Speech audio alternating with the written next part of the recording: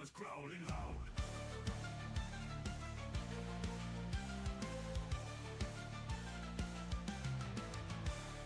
Melted battles, endless wars, forgotten legends in the scores, ruthless takes unending pain in the realm of virtual rain. Warriors rise and rulers fall, streaming past the ancient walls. Glory fleeting, shadows dense, through the veil of screams immense.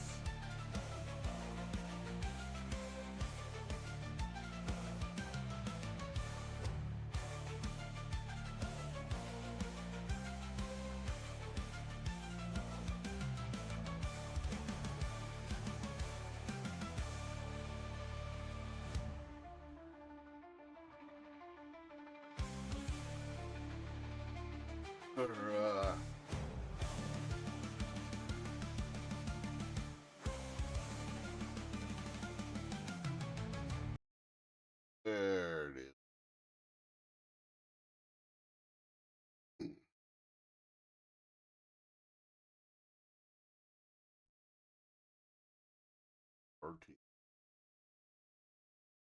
If it's Saturday morning.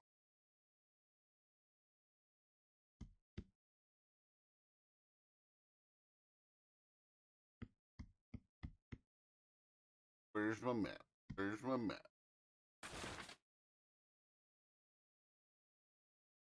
Had some sleep hours.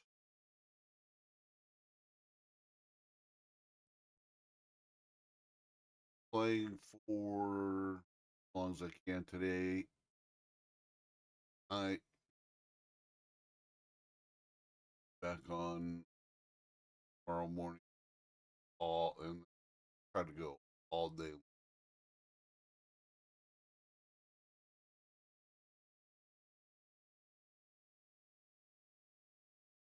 Happens. Try to do it. Well, it'll go over.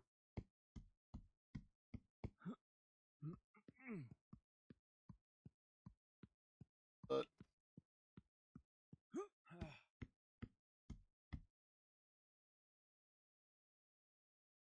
sitting out there all by itself on top of the prohibition. Trees run into like you kind of care. No offense.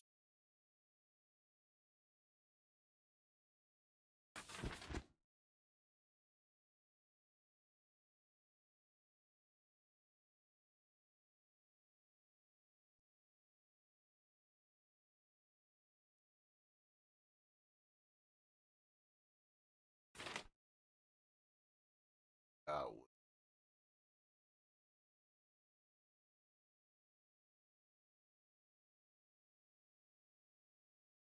Another hour.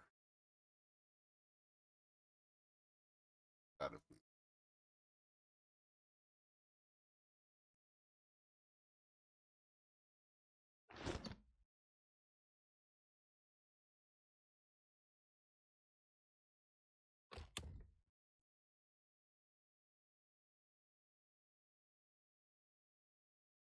oh my god, I can't.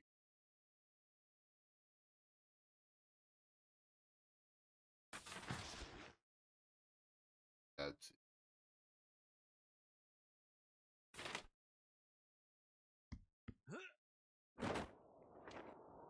Ooh, look at that. Stuff.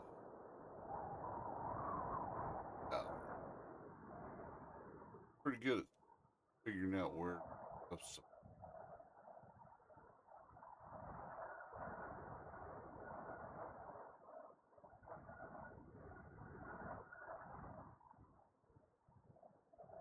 Now we just find like in.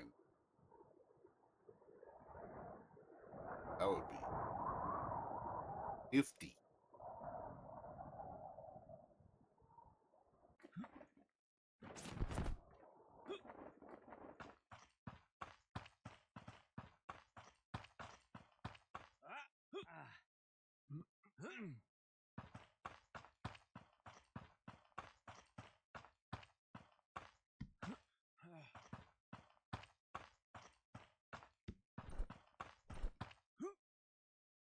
Oh, and there's our updraft.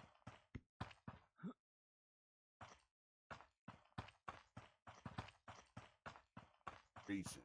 Yep. Bye.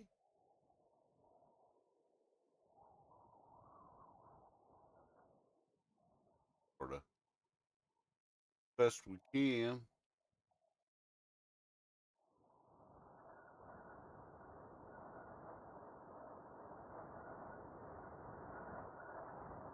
As best we can. Updrafter.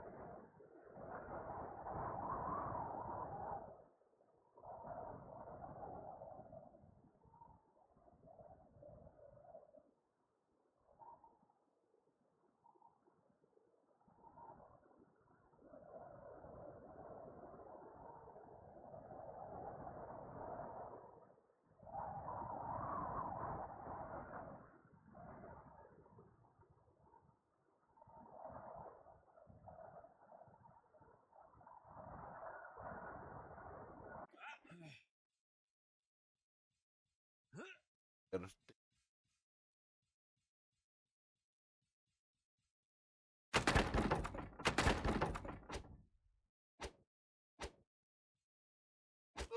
Oh, a little grim goblin dude.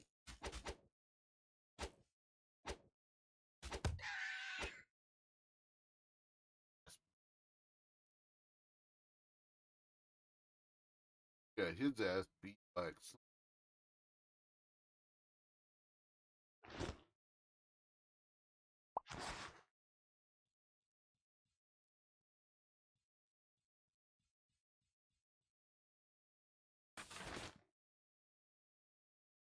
Oh, God. Got way past her.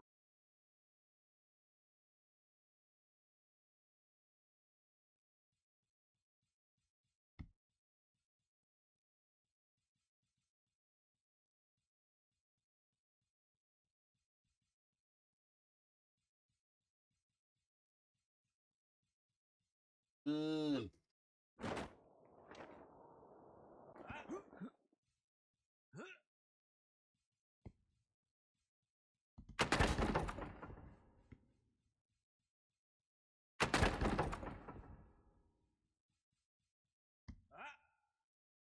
Out of my way, Berkshire.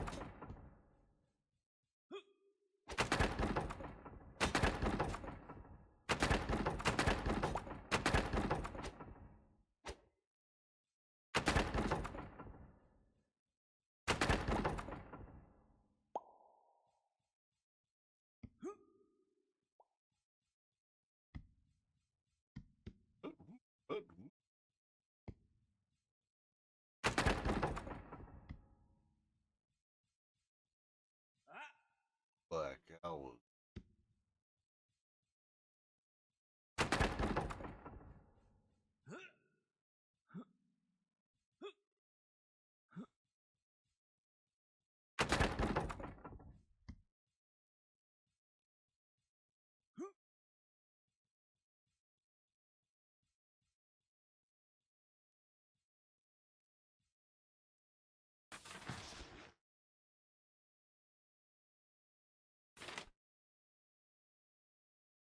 Northish.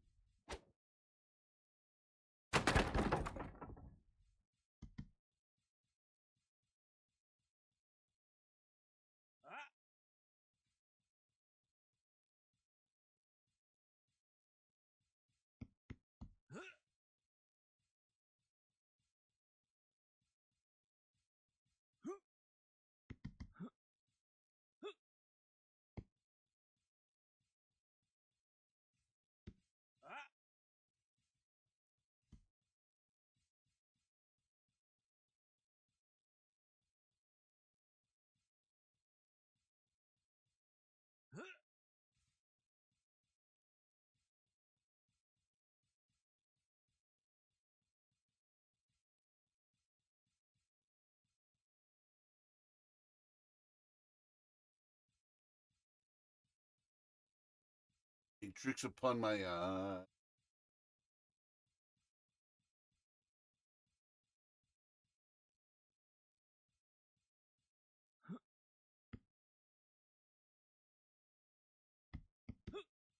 I seen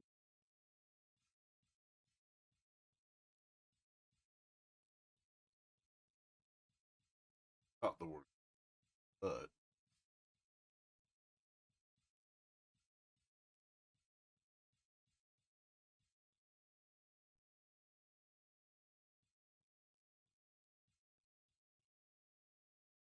Iggy.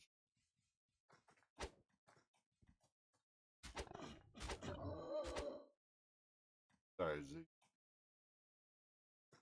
But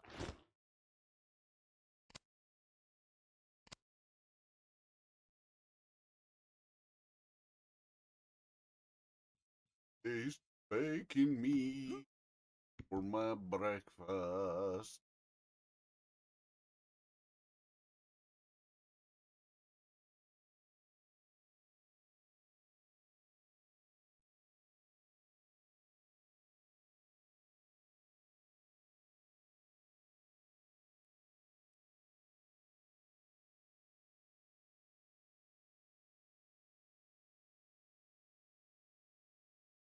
Classes.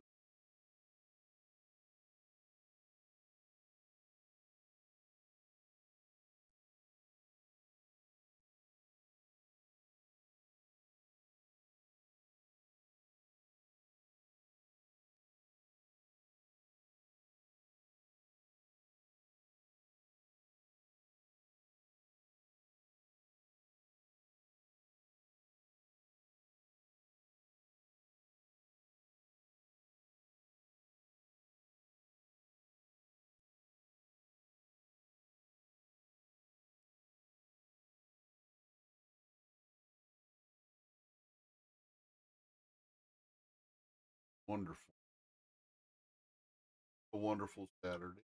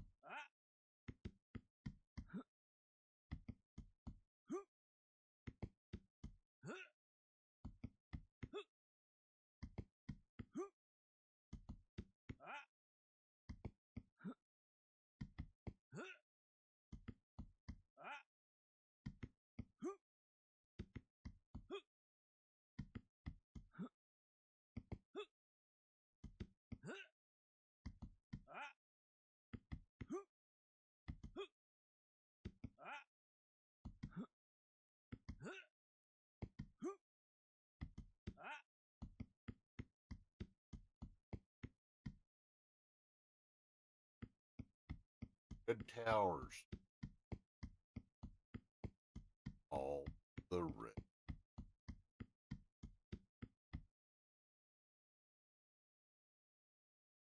You're right. The rising of the sun.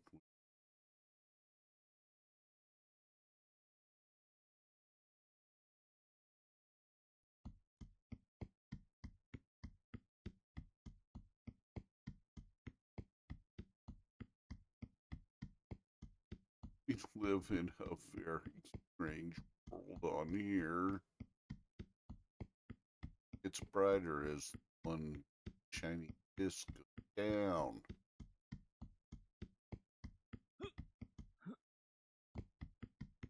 It's confusing.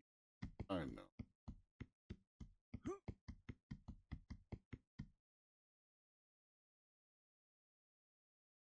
Down as it up as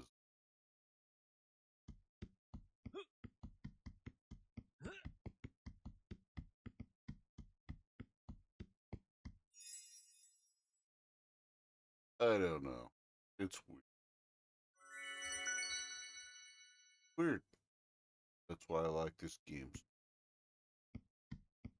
Weird. Weirdo. Like me. Can't help it.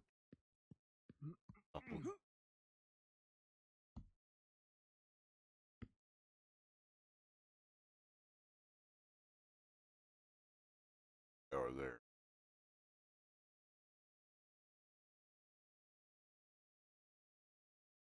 That one. Healthy.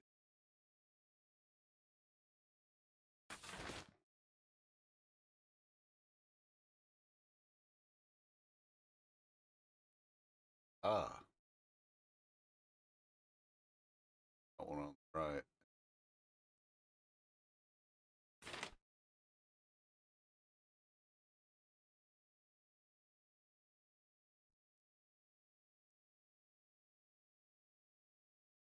I see.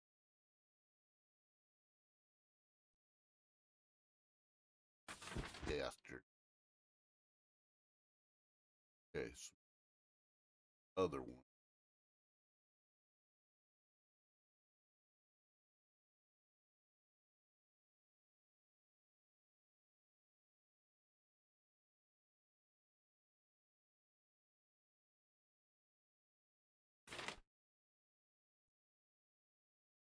That one.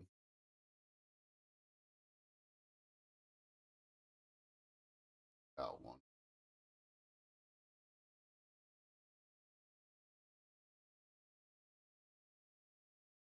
Yes. I don't know. I don't know.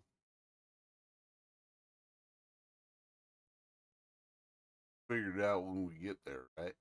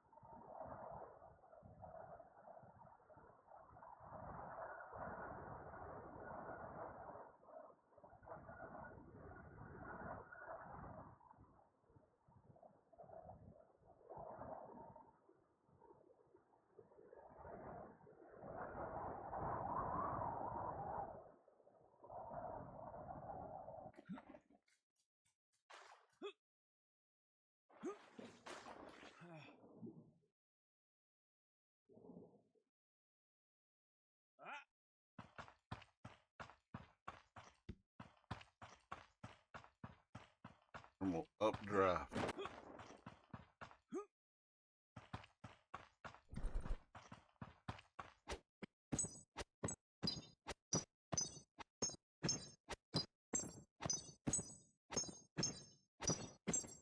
Giant crystals poking out of the ground. That's a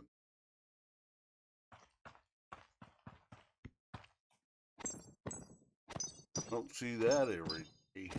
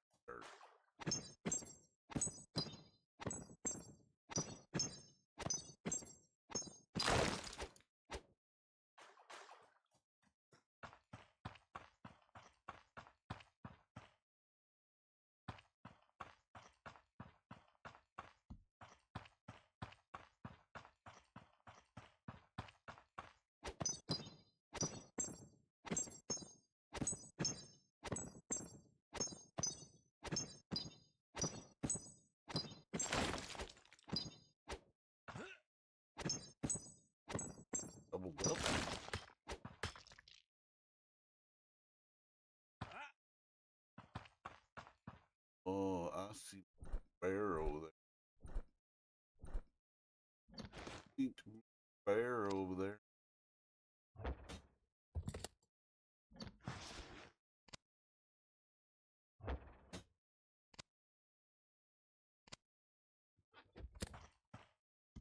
Eat it.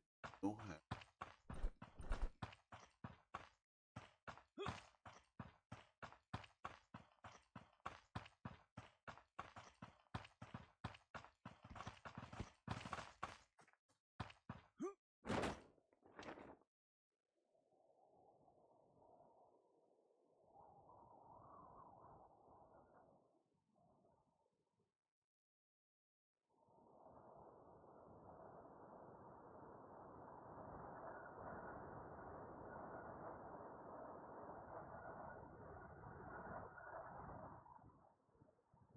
Cartel.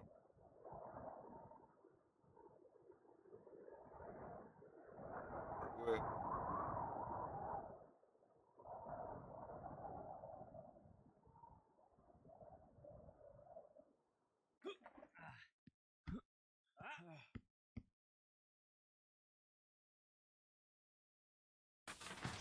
Oh,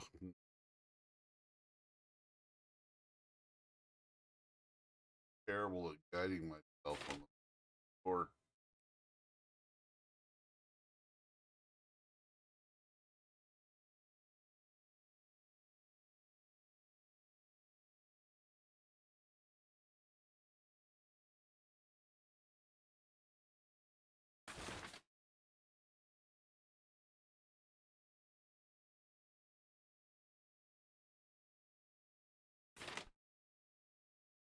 The South.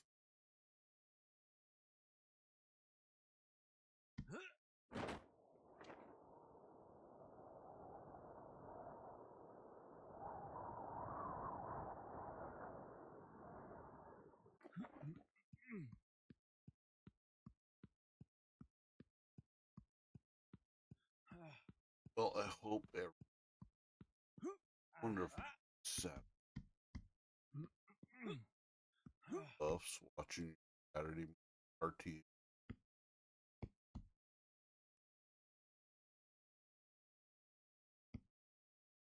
Probably enjoying the Saturday morning more than me, but I can drone on in the background. I'm okay.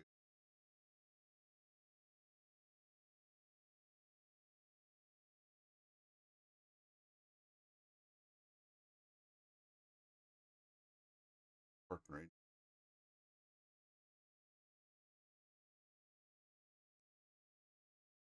How it goes.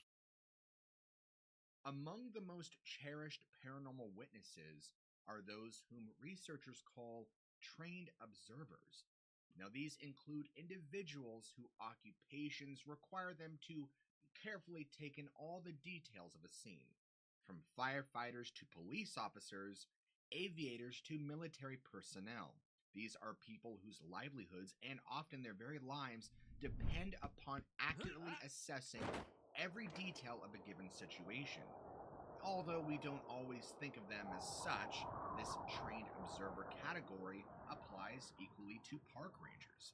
Those employed by our forestry services often fulfill a variety of roles from animal control to law enforcement, putting them in situations where an honest, precise appraisal of the situation can actually mean the difference between life and death. In recent years, paranormal enthusiasts have displayed a great amount of interest in stories shared by American park rangers. But this is only part of the story. Park rangers and Right. forestry employees from around the globe regularly Yeah, find themselves in nightmarish situations. we made What it. follows are but a handful of examples. Let's go to Argentina for a minute. To the west of the greater Buenos Aires, Argentina sits Parque Los Robles. In 1990, local authorities designated the park as a protected landscape, complete with its own dedicated park rangers. Now, ever since then, park rangers have reported strange occurrences in the area. Activities seem to pick up, especially in 2008, according to Ranger Cacho Ferrer. Cascio explained how one of the museums on the property had an iron gate which was kept shut with a heavy chain. The chain was not padlocked, but rather simply looped around the gate and tied together. Not the most secure arrangement in the world, but good enough to keep the wind from opening it. According to Cascio, he and his assistant, Lieutenant Hector R. Losa, would regularly hear this chain being unwound. They were always less than 100 feet away, and the gate was always just beyond their field of vision. Yet, when the Rangers went to investigate, the chain would invariably be in place, just as they had left it moments before. This peculiar noise would occur time and time again, both during the day and at night, and always the gate was secure. Now, over the years, Hector started collecting more and more bizarre stories from his worksite. On one occasion, he had been on duty around 4 or 5 in the morning when several night fishermen approached him with a frightening tale. It was a clear, cloudless night. The fishermen, 5 in total, had been approaching the reservoir in Los Robles on their bicycles when they encountered a dense cluster of mist or fog blocking their path. They all dismounted and walked through the cloud with their bikes. None of them wanted to risk hitting some unseen obstacle at high speed. But shortly after entering the cloud, the fishermen began feeling uneasy. For starters, the weather didn't seem conducive to fog. Even if it had been, this mist was condensed and highly localized. Still, they pressed onward, the promise of a successful night of fishing outweighing their concerns. Now, once they reached the center of the cloud, the entire scene lit up with what they later described as a dim light. Everyone froze in place with the exception of the fisherman last in line, who turned around to leave, and as he did so, a pair of 2 smaller lights, both very powerful, extended above and to the sides of the first light in a triangular configuration. The other fishermen told their departing friend to stop at once. No one had any idea what they were up against. Maybe it would just leave them alone. Several tense moments passed before both the lights and the fog lifted. The fishermen were left terrified, however, and told Hector that they would choose a different fishing hole from that day forward. Hector also collected another story from a different set of night fishermen. This group was fishing at a difficult-to-reach spot along the shore of the reservoir. Unlike the first group, they had come prepared with a heavy-duty battery and work lights to ensure their safety. While baiting their hooks and getting set up, the fishermen heard a rustle in the bushes to their rear. Glancing in the direction of the noise, everyone saw what they described as the silhouette of a man, but very hairy, about 2 meters tall and with a very large head whose eyes seemed to light up. Surprisingly, no one panicked, but instead, one of the fishermen suggested that they train their work light on the figure. The man closest to the equipment tried to hook it up to the battery, but in his nervousness, he's fumbling around with the connection, and by the time the light had turned on and swung in the direction of the shape, it had disappeared into the bushes. The fishermen promptly gathered their gear and relocated. Now, these stories all came to Hector secondhand from park visitors, but he and his co-workers had an interesting encounter of their very own in October of 2008. Among the features in and around Los Robles Park is the Roguero Dam, a regulating dam built on the Reconquista River in 1972. Anyway, Is this dam that forms the reservoir so popular with local fishermen? Los Robles Rangers not only patrol the area around Roguero Dam, but also use a small shack located on the dam itself as a ranger station. Hector was on duty in the shack on the dam when a bizarre buzzing sensation filled his ears. It was unlike anything that he had ever experienced before, and at the time, Hector was adjusting the antenna on the shack's television, but was unable to get any of the channels to come in clearly. Odd in itself, since the television had always picked up signals without incidents. So, what was this mysterious interference? Now, within moments, the telltale siren of an emergency service vehicle surrounded the outside shack. Hector ran outside and found 2 of his co-workers sitting in their car, visibly agitated.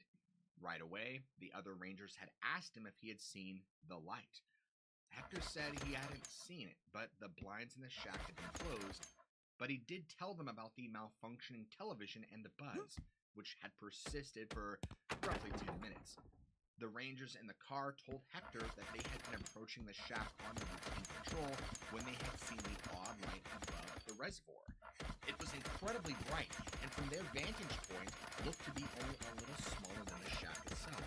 The rangers on patrol picked up the pace to try and get closer, but unfortunately, they lost sight of the light around one of the bends in the road.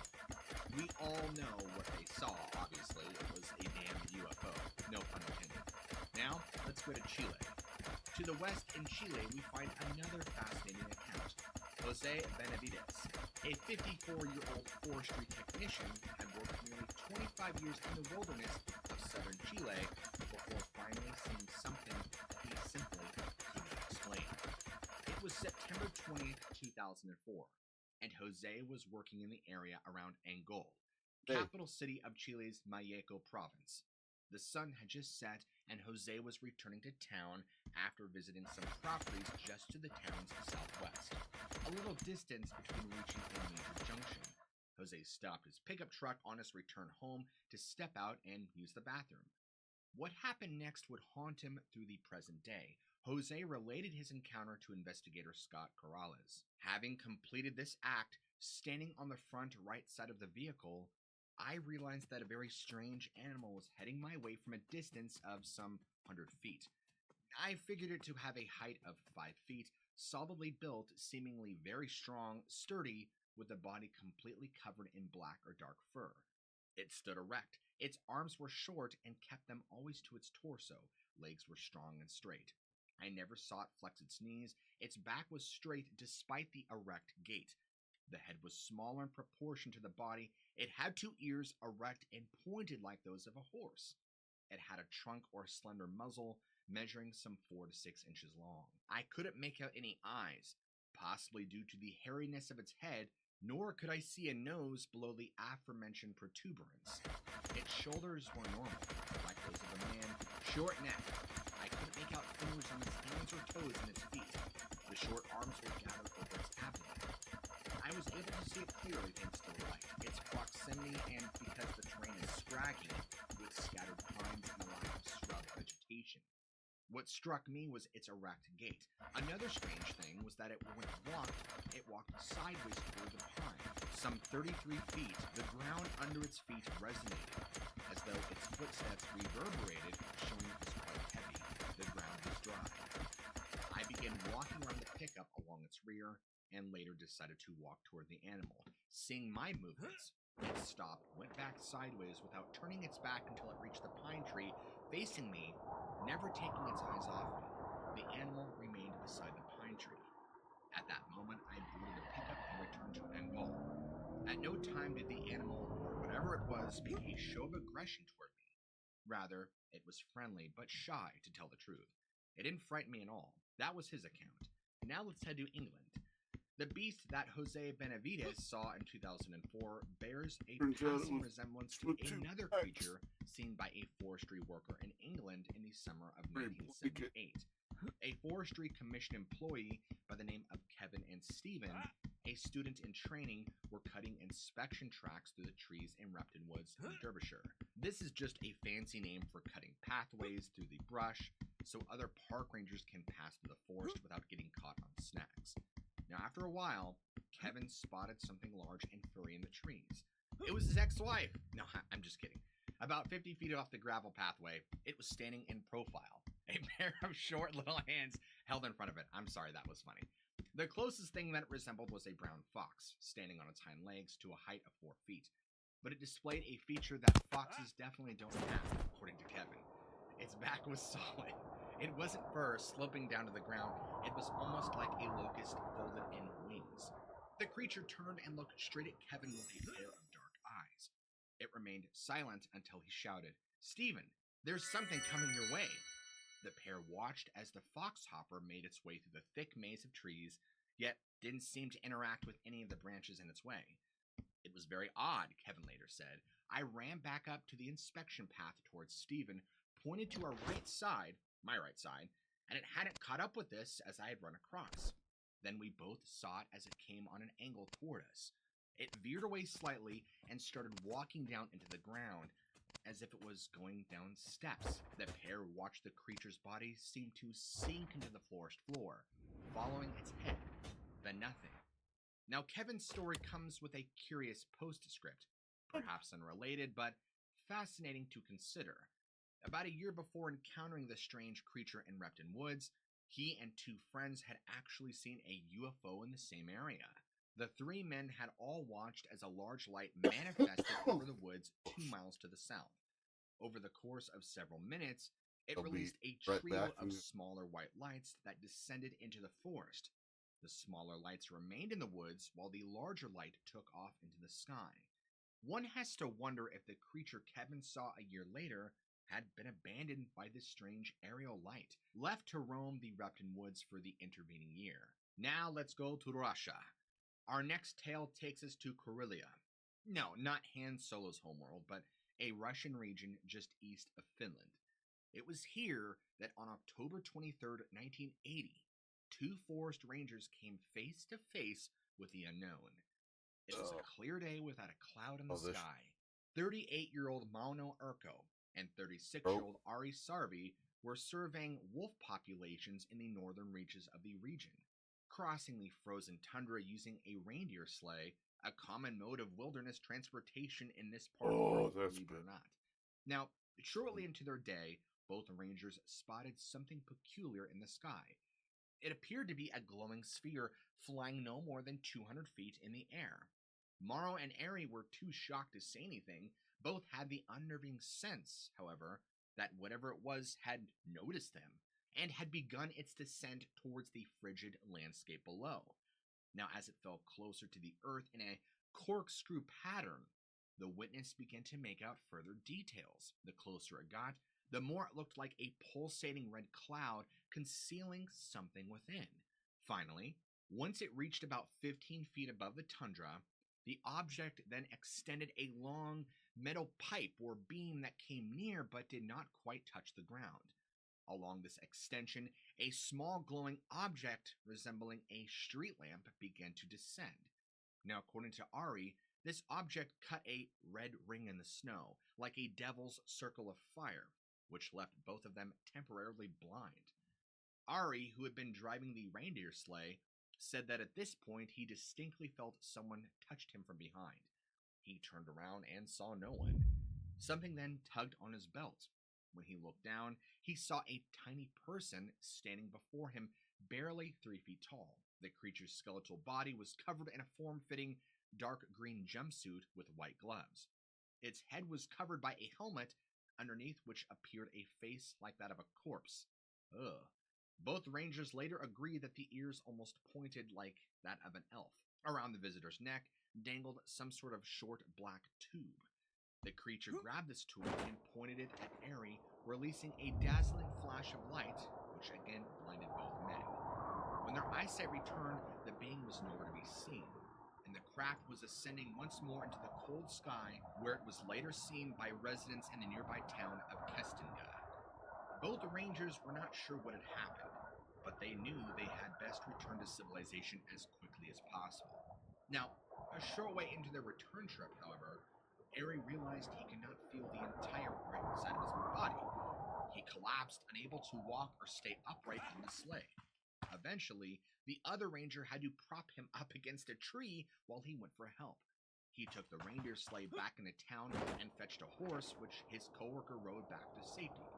Now, for the next 2 weeks alone, a host of mysterious maladies plagued Ari, who could not stop muttering, "Do not shoot me." He felt as though he could die at any minute, and he was drenched in sweat.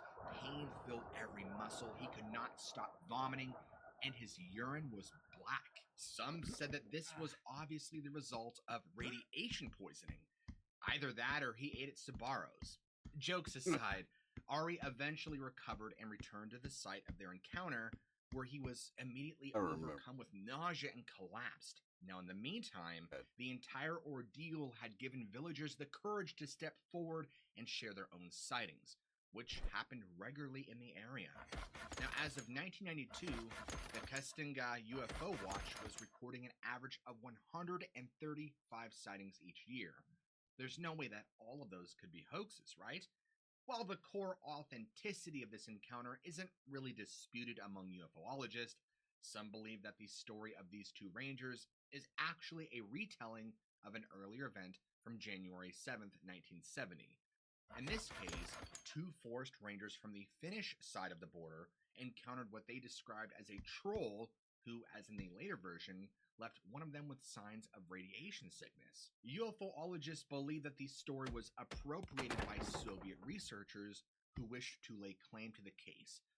Either that or the exact same story unfolded decades apart in this frozen corner of the world. The after effects that Ari experienced also resemble those from a case that unfolded in 1992, right near Russia's Krasnoyarsk region.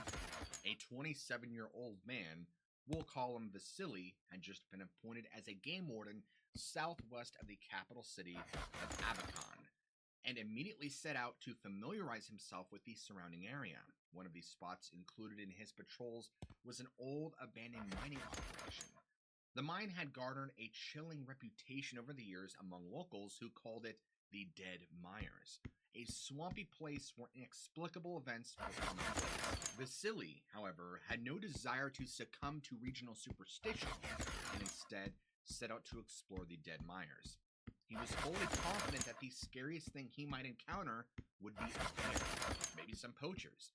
Armed with his carbine, Vasily patrolled the area and found it all quite unremarkable. However, he was about to set off for home when, to his shock, he saw something in the distance he could not explain.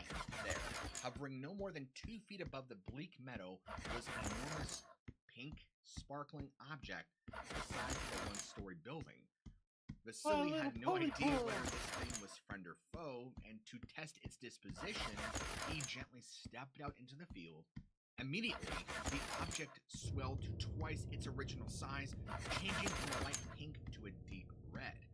As if from the very surface of the object, 2 semi-transparent luminous beams stepped into the meadow, approaching Vasily. Terrified, he took aim with his firearm.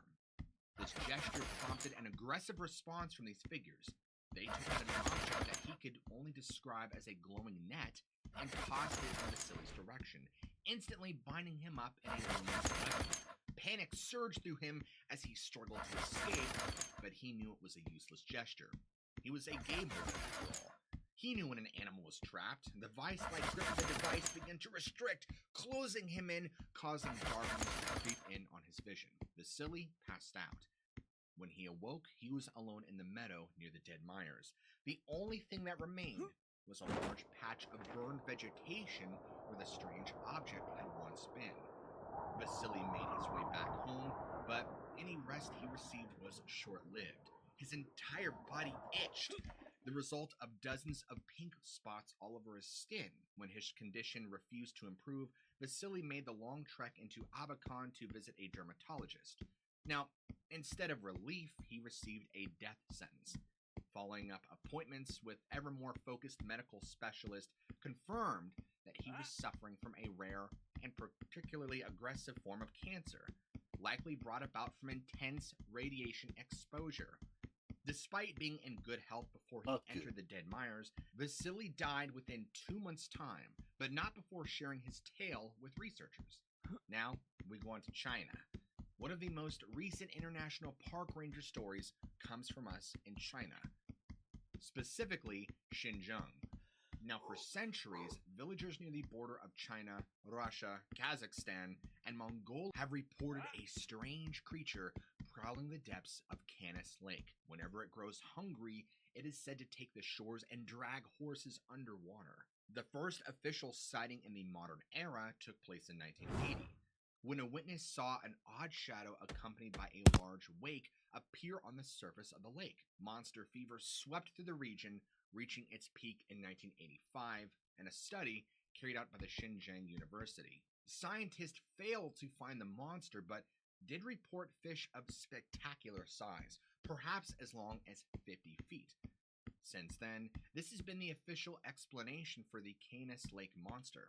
That is, a simply oversized fish specimen. However, there are problems with this explanation.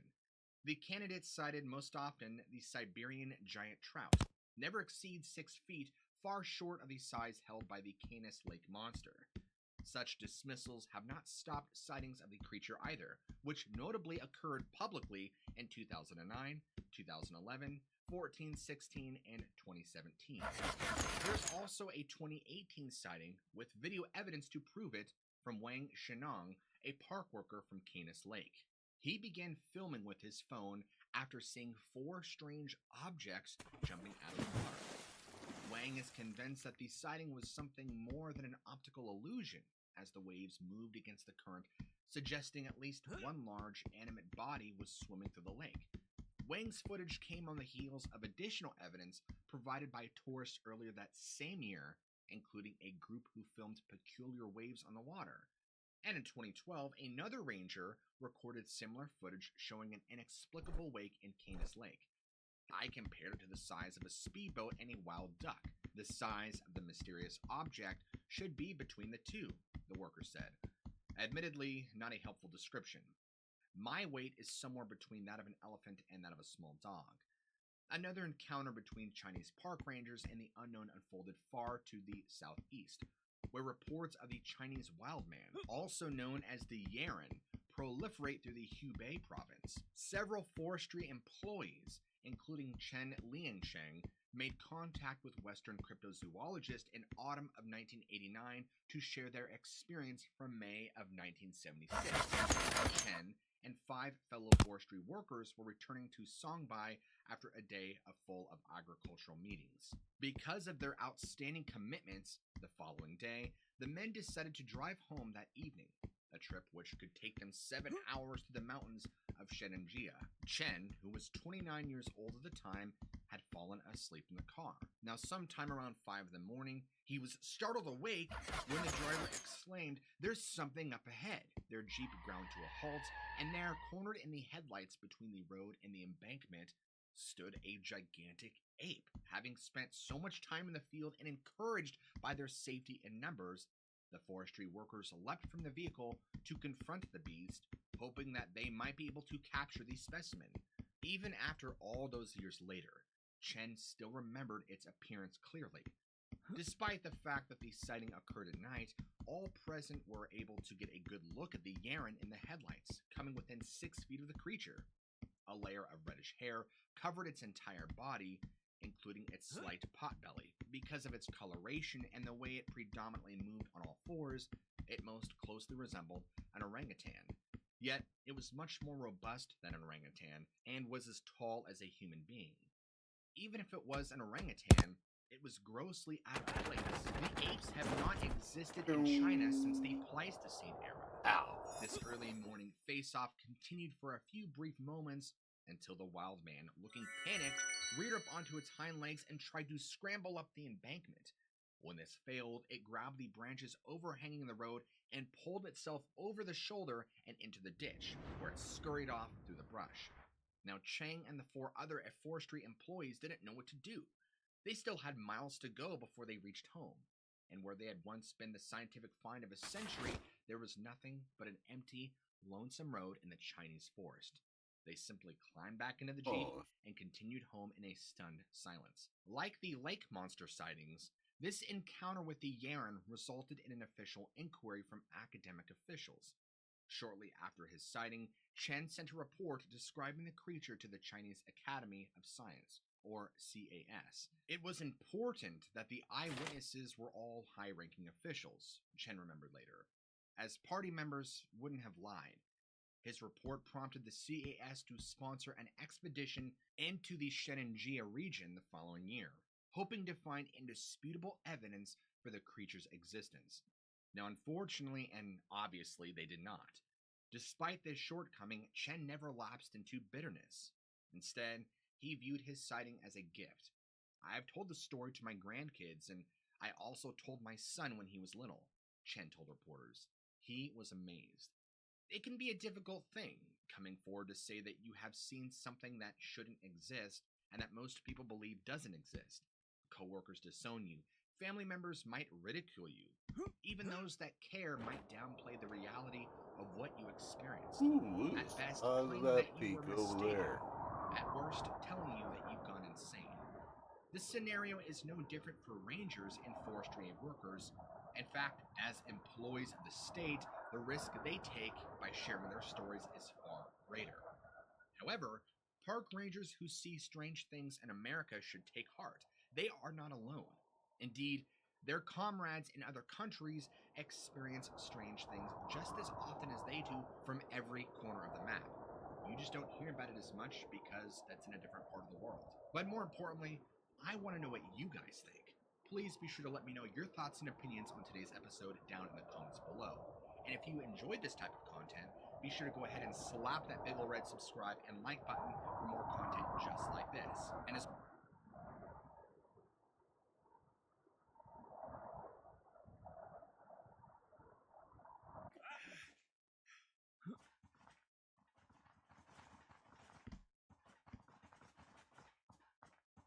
Biggie.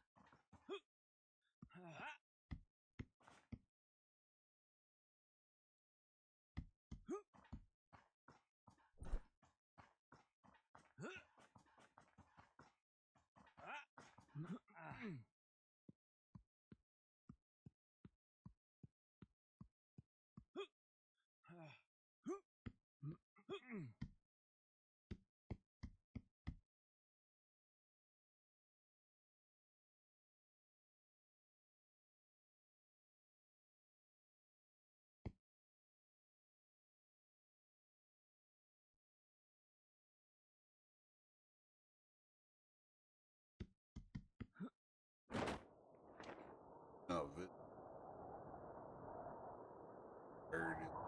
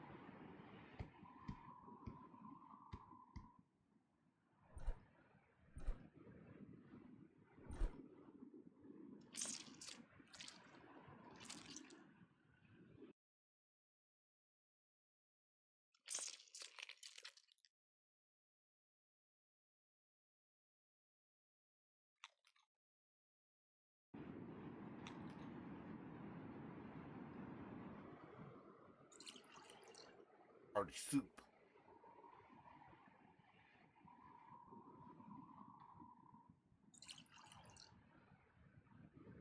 And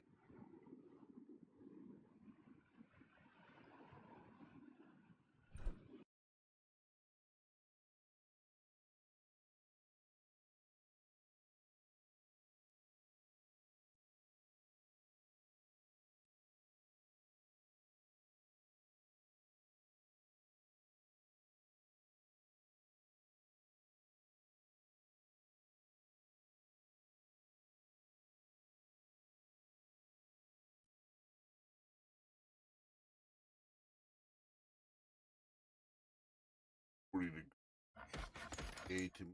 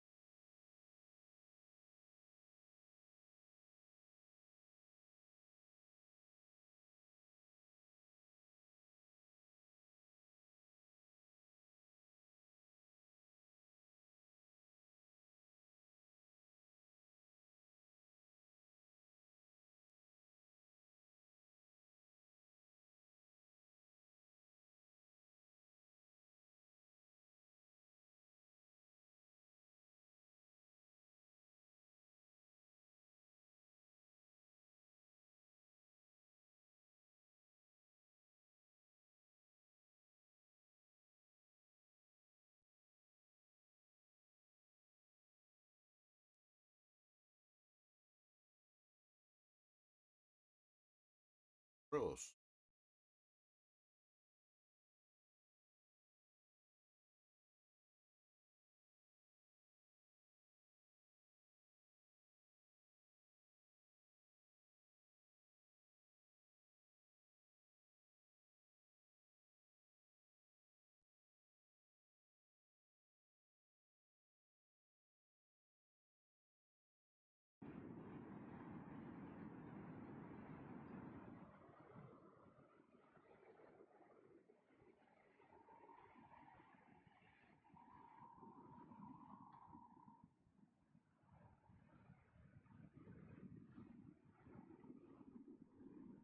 In the heart of Australia lies a desolate expanse known for its unsettling reputation. This remote region, steeped in eerie tales, has long blurred the lines between reality and the unknown. Are these mysterious encounters mere superstition, or do they hint at something far more enigmatic, hidden in the vastness of the outback?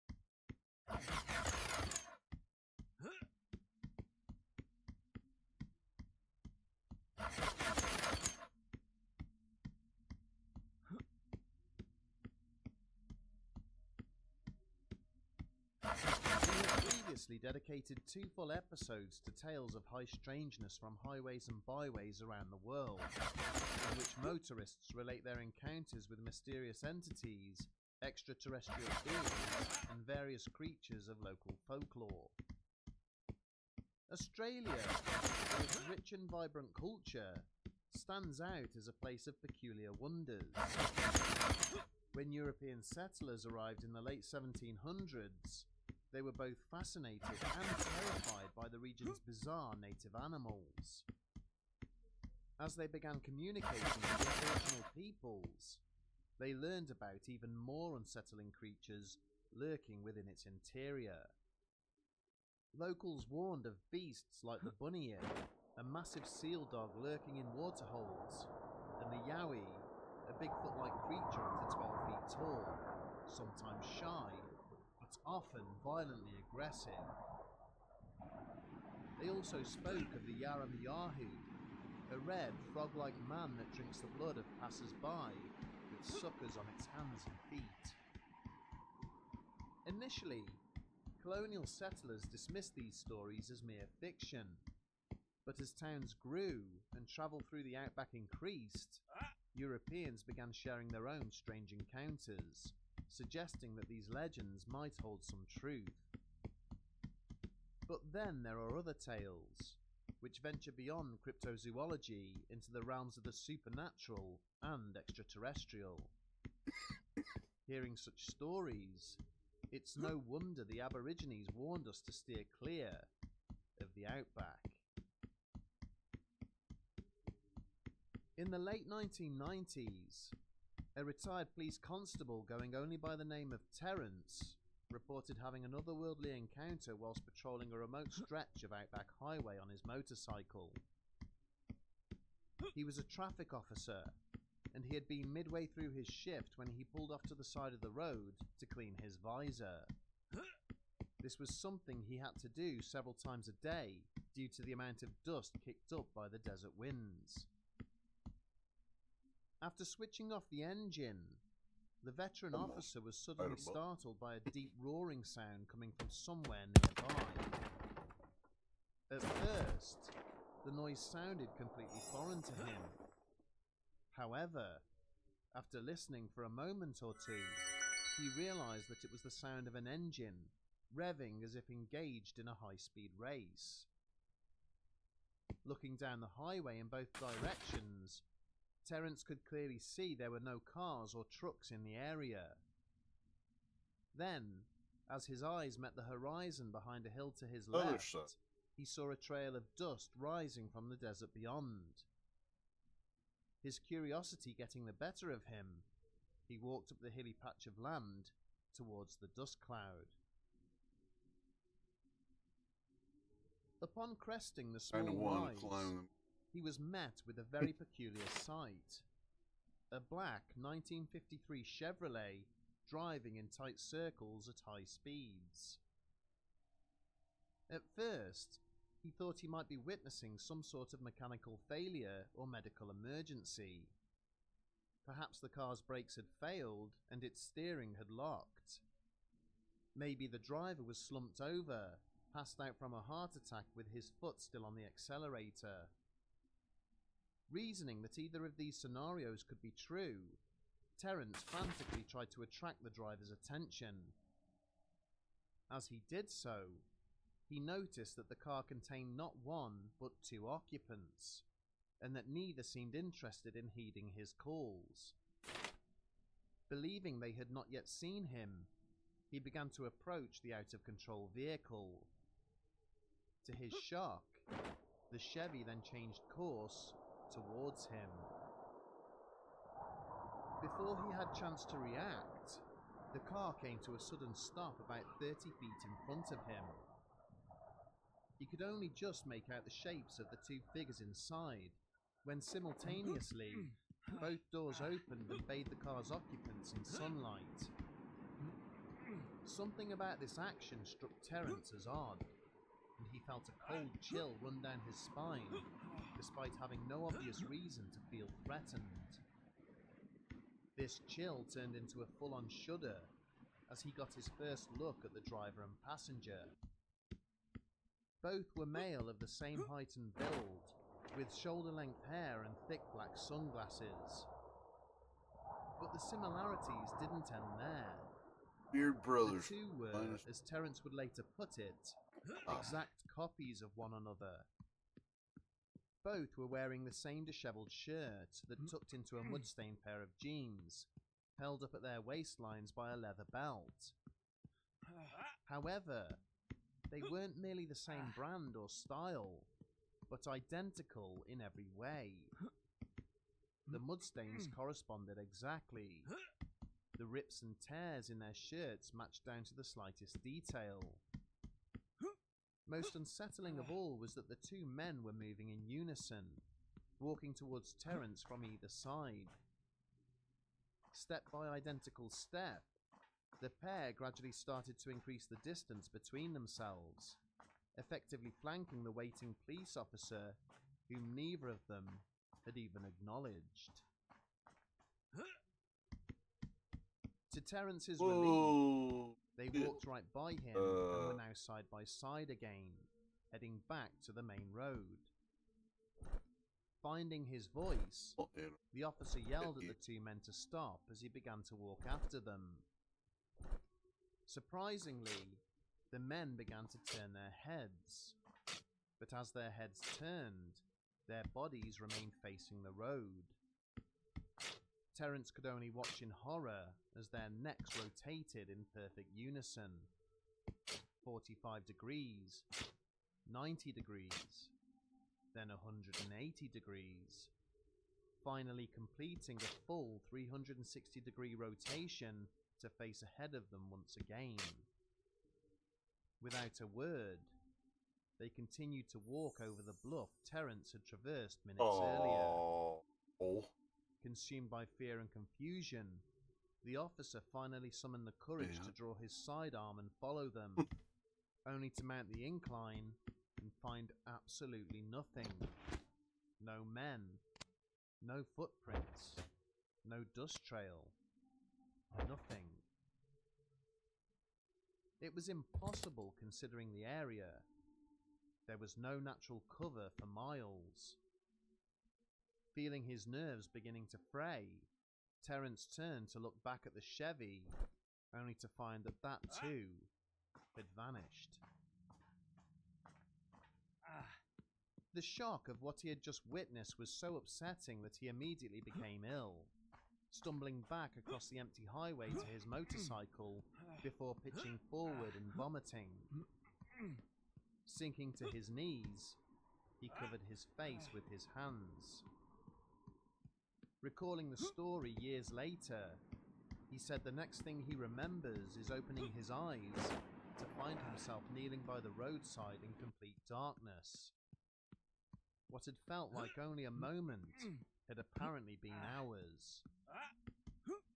The officer hurriedly set off for the nearest town at a complete loss as to what he had just experienced.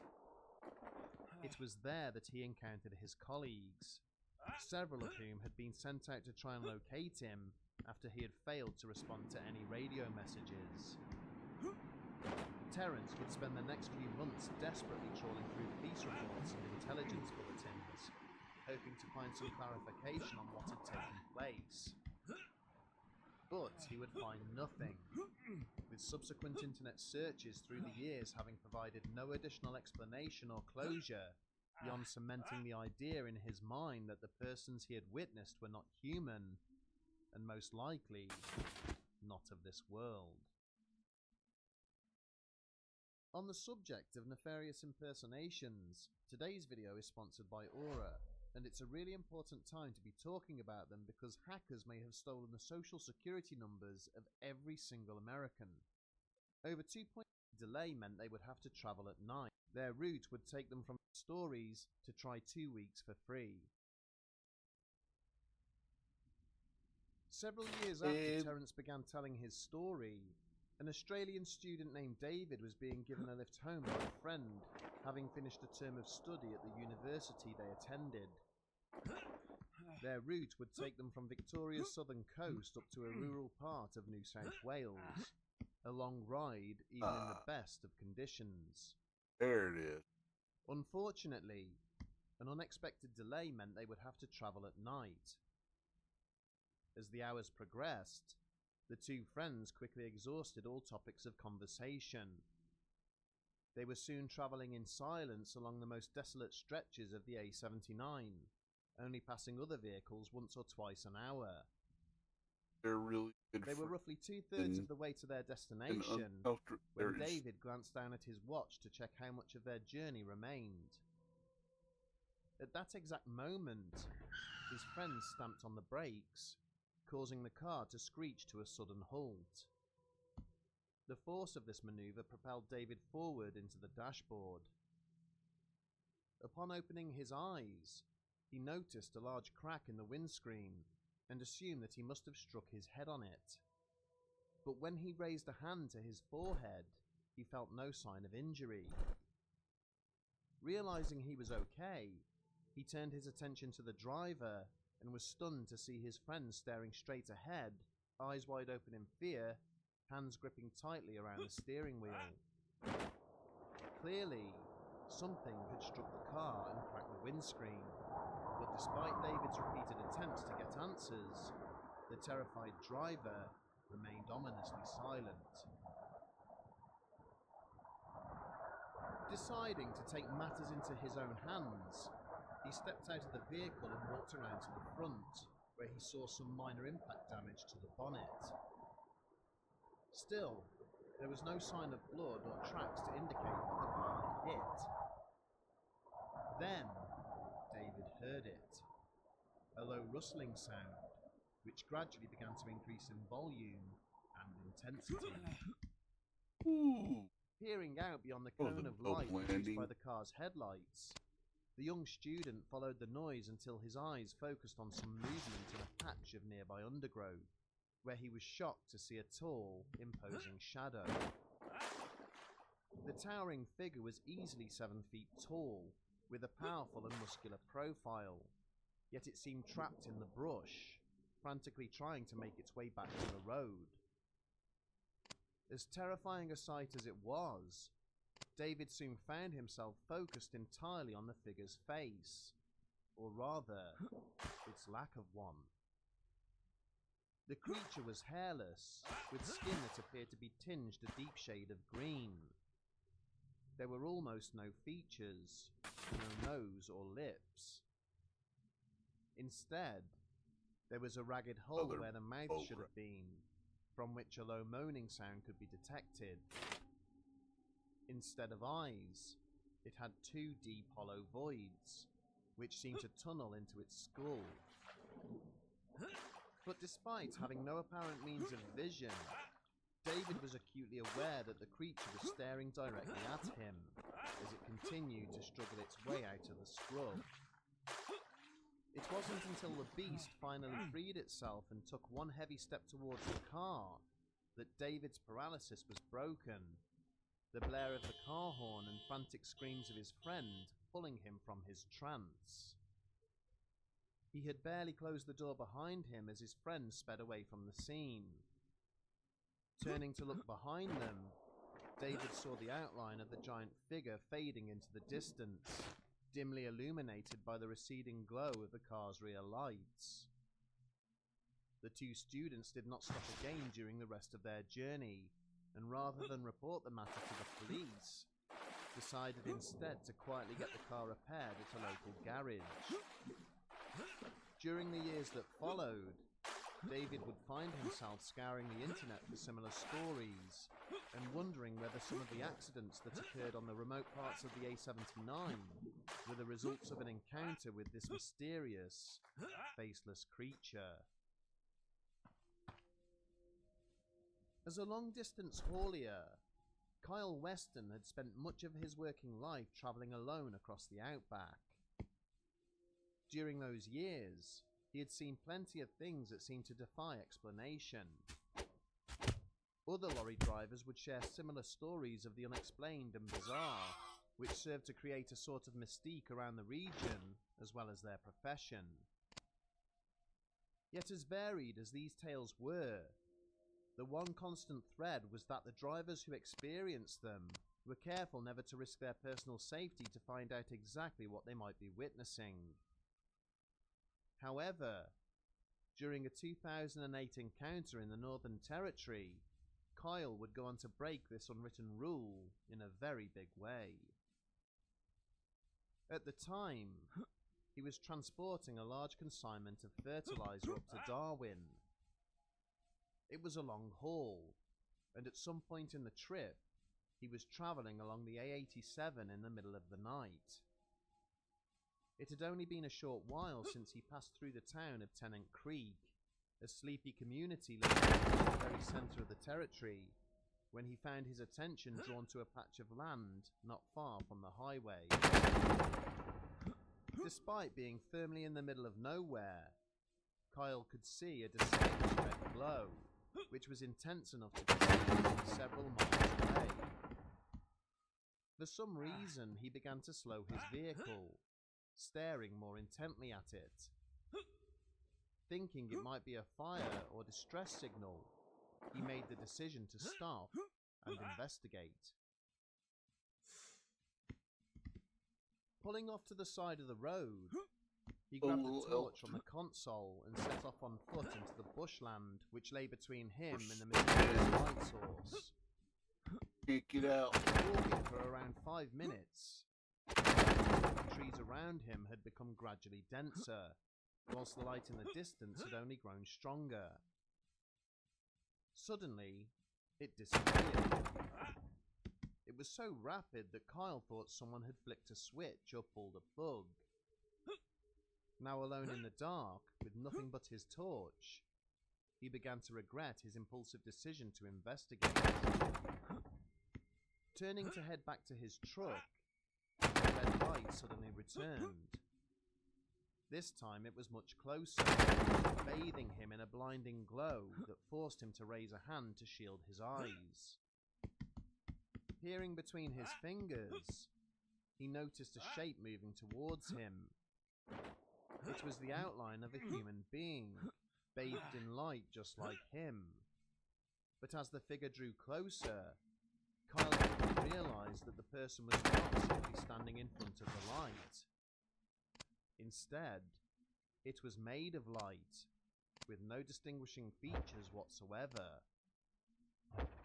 Stepping back from the approaching entity, he lost his balance and fell, all the while trying to shield his eyes from the blinding glow. The figure, now just a few meters away, kept approaching, raising a glowing hand as Kyle lay there, terrified and defenseless. Instinctively, the trucker cried out in fear, begging for it to leave him alone. To his shock, the being immediately stopped just a few feet away, pointing at him as if making some unknown accusation. After several moments of silence, the glowing figure turned and walked back into the bush. As Kyle watched in horrified amazement, the shape passed directly into a large tree, the blinding red glow disappearing with it. Kyle did not waste this opportunity. He jumped to his feet and immediately fled back to his waiting vehicle. Stumbling back into the cab, he started the engine and resumed his journey northward, unsure of what it was he had encountered. Whatever the case, he was glad to have gotten away unharmed. The three stories we have explored in this episode are so vastly different. Extraterrestrial twins, a faceless monster, and a figure made of light, that it's difficult to find any common thread connecting them, aside from their occurrence along isolated stretches of road in the Australian outback. These strange tales, along with ancient Aboriginal legends, raise questions as to how such entities could exist in such a harsh environment. Some theorize the outback is a place where the fabric of space and time is thin, allowing beings from other dimensions to appear. Others suggest it's the site of government experiments, or that ley lines associated with paranormal activity crisscross the region. Is the outback a nexus of high strangeness, or does its desolation simply fuel wild imaginations? With little supporting evidence, it's difficult to say for certain, but the diversity of bizarre encounters here is unmatched. Unlike other regions known for specific phenomena, like Bigfoot in the Pacific Northwest or UFOs in South America, the outback has it all, each story more fantastic than the last, yet none fitting neatly into any particular category. Despite being occupied for tens of thousands of years, Australia has only been connected to the rest of the world for 2 centuries. As the outback becomes increasingly inhospitable, further migration into its interior seems unlikely. Until this vast region is thoroughly investigated, the stories from this part of the world will remain as ominous and foreboding as the land itself.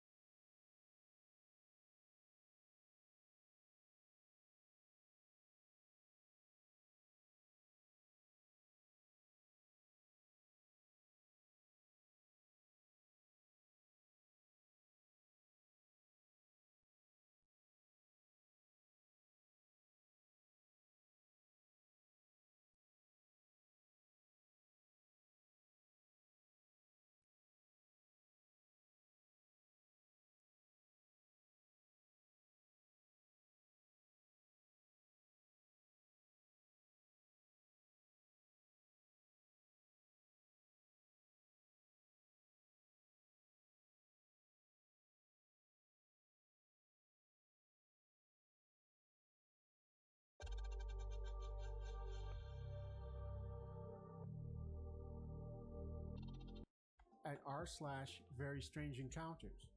We really appreciate your support and Floating Humanoid in Poland by Emilos 260. Note, the following account comes to us from a Polish language website that deals with UFO sightings. Emilos 260 was kind enough to translate the account for us into English. It's an astounding story. Here it is. On March 21st, 1982, the then 71-year-old witness was home alone. Until approximately 4 a.m., she was reading a book and listening to a radio she had with her on the couch. After almost a full sleepless night, the witness was awakened by a very faint voice. Pee, pee, pee. The woman woke up from her sleep, lying on the couch facing the wall. Looking for the source of the sound, she looked at her watch. It was 6 a.m. She checked the radio, but the radio was off. The witness tried to fall asleep again, but the pee-pee-pee sound was still heard. She then realized that someone was in her house. Suddenly, the sound stopped, and according to the witness, she felt that someone was speaking. Wake up. The woman, already completely awake, turned her head toward the balcony and saw, at a distance of 1 meter from the couch, a being floating vertically about 20 centimeters above the ground. The witness, completely calm and feeling no fear, turned to her left side and watched the figure for a good few seconds. The being was 80 centimeters tall, was, and I quote, monstrous, and gave the impression of an old man. On his head, it had a white, shiny helmet, rectangular glasses with a black frame, small, slanted eyes, a wide mouth, and large, white teeth, to which the witness paid particular attention. The figure was dressed in a gray-green jumpsuit and had long, knee-length arms with no visible hands or feet. The witness kept looking into the creature's eyes and asked herself that maybe it was her grandson who had disguised himself, after which she heard a voice in her head, "No." She then thought it was the devil who had appeared, and again the answer came, "No." After a few seconds, the figure moved smoothly away toward the door to the hallway and disappeared into the background of the prevailing darkness. The witness got up from the couch, went to the hallway and checked the front door, which was closed. She was already very irritated and felt a strong pressure in her head, which the witness described as if I had an iron plate laid inside my head. The woman looked in the mirror and she was very pale. She decided to go to her daughter, who lived in a neighboring block of flats, and tell her everything. Then the witness and her daughter, concerned about her mother's condition, immediately returned to the apartment and checked it thoroughly for any traces the creature might have left, but found nothing. From the information provided by the witness's daughter by letter, it is known that the day before the observation, the woman felt very ill and bronchitis was suspected. On the other hand, when the daughter saw her mother immediately after the incident, she was very surprised, as the woman was very lively.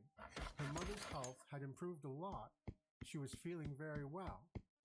This state of good health persisted for 6 months. The witness was also said to have emphasized that during her encounter with the strange guest, she felt his friendly influence and sometimes joked that she still felt his care. After the sighting, the witness also began to take an interest in ufology. My Family's Strange Experiences by Throwaway DNA 991. I'll try to keep this short. My mother was fighting for her life in the ICU a few weeks ago. Honestly, we had run out of hope, and things weren't looking so good, and she was not opening her eyes for days. Well, one night my father and I were sleeping, and at 3 a.m.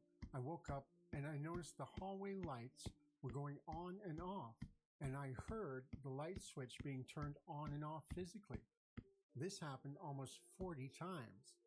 My first instinct was, it's a person. So I went and woke my father up and locked the door and whispered the situation to my dad. My father saw it too. We waited and eventually it stopped. And my dad told me to sleep and he will check the lights tomorrow. We have never had anything weird like that happen before. The next morning, we go back to see my mother, and the nurse pulls me aside and tells me we would like to run a CT scan on her head after an incident occurred last night. And I asked, what happened? They said, your mother woke up at around 2 or 3 a.m. and her eyes were wide open without blinking at all. She kept chanting something repeatedly, almost like a prayer. This continued for an hour. We kept trying to talk to her, but she was just looking straight up at the ceiling with zero eye movement, just chanting away. The whole team here was concerned and didn't understand what to do. So, we would like to do another head scan. They did a head scan and found absolutely nothing. She's doing better now. I find it so interesting that at the same time my mother was doing all that, I had the light incident. It wasn't a faulty light because we tested it the next day. Plus, I physically heard the light switch. My dad saw it too. I would like any insight or any feedback. I wonder if maybe my mom was trying to communicate with me, or is it all just a strange coincidence? Creepy story from my childhood by The Bimmer Guy. I was reliving some old memories today and remembered this weird experience I had as a child. I'm curious if anyone else has experienced something similar. I put this under paranormal, but I'm not sure where this should actually fall. Anyway, I'm currently a 27-year-old male, and this happened years ago when I was maybe 9 or 10. A bit of backstory: I was always very adventurous and spent a lot of my free time with my best friends, running around the neighborhood playing in the woods, searching for creatures like frogs, snakes, rare bugs, etc. I also did a lot of fishing at this pond by my house, maybe somewhere between a half mile and a mile from my house. Also, to note, I lived in a very wooded area. My house was situated in a clearing, and while there were neighbors around, there was thick woods toward the back of my house that went on for miles. Now, on to the story. This one day in particular, my friend wasn't able to come over, but I didn't want to waste the beautiful day, so I decided to go into the woods to the pond to do some fishing. It was a bright sunny day, and I was ready to go catch some bass. My parents gave me a lot of freedom and didn't really care where I was as long as I was back before dinner. I never wore a watch, so I just used the position of the sun to determine the time. I get to the pond and everything is great. I caught a bunch of fish to bring home. Throughout my day, I periodically looked up in the sky to gauge when I'd need to head back. I looked up at a particular time and remember being happy that I still had a few hours left before dinner.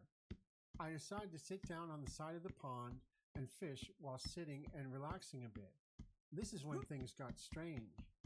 I should mention that one of my neighbor's houses is situated right on this pond. Essentially, the back of their house faces the pond and is about 200 feet away from the edge. They always let me use the pond whenever I wanted and always came out to say hi and make sure I'm okay.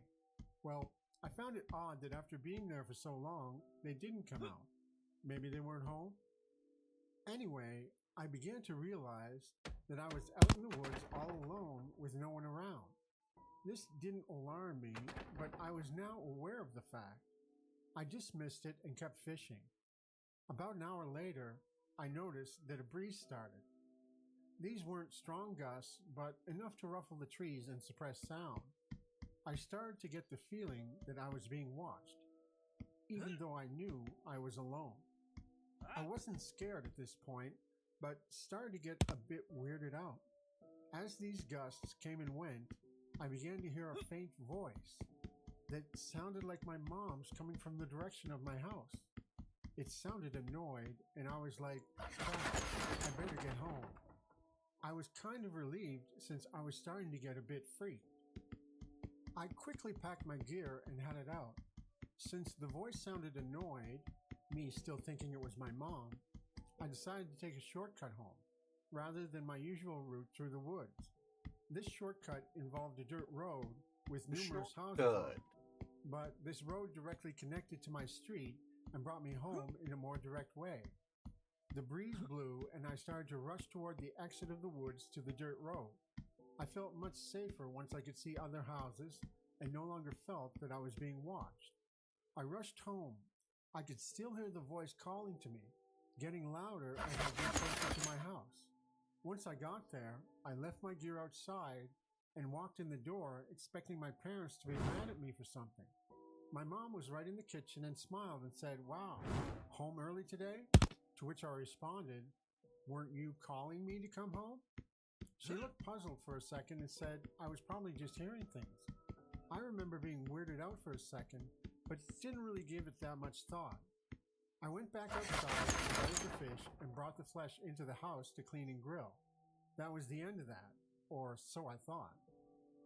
Fast forward to about a week later. It was a warm summer night, so my windows were open. My mom went away on business, and it was just my dad, my brother, and I in the house. I'm fast asleep, and I'm woken up suddenly by what sounded like my dad's voice calling to me from outside. I looked at my clock on my nightstand, and it was just past midnight. I thought it was very strange that my dad was outside, but I was still half asleep. I'm calling, "Dad?" all the way down the stairs. I don't get a response, and in my delirious state, I put my shoes on and go outside, still calling for my dad. But I don't hear anything, so I begin wandering around my yard calling for him. Finally, I hear him calling my name from the woods. Without thinking about it, I start walking towards the woods calling out for my dad. As I'm about 50 feet from the tree line, I hear a voice booming back from my house. "What are you doing?" I look back to see a flashlight and my dad walking towards me. He had heard me calling his name in the yard. His windows were open as well, and he must have heard me. I ran over to my dad, and he was like, "What is wrong with you? Why were you walking towards the woods?" To which I replied, "I heard you calling me." "Oh, I get it now. You were probably just sleepwalking. It happens. Now get back inside and get to bed." I went back to bed, and that was that. My dad gave me a little bit of a hard time when I woke up the next morning, something along the lines of, "Some night you had last night, huh?" And that was the last we ever spoke about it. Recently, I've been lurking in this subreddit, and I've read some similar stories, which made me have a flashback and think of this one. Any ideas on what this could have been? It could totally have been just a dream or me sleepwalking, but I remember it unfolding, even though I was half asleep. The other part I find strange is that I had two separate accounts of hearing voices calling my name in such a short span of time. My childlike brain never put two and two together that they were related, but now I'm convinced they could be. I haven't had anything even remotely close to this happen since then. Just thought I'd share, since I think this community would appreciate it. Let me know what your thoughts are. My Skinwalker Story by Sad Ad 2051. Before I begin, I would like to say that this is a long story. It's been something that's haunted me since I was 6 years old, since my first encounter with it. I've had dreams about this, and two very specific encounters with the creature. I'm sharing this story so I could possibly find help on what to do or how to get rid of this creature that's been hunting me since I can remember. Just for background, I'm a 21-year-old female and still worry about this creature finding me, but I'll get into detail why later. For now, here's my story. I would always go camping with my grandparents, who I call my Gammy and my Gampy, at the end of my school years. I would always look forward to it since I grew up loving the outdoors and the woods. I especially loved camping, loved the idea of having s'mores, taking long hikes, being around the campfire, and of course the wildlife we would see. Now, I grew up in California, mostly near cities, so the forest was like my true home to me. I always preferred being near trees and dirt rather than buildings and crowded places. Besides, the woods were much quieter and more peaceful. I always felt safe when I was there, like nothing could ever hurt me. But something strange would always happen at the end of the month of May. I would have this recurring dream during the last week of my school year. I would be in the woods, was strangely quiet. I would continue to walk this path until I saw this red fox poke its head from behind a tree. Its eyes were always strangely human-like, but they were yellow and somehow looked like teddy bear eyes, and it would just stare at me. It wouldn't make a sound at all, it would just watch me. Usually in my dream, I would go up and pet it, that making the fox finally make a noise, usually a soft growl. Then I would continue walking and it would follow me. The first time I would have this dream was when I was actually around 5 years old, and it lasted until I was about perhaps 11. Over the years, it would be the exact same thing. I would walk in the woods, find this fox, pet it, then continue my hike with it alongside me. But about having this dream for the fourth time, it would start to walk behind me. That's when I started to feel uneasy about this fox. I could hear it making odd noises, but every time I went back to look, it was just walking like nothing was wrong, even somehow giving me a smile. Sorry to go on about a dream, but now I believe that it was a warning about the creature. Now that the dream is out of the way, I can talk about my first true encounter. I was 6 years old and was going on a camping trip with my Gammy and Gampy for about a week. Of course, I was very excited for it, being barely able to keep myself in my school seat for the last day of kindergarten. They had picked me up right as the bell had rung and already had the camping trailer attached to my Gampy's truck. I remember he drove an old red truck that only had 3 seats, me always being in the middle. It took about 2 hours to get there and another good hour to find our usual camping spot. It was deep into the woods and far from other people, as my Gammy wasn't too fond of being around other people while we camped. As they were setting up the camping trailer, I wandered around the campsite, loving to dig in the dirt for bugs. I had sat down on the dirt and started to dig, but I noticed how strangely quiet the woods were. It was never quiet, not even in the dead of night. I thought it was odd, but being only 6, I didn't think too hard about it. As I continued to dig for bugs, however, I thought I heard my Gammy call for me. She would usually call me Sugar Booger, that being a nickname she gave me since I was born. That's what I had heard, but it sounded like she was very far away and somewhat sick. I looked up to where I heard it come from, and it was coming from the woods. But there was no way she was there, because she was still unloading stuff from the truck. Even at age 6, it didn't feel right. So I walked closer to my grandparents and stayed next to them. I soon forgot about my weird encounter as we began to have fun. For the rest of that day, we played cards, sat next to the campfires, we ate dinner, and stared up into the stars. I always loved seeing the stars. There were never any where I lived. We started to get sleepy around 9 p.m., I believe, and we started to get ready for bed. There were bunk beds that me and my Gammy would sleep on, keeping our luggage on the top bunk, and we would sleep on the bottom bunk. Due to my Gampy snoring, he would sleep on the couch of the trailer. I would always sleep next to the trailer window, just in case I couldn't sleep and wanted to look outside. I fell asleep pretty quickly though. That being the last day of school and all, it was pretty exhausting. I remember waking up maybe hours later, it still being pitch black outside. It wasn't weird for me to wake up late in the night, since I always have had sleeping issues. I rolled onto my side, trying to fall back asleep until I heard Sugar Booger. My eyes immediately shot open as I heard my nickname being spoken, but I knew it wasn't either of my grandparents. They were both asleep and were not known to sleep talk before.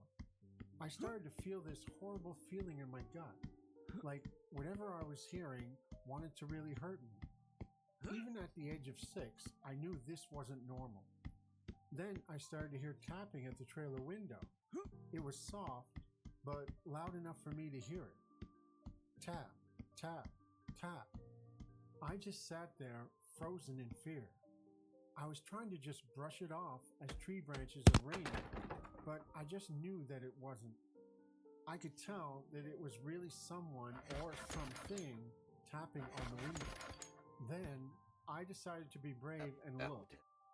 Big mistake. I pulled the curtain away to only peek, and all I saw were these large yellow eyes. They seemed glassy yet not entirely real. They looked like giant teddy bear eyes, but cold and unwelcoming. I remember in that moment I panicked and quickly closed the curtain back up. I then hid under the blanket, that being the only thing I knew to do when I saw a monster. I could feel tears falling down my face. I had never been so terrified in my life. I just curled up in my Gammy's side and clung to her all night long. That damn tapping only getting louder and more persistent throughout the night. I don't remember falling asleep, but somehow I did. I do remember my Gampy waking me up around noon, saying how if I got up quick enough, we could still go fishing. I honestly didn't want to leave the trailer at all, terrified that whatever I saw the night before would be out there. I did eventually go outside, but I was constantly looking around, horrified that whatever saw me last night would get me. My Gammy immediately knew I was scared and pulled me into a hug when she saw me, asking what was wrong. I told her what I saw and heard, and surprisingly, she believed me. The next thing I knew, she was telling my Gampy that we were moving campsites. It took a bit to convince him, but he did eventually start to pack up and hook the trailer onto his truck. I was put into the truck so I could properly sleep, but I just couldn't. I kept feeling that I was being watched, thinking that every little noise was that thing I saw, that if I closed my eyes even for a second, it would get me. My Gammy wasn't too far from me when I heard it again, but this time, it was my actual name. In that moment, I had never seen my Gammy move so fast. She looked up into the bushes where we heard it, then to me. She then got in the truck with me and pulled me into a tight, protective hug. I began to cry all over again, telling her how I wanted to just go back home. That's when my Gampy got into the truck as well, and since I was sobbing so hard to the point I was coughing, he agreed we could go home. We started to head out of the campsite, still hurt that this trip had been ruined by something, but I still didn't know what. That's when something in my head told me to look back. I slowly did so, feeling an ice-cold fear wash over me as I saw something. A red fox, sitting in the middle of the campsite, sitting there with large yellow eyes. The same red fox from my dream, somehow curling its lips into an eerie smile. After that encounter, we never did go back to that campsite. We did continue to camp, but in more populated areas. I didn't tell my grandma what I saw, but she had told me to trust my gut. She knew that I was sensitive to certain entities, and that would help me if I trusted it. Now, this would be the end of the story, but I'm afraid it isn't. There was one more encounter I had with the creature, and it was much more terrifying than the first time. The second encounter I had was when I was 17, many years later. By this time, I knew very well what a skinwalker was, and I was still very paranoid every time I went near wooded areas. I was still worried about seeing that fox, but I never really thought about it too much. Me and my two younger siblings were staying at a relative's house for Christmas, then living way up in a mountain area. I think they were my great aunt and uncle, but I'm not sure. Where they lived, there was no service at all, so unless we hooked up onto the Wi-Fi, we had no phone. I didn't mind the house, still loving the woods no matter what happened. Although at night, I hated how they didn't close the window curtains, making it easy for anything outside to see inside. But I did feel safe while inside the house, knowing that they wouldn't let anything hurt us kids. Luckily, I'm exploring. I'm turning all the red towers to towers.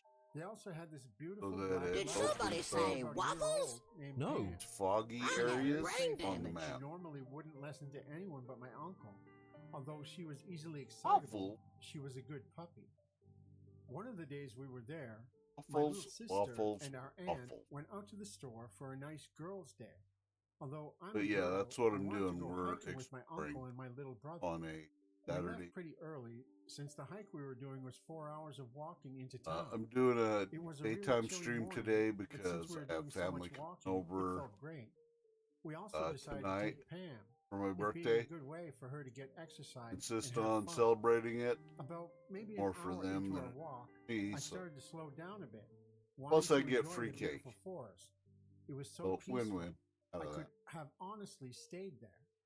But as we continued And to then walk, I started to feel something yeah, so I odd. won't be around tonight, how but quiet the tomorrow forest had morning I'm suddenly gonna become. do a Hearing full only our day-long footsteps and my brother stream. talking to We'll our start uncle. sometime in the Pam morning, noticed it too. Her all the ears way going through straight the up day, and growling tomorrow, softly. into I the started to pick evening up my as pace to get next to I my can brother, go possibly worried that into possibly a coyote Monday or mountain morning. lion was nearby. I knew that they Free wouldn't be cake is out at this always time, though. Even always if they room were, they cake. didn't walk near Because the even road. if you don't My have little room brother for was free only cake, 9 at that time, cake will and wait. being the oldest sibling, my natural Fine time. instincts were to protect him.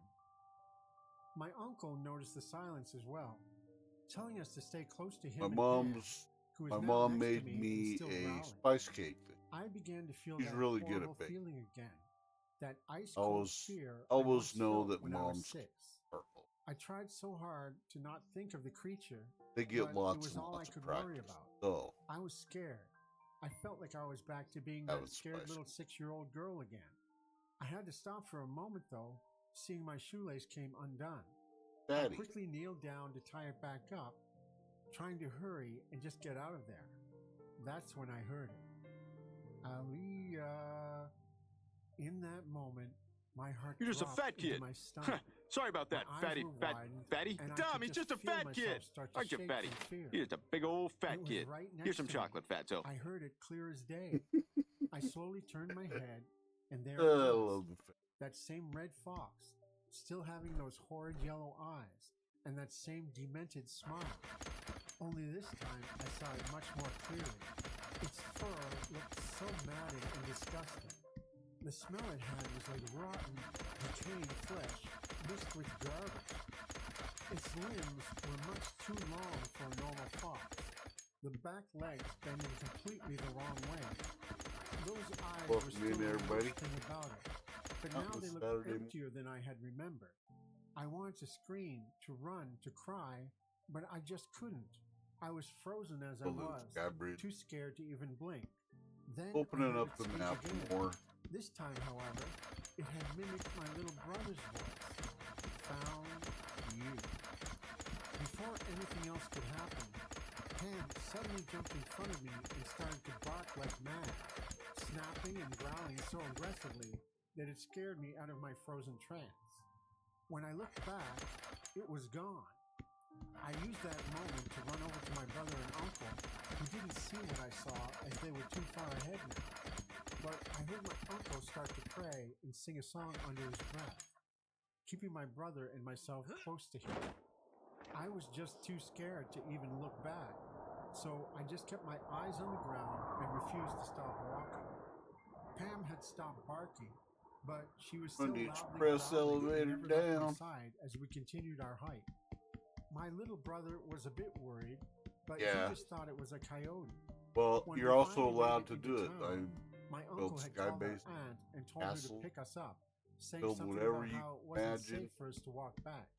There's no Thankfully, limits. she did come and get us, And but she was confused all since alpha we talked testing. about that hike I for want you days. to stress it out. On the car ride back, Pam never left me alone.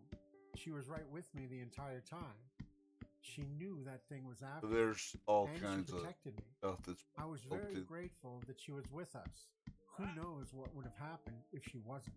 Talking to somebody. When we got back to the house, I was talked to by my uncle and aunt. Someone Once I told built them what happened and what I saw, a wooden they started to replica pray and checked that all the locks were shut tight. My aunt putting something Eiffel around the Tower. doors. I now believe Came- it was probably ashes, but I never did find out. and they posted signs. Please Unfortunately, do not this climb on made the our Eiffel Christmas Tower. vacation cut short, as they were worried that I was not safe while still in the Yep, woods. salt during We the had to be day. taken home the next day. Them Hey, you making gotta an get back to excuse work. of how That's there all was right, an Will. emergency with a friend. Thank you for and that being they here. had to Thanks help for him out. popping in. I felt horrible that this Christmas was ruined, but Working once I in did leave the backgrounds. woods, I felt safe All again. good. Before they had driven back home, though, they told me that it wasn't my fault, and that luckily it didn't hurt me or the other kids. It did make me feel a bit better, but it still brought up a lot of questions and Yeah, worries. people have built a It lot was of still real around. looking How? stuff Why? in here. What did it want with me? You ever get Does on it and want play my it, skin? My soul? there's a lot. Was I to just going to be tormented by this thing forever? map I truly still is don't have answers to these questions, map and it that's what really scares me. insanely. Now, I've long moved from California and now live in Kentucky. I do live in the woods, but so far, that thing hasn't Oh, my found me. mic's position I know that seems very stupid on my part, but life sounds had like changed you're a lot 4 when I was foot growing from up. it. I was Really? given no other option to live somewhere Because else. my mic's And my grandpa right in in front of Kentucky me. was kind enough to let me live with him. I need So please to don't call me an idiot for volume up moving on to it the woods a little bit. when I had no other choice. Hello, test, test, test. Anyways, while That I'm better? happy that it hasn't found me, I'm still worried. And it Could it still find me? might be because Is I'm it not still wearing my hunting? headset too, I'm not so close to you anyone who knows might be truly on getting how to get rid of this thing. a truer And that's sound why I'm telling effect my out of me. story now, I don't know, so I can possibly find help. So please, but if I there's can turn it anyone up a out little there bit who more. does But I'm know, also looking help. over at chat and not directly towards Something is going on the in my mic house itself. by So Incognito7917. I'm posting this here because you guys are open-minded and don't poo-poo stuff too often. I'll try and keep this short. I'll try to but keep we need pointed some towards background, the and there are a couple of small mic things I need to ask too. so you guys can hear Here me. goes. About 5 years ago, I woke up one morning with a round Okay, bruise Will. on my left forearm. It's Don't get small in and trouble at dry work. and almost perfectly round. The bruise part went away a few days later, but I was left with a scar.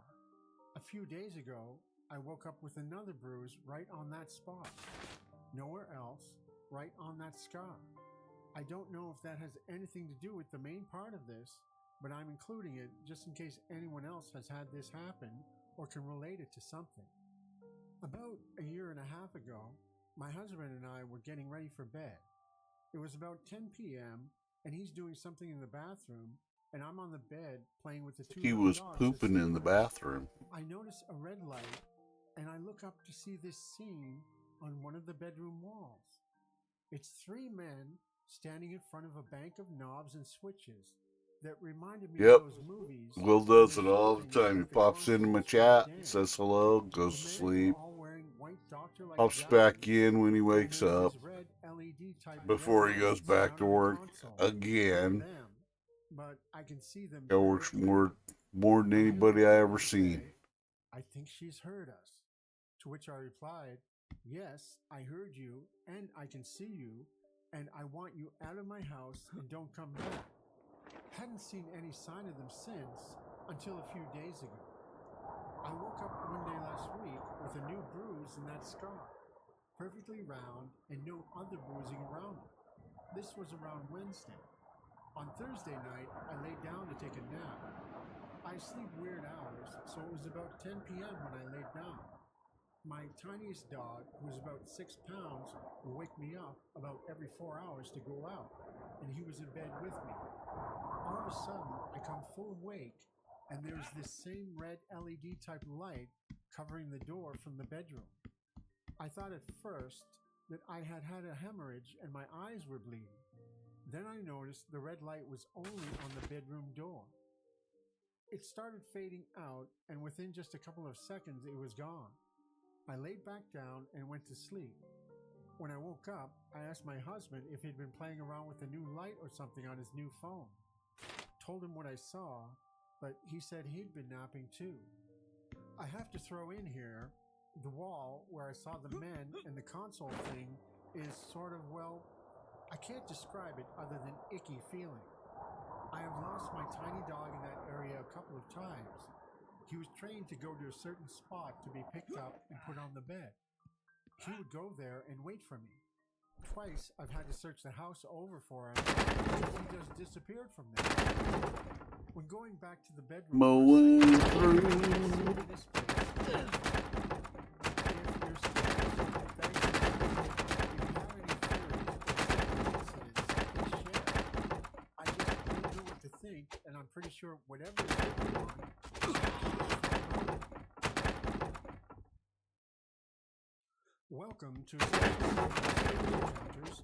We like to Harvest call some famous wood, encounters. harvest This is where some we wood. dig into the mysterious and of the world's most famous encounters with extraterrestrial life, cryptids, ghosts, and other unknown entities. In this episode, we explore one of the most famous and intriguing cases in UFO history, the Westall UFO incident of 1966. Medium For potion. decades, the Westall UFO incident has fascinated and puzzled UFO enthusiasts and skeptics alike. On that sunny morning in Australia, an event took place that thrills and shocks people even today.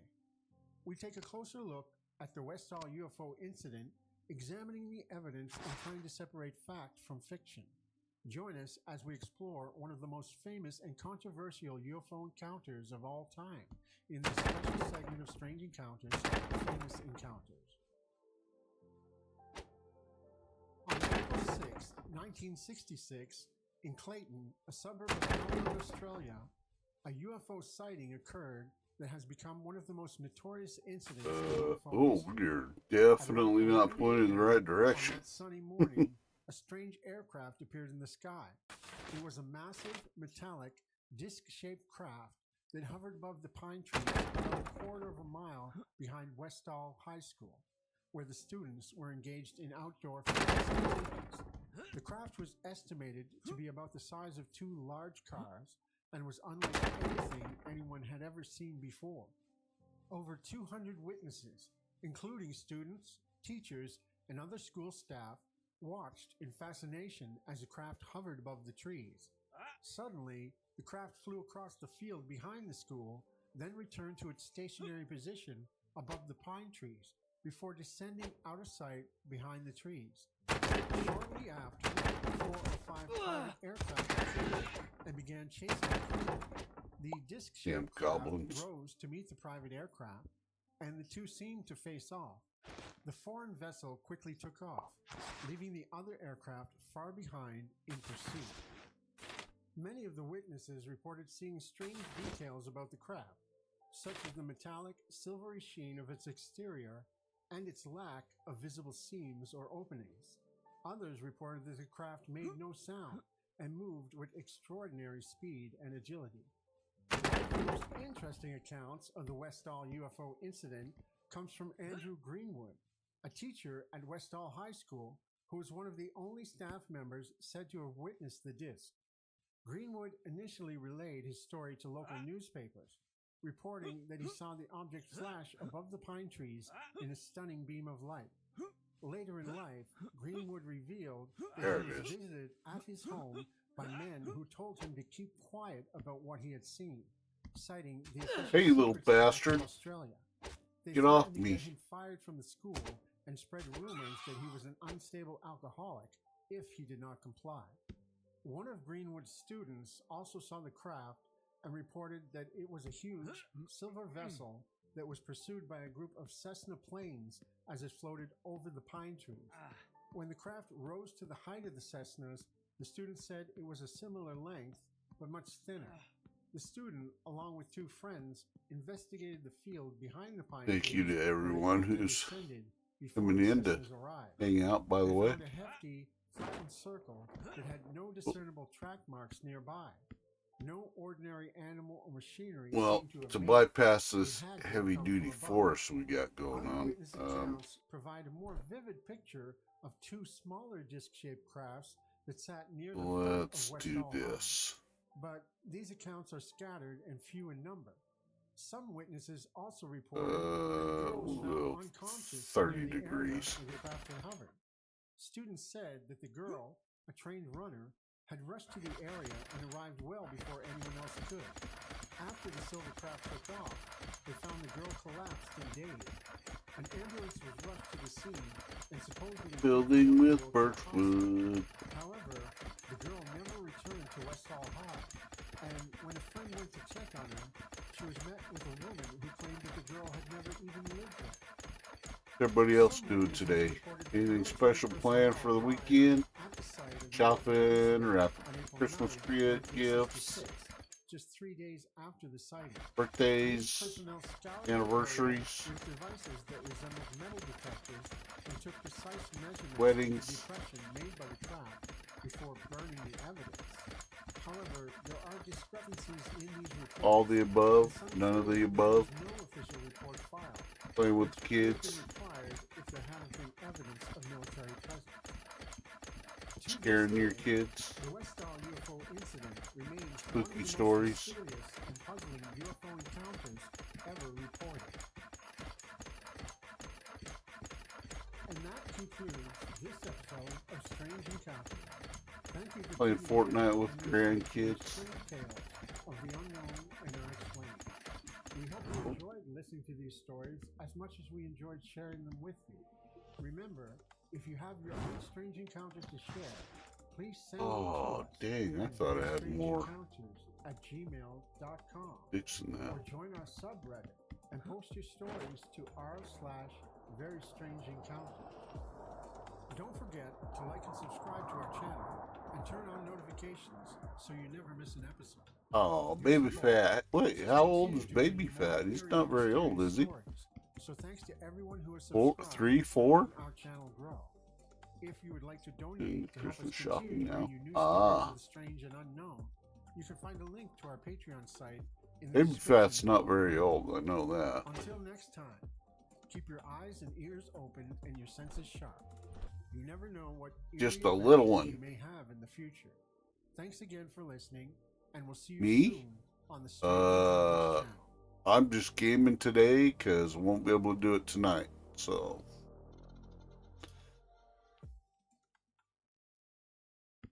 and then I'm gonna do the full day thing tomorrow for as long as I can.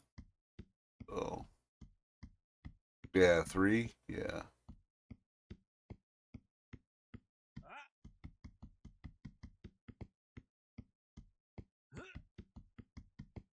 Not very old, just starting out.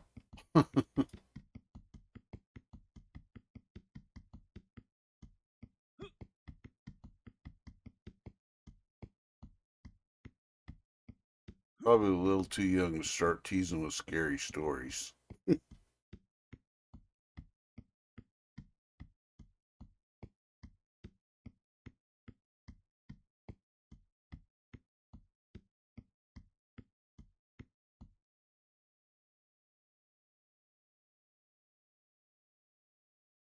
It's not what I want.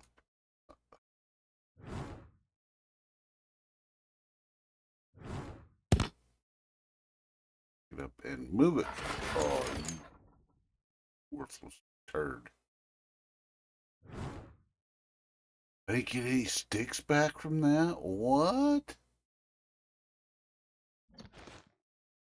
Didn't get any wood back from that. It gave me seeds instead. You useless.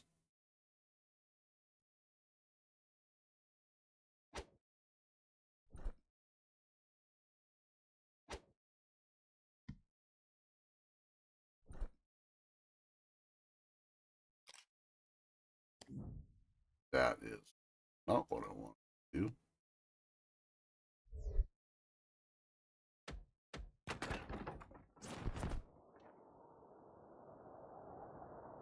Fine, we'll just glide our way over there.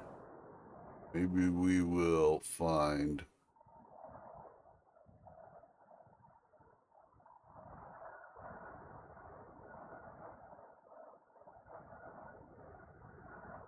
I don't know what I was gonna say. Being around on Christmas in the evening.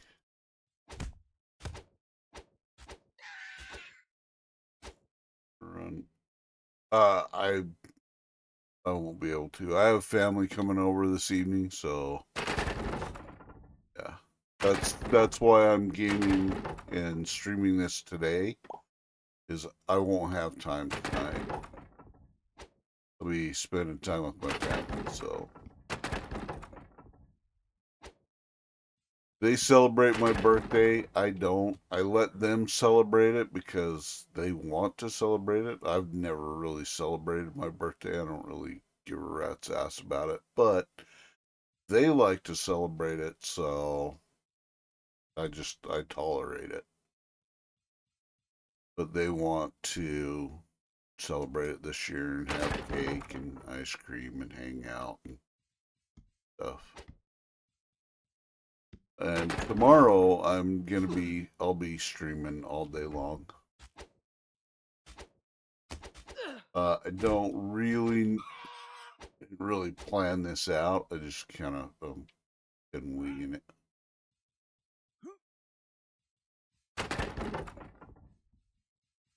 So just whatever I happen to do is what I'll be doing. So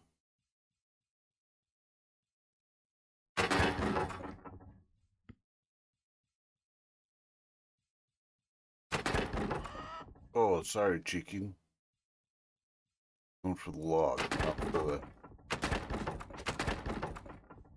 not for your chicken neck. And a lot of the Christmas servers and stuff, you know, they're fun and everything, but they're all first person.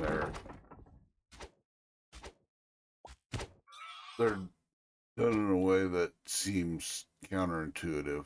What they seem to want to do, they want to create something that's fun and friendly, yet they want to make it all PvP type shit. They need to pick a lane. Pick a lane, guys. Either make it for fun or make it for combat. Pick one or the other, not everything.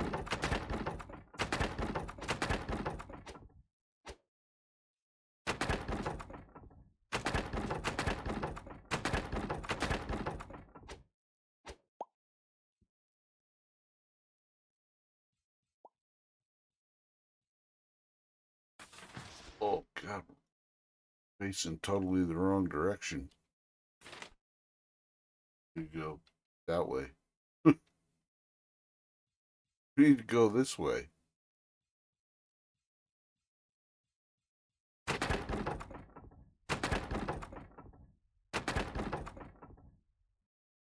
Yeah, I'm just kind of winging it and going with it, going with the flow. So.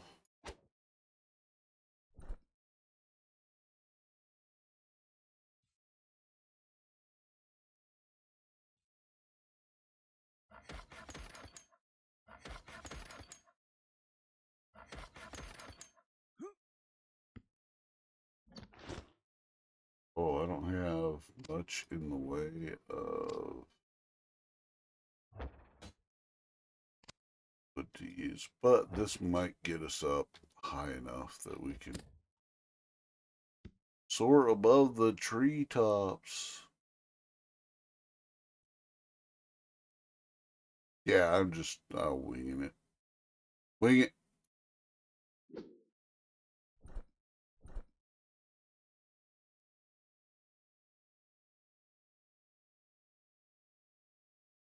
Mm, 35 degrees. It's kind of steep, but we'll go with it.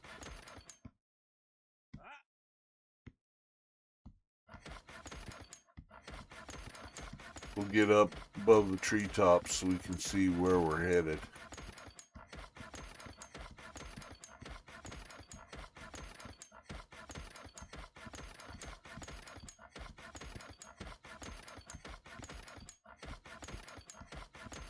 And I'll probably play a bunch of different stuff tomorrow. I'll play some more Dream World. Probably play some DayZ. I fell off the edge. Oops. Oh well, let's gain some speed and we'll see if we can, how far we can get. Updraft.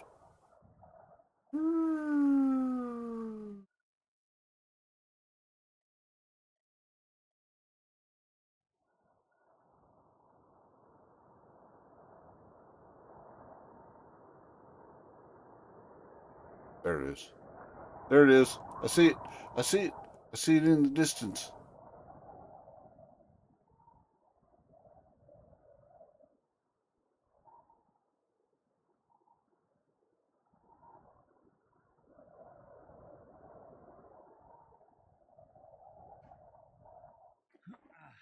Oh, stuck on a rock.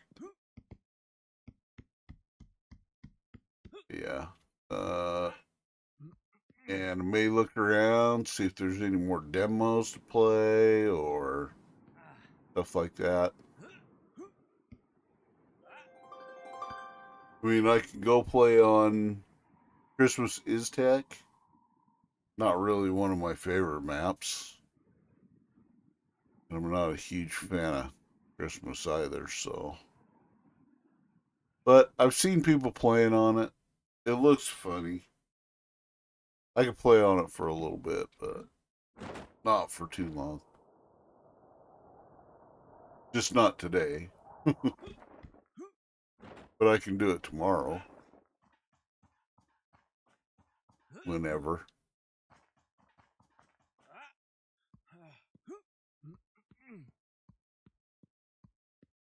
Yes! Hey! Hey! We know each other. He's a friend from work. Whoa, Dirt. Buckman Dirt. Hang on just 1 second. Let me get you a shout out there.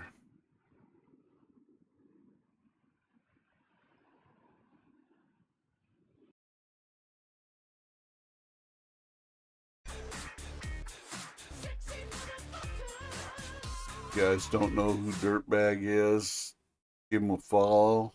Watching. Does a lot of like Fortnite and some other stuff like that. A lot of fun to watch. Close that window.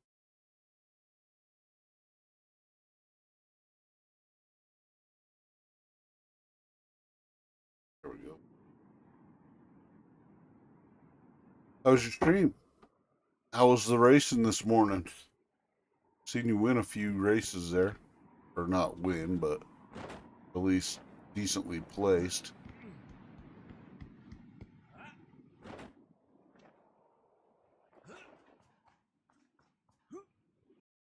Pretty sure I saw you playing Fortnite earlier too.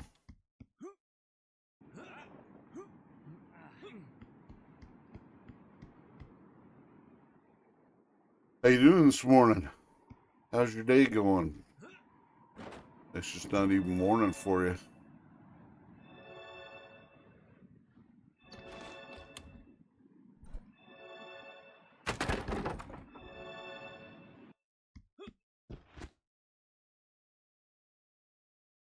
Take it all, take it all, take it all.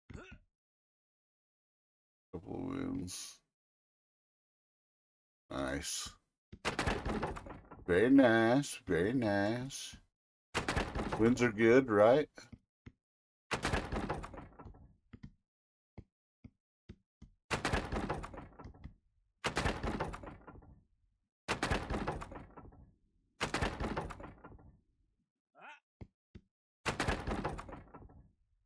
Stealing wood. Stealing all the wood in this tower. This is a good way to get wood in this game, by the way. Early evening, yeah. Across the pond.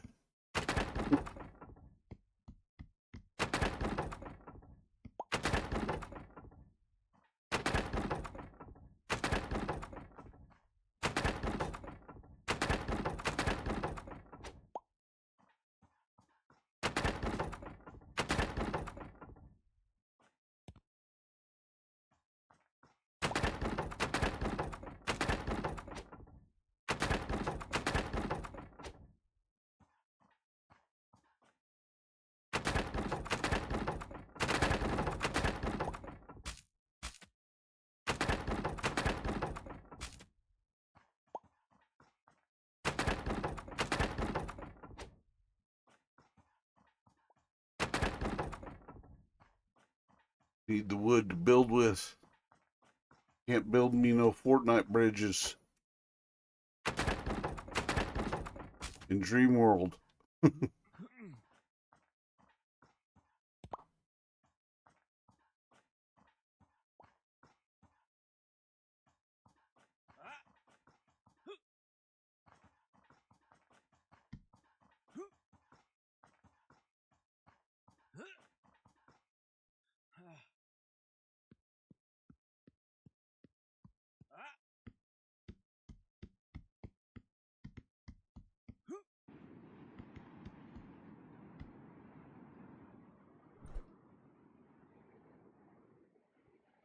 Well, I'm glad you had a couple of good matches.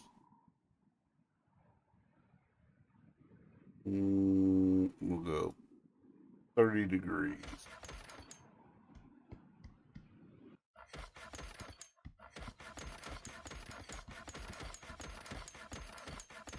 And we'll start building again.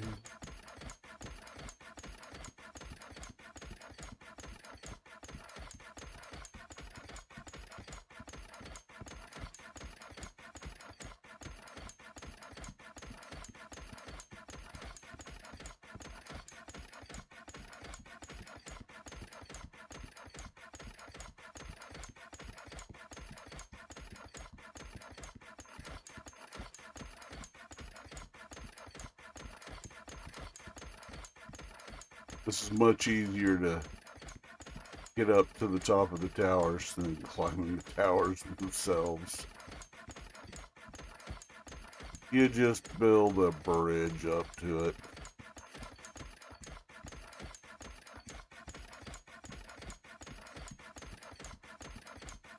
It's a nice thing about games with no rules. You just make this shit up as you go.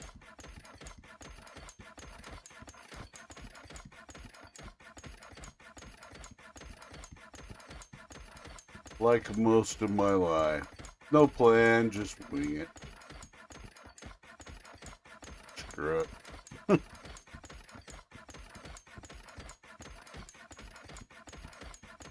Got no plans.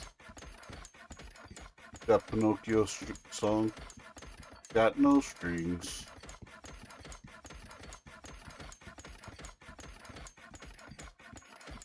Lion King, I guess. Hakuna Matata.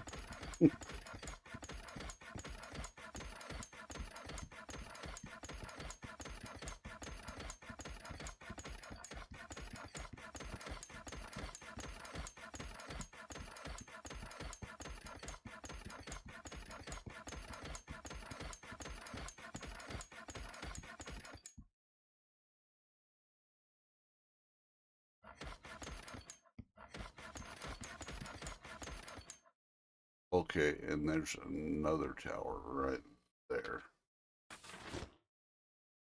Let's directly east. Okay, we need to recoup our wood. Whoa, what the? Where did that one come from? What the?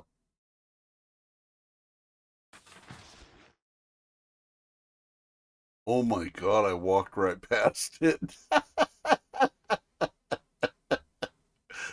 Oh, I'm such a dingleberry. Okay, well, we'll go down here and we'll jump back on that one and then we'll come up here and we'll do this one.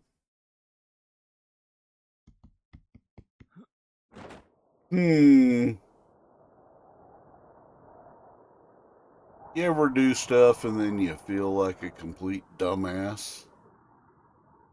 Well, that's the feeling I have right now.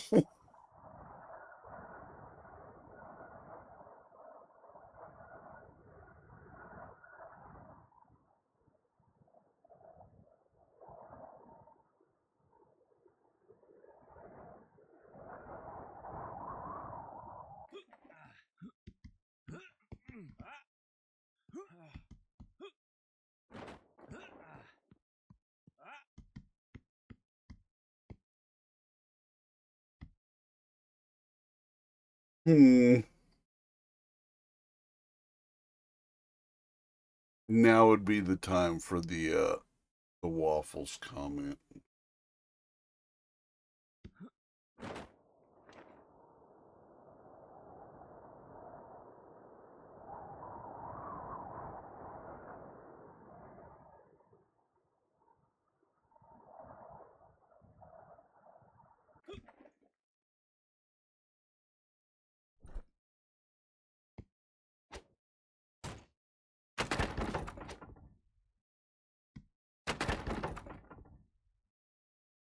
Wow, I can get a bunch of wood up here. Might as well. Since how we're here.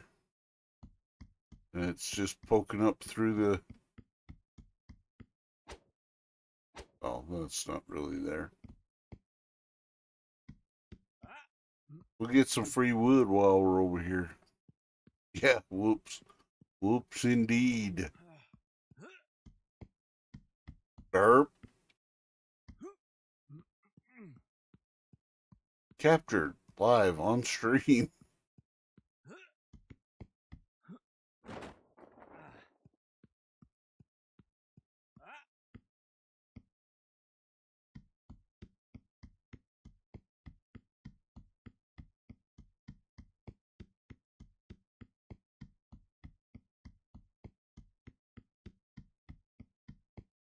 Hmm.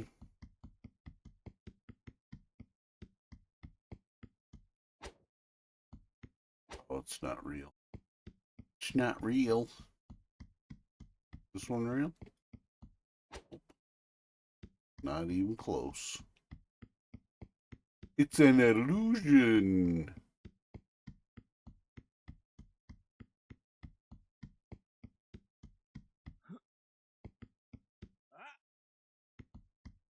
Ah.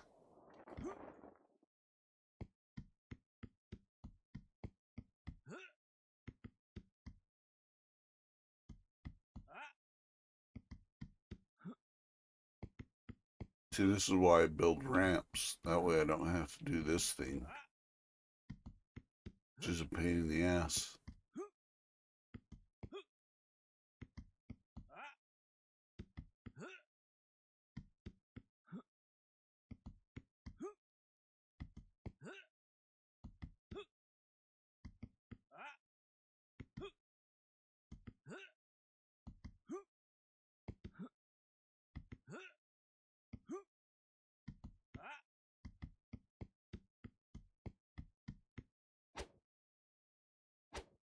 Yeah. You suck, imaginary tree. No one likes you.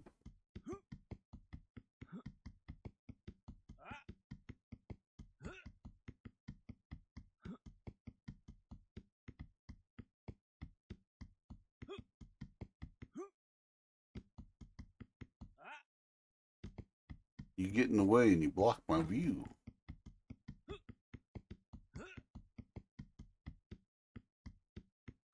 It's no wonder I didn't see it, though. It's camouflaged with giant redwood tree. Ring.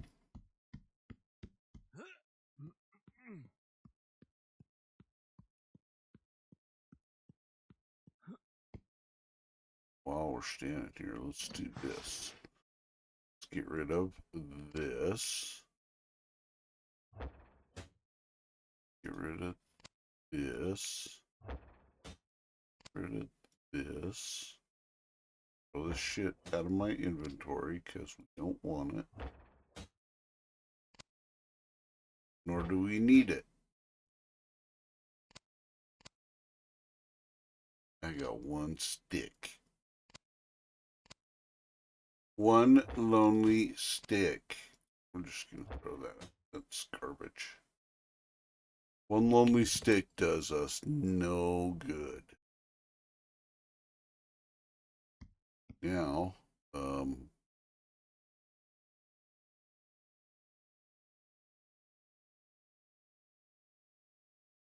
Our stairway is down there somewhere.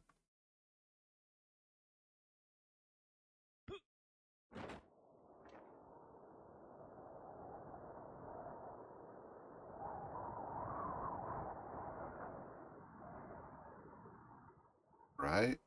Yeah, it's gotta be right here somewhere. There it is. There she be.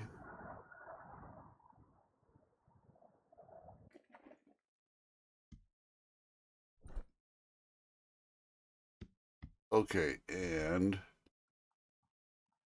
let's do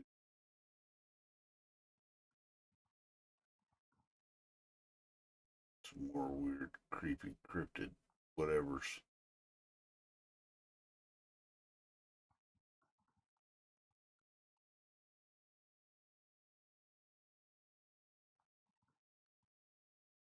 Text. Hey everyone, how's it going? Hope you're all doing great, as I always say. Just really strange things happening there. So definitely, pull up a stump with me, and let's jump into it. Remember to like and subscribe. Thank you for watching. So I don't usually do this a whole lot. I normally just lurk. But since it's the holidays, as of January, I've been able to hear more stories from my dad, so I think y'all might enjoy. The first couple are from my grandpa. I heard stories about my grandpa ever since I was a kid. He was my dad's dad, and he had experienced a lot in life, and this in turn generated some of the most amazing stories I had ever heard in my childhood. After the Korean War, he became a law enforcement officer in Lubbock, Texas in the late 50s, being the first Hispanic to be employed in the Texas civil service system there. And then, from 1960 to 67, he served as a Texas Border Patrol agent, becoming one of the first of 5 Hispanics to be employed by that agency up to that time.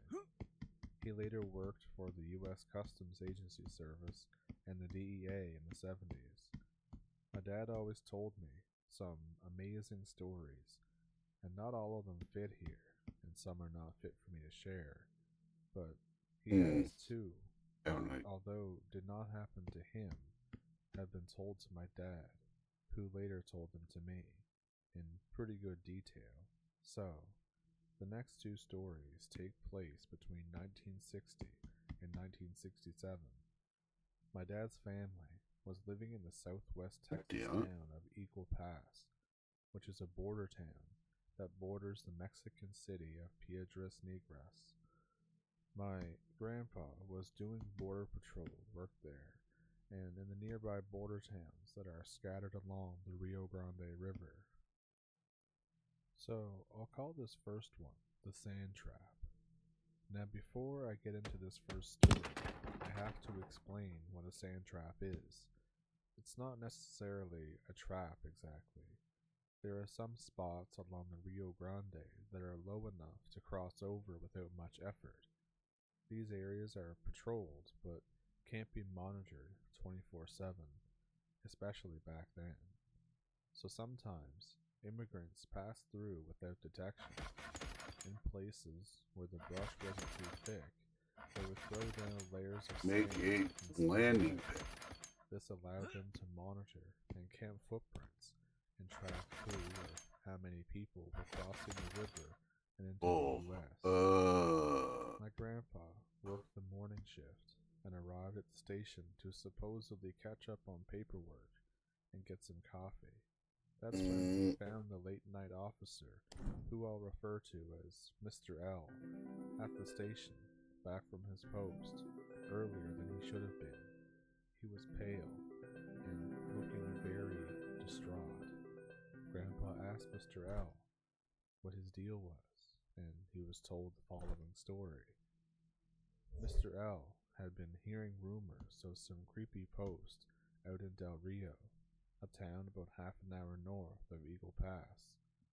Essentially, there was a low point in the river where immigrants would cross and enter private ranch land. Multiple BP agents would be sent to check the sand trap to see if there was anything turning up, but they never got any footprints. They needed someone out there Should be able to hit that with no However, problem. nobody wanted to stay after dark. The area was rumored to be unsettling and quite possibly haunted. Mr. L thought this was a crock of shit. My dad describes Mr. L as a very tall man, shaved head, and very tough. The kind of person that doesn't take any bullshit. He decided that he would go out there himself at night and show these other guys that they're just being a bunch of sissies. He drives out to the Del Rio station and starts getting ready. A lot of the guys were telling him not to worry about it, they can just check the trap in the morning for footprints, and showed obvious signs of concern. But of course, he brushed it off and was handed a large ring of keys. The keys were to unlock the multiple ranch gates in the county, as he would be driving deep into the middle of nowhere and through multiple properties. He got in his service vehicle and made sure he had all the supplies that he needed, and took off down the old county road, and then would later turn off into a gated ranch road. It took him over an hour of passing through multiple gates and driving unkempt dirt roads just to get to the spot. He left in the late afternoon, and by the time he arrived at the post, dusk was just upon him. He said the spot was loaded with mesquite and creosote and all sorts of bush. You couldn't walk through the bush unless you had a bush hog tractor clear the place out. There was, however, a small worn path leading from the river that you could get through just barely. This is where the sand trap was placed, since it served as a choke point for any foot traffic. Of course, the trap is devoid of any footprints, so he settles down and waits for nightfall. The night was pretty uneventful. The moon was out and lit up the area in a dim, ethereal light. The air was still, and despite being out in the middle of nowhere in Texas, there weren't many of the usual night sounds that he was accustomed to. He says he would have fallen asleep, but the lack of sound kept him on edge and made him unnecessarily anxious. At around 3 or 4 a.m., he was getting the feeling that maybe this spot wasn't so bad after all, and his anxiety was just from him hearing rumors. Then he heard the faint sound of footsteps. He put out his sidearm and tightened his grip on his .357 Magnum sidearm. The sound of brush being pushed away and footsteps got closer. The moon was lower now, and it was very dark, but he could see the silhouettes of 3 men come into view. They emerged from the bush, but something was off with their appearance. He thought maybe that it was the lack of light, but their silhouettes were pitch black. It was dark, but these forms looked like they were darker than night. Their eyes were glowing, similar to how a cat's would if you shined a light at their face in the dark. He called out to them, but they kept moving, ignoring his commands completely to freeze. They walk in a single file line, slowly ambling along the path. He points his vehicle spotlight at them and feels his blood run cold. The forms look like shadows cast on a wall in a puppet show. He said it looked like somebody was walking in front of his spotlight, but the shadows that were cast were disembodied and didn't belong to anything.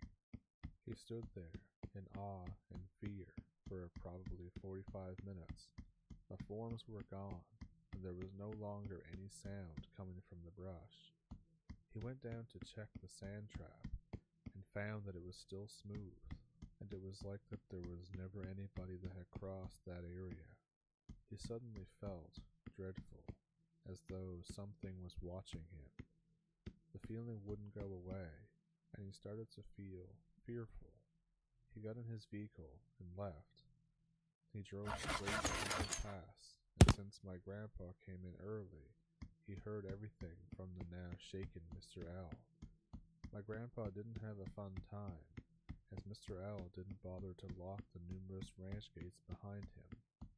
I wish I could say this is the fun part of the story, where my grandpa goes over there to close it for him and see the spot for himself, but he had stuff to do, and delivered the keys back Oh, to Del Rio Station and let kidding me me. take care of it. Mr. L never went back to that area, but he stopped making fun of his fellow colleagues' stories. Funnily enough, not much changed about him. Still some He learning to wasn't do scary. on how He to was a mean guy all get that around. shit to work right. But whenever Mr. L retold the story at later times, my dad could tell that it was an event that really shook him. My grandpa continued to hear stories about that remote Del Rio post, but over time he heard less about it as he was given assignments that took him away from that town. He believes it was haunted, and people said that there was an evil there. And although they never caught anybody in that area in his 7 years as a Border Patrol agent, there was surely something crossing over. This one is another one of my grandpa's Border Patrol stories. It's another one that didn't happen to my grandpa, but was told by his colleague as they were exchanging stories at the station. His colleague, who we'll call Angus, was another Just one of delete those that true one Texan instead. types. How's No that? bullshit. He graduated from Texas A&M University and was a bona fide cowboy, and had worked as a ranch hand. Bona for fide years cowboy before in coming on Texas, to no Texas less. Border Patrol. He would patrol ranches and other properties near the border on horseback. He would also monitor sand traps and look for anything or anyone suspicious. This one instance took place near Rio Grande City. He was on horseback in the middle of nowhere on a ranch in Starr County, Texas. The sun was hot, and he hadn't come across anything or anybody for hours. He was miles away from any service road, much less a county road. And then he started to get thirsty. He took a quick break to drink some water, and his horse hydrated too. He wiped the sweat off his brow Serious. when, Why maybe so 500 feet serious? away, he saw a figure moving across the plains. You at a know decent what? pace. He took a sip out of his canteen and got his binoculars out. He could see it was an older man. We're just gonna glide it out. Riding a horse at a slight trot. Angus closed his canteen and put his binoculars back around his neck. He radioed in the incident and mounted his horse and took off after the person, hoping to intercept him. He started off with his horse at a full gallop, kicking up dust behind him. The area was hilly, and he passed a bend and saw the rider was now further away than he was before.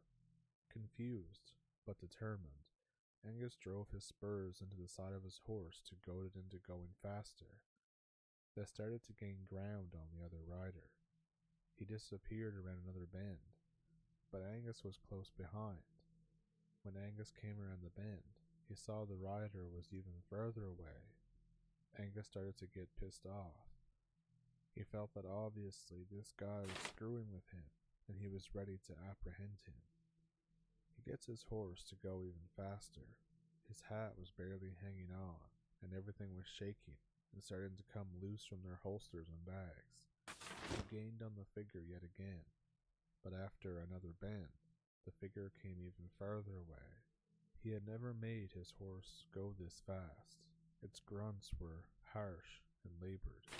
After each bend, the figure got farther and farther away until finally it disappeared.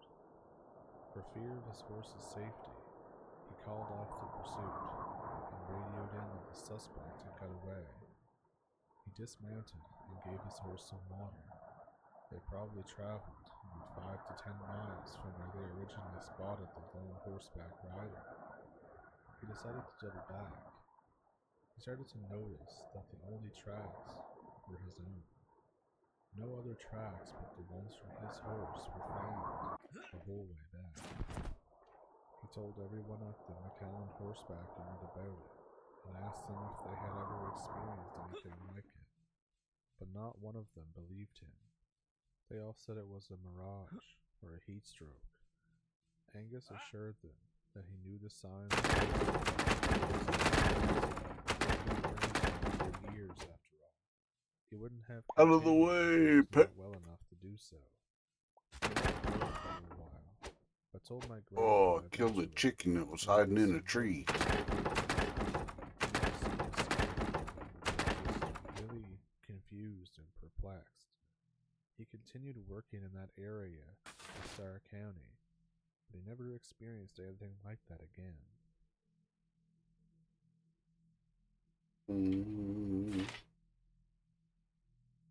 So I'll do my best to tell this story right and get all the details sorted out. In the fall of 2012, I was 20, and I was living in a small town not far from Webster, Texas. My dog happened to escape and ran Webster. off into the I've heard of woods, Webster, so I went to Texas. go look for her. I look for hours, even after it gets dark. There's a full moon, plus I have a mini mag light on my keychain, so there's no biggie to see. And then I start hearing random baby crying in the woods.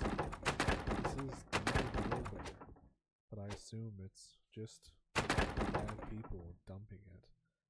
I gotta emphasize, as morbid as it sounds, there are easier, more convenient places to dump a baby than the middle of a thicket. So in my mind, I now have two objectives. I start to haul ass toward the cries to try and catch the baby and save the baby. I get closer, and the baby crying sounds like the baby. But not quite 100%. I think, oh, I don't know anything about babies, so maybe it's still just a baby that's, in pain or something. I've hunted coyotes before in this valley since I was a little kid, sneaking up close to the path, following the sound of their own constant spreading. I was sort of applying the same technique to close in on the baby, just get close enough to start actually looking with my eyes. The crying baby is definitely about 15 to 20 yards in front of me when the crying suddenly stops. It gets eerily quiet, but I freeze patiently, waiting for it to start again, so as not to lose my bearings in the dark. I'm straining to listen. The crying starts again, only now it's 50 to 100 yards in the opposite direction. And I think, what the hell? So I wheel around. It goes in again. I'm extra sneaky this time because something is up. Last time I was making more noise through the brush. I get close, actually even closer this time than before. The baby sounds gross, just gross. Like 1/4 of a cat meowing, 1/4 of a baby goat being slaughtered, and half of a newborn baby. And the wags were long. This kid had a serious pair of lungs on him. And I think, whatever, I still have to save this baby. So despite my creeping along a lot quieter, for 15 yards away, the crying starts again. I'm again straining to hear anything because it's dead quiet. Then, I hear something at least the size of a dog rustling in the bushes. I get excited, We can hoping it's put, my lost dog. I call um, her name and make the baby mushy noises grown men do for their dogs only. The rutting stops, and no response. yes. The hairs Let's on my go. neck stand up, like I'm being watched. I'm straining my eyes and ears to see into shadows of the thicket, or to hear even the tiniest twig snap or collar jiggle. And then I hear the baby cry again. But once again, It's in the wrong direction from where it used to be. And at this point, I'm getting really creeped out by this supposedly teleporting, inhuman-ass sounding baby now. I think it screw being sneaky. I'm finding that baby noise. I make a perfectly straight line, going through the bramble and thickets, only straying off course to go around bigger trees, so as not to lose my bearings. I'm getting cut up like crazy, but making good progress despite. Suddenly, I break into a clearing, and I fall on my face because there aren't any branches and stuff holding me back anymore. The baby is very close. The moonlight, added with the light pollution, probably from nearby Houston I imagine, made it very easy to see. The baby is just on the other side of a small stand of trees, by the opposite tree line. So I haul ass over there. The stand of trees and the rest of the woods surrounding the clearing make like a tunnel. The baby is inside the tunnel, 100% positive. The sounds are very eerie now. There's definitely something wrong with this baby. I don't know what, but it just doesn't sound right. I go into the tunnel. The baby is still crying. About 15 feet in front of me are some bushes.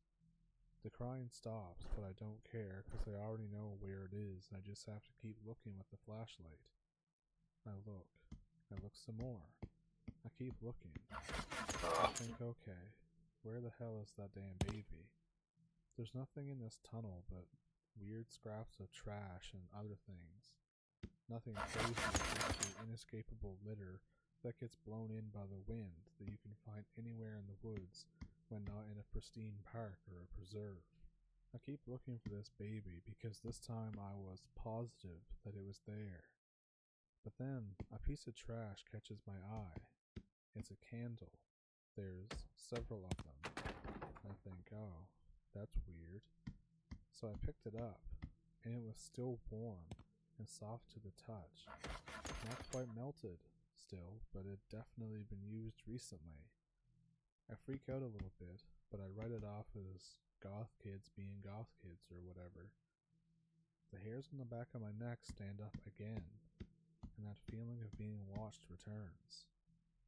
Something in the treetops rustled, and I shot straight up and wheeled around on it with my light.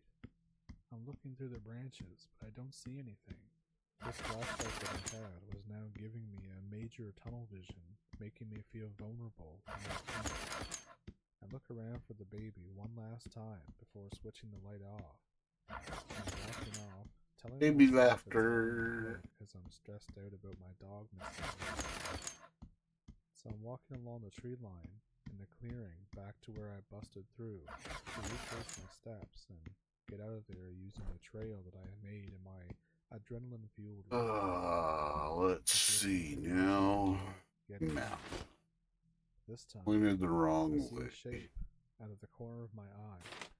I turn my head We to gotta look. get It looks above. like a roughly human-sized silhouette, crouched on a branch Up too thin there. to hold something that big. It was so weird looking, like a giant porcupine or someone in a ghillie suit. Actually, I'm Maybe gonna like a leave giant nest of some sort. all this on here, I stare straight at it for a long time, frozen. just in case. I figure it's just a huge squirrel nest or something. But then suddenly, an arm extends from the shape. A clearly visible, bony hand opens up and grabs a branch. This arm looked like it had feathers or long Ah. nails to make like Why did it do that? and then it Oh, grabs it changed the nearby branch materials. and just swooshes That's itself why. into the darkness and out of view with a ridiculous speed. I bolted out of those woods with the small log I was using as a club when I had started creeping out earlier. I was using the log as a face shield and just hauling ass and plowing my way through the brush. I ran until eventually, I miraculously came out of the woods, a couple hundred yards away from my truck where I first entered the woods earlier that day. After this, I hopped in my truck and I hauled ass all the way home.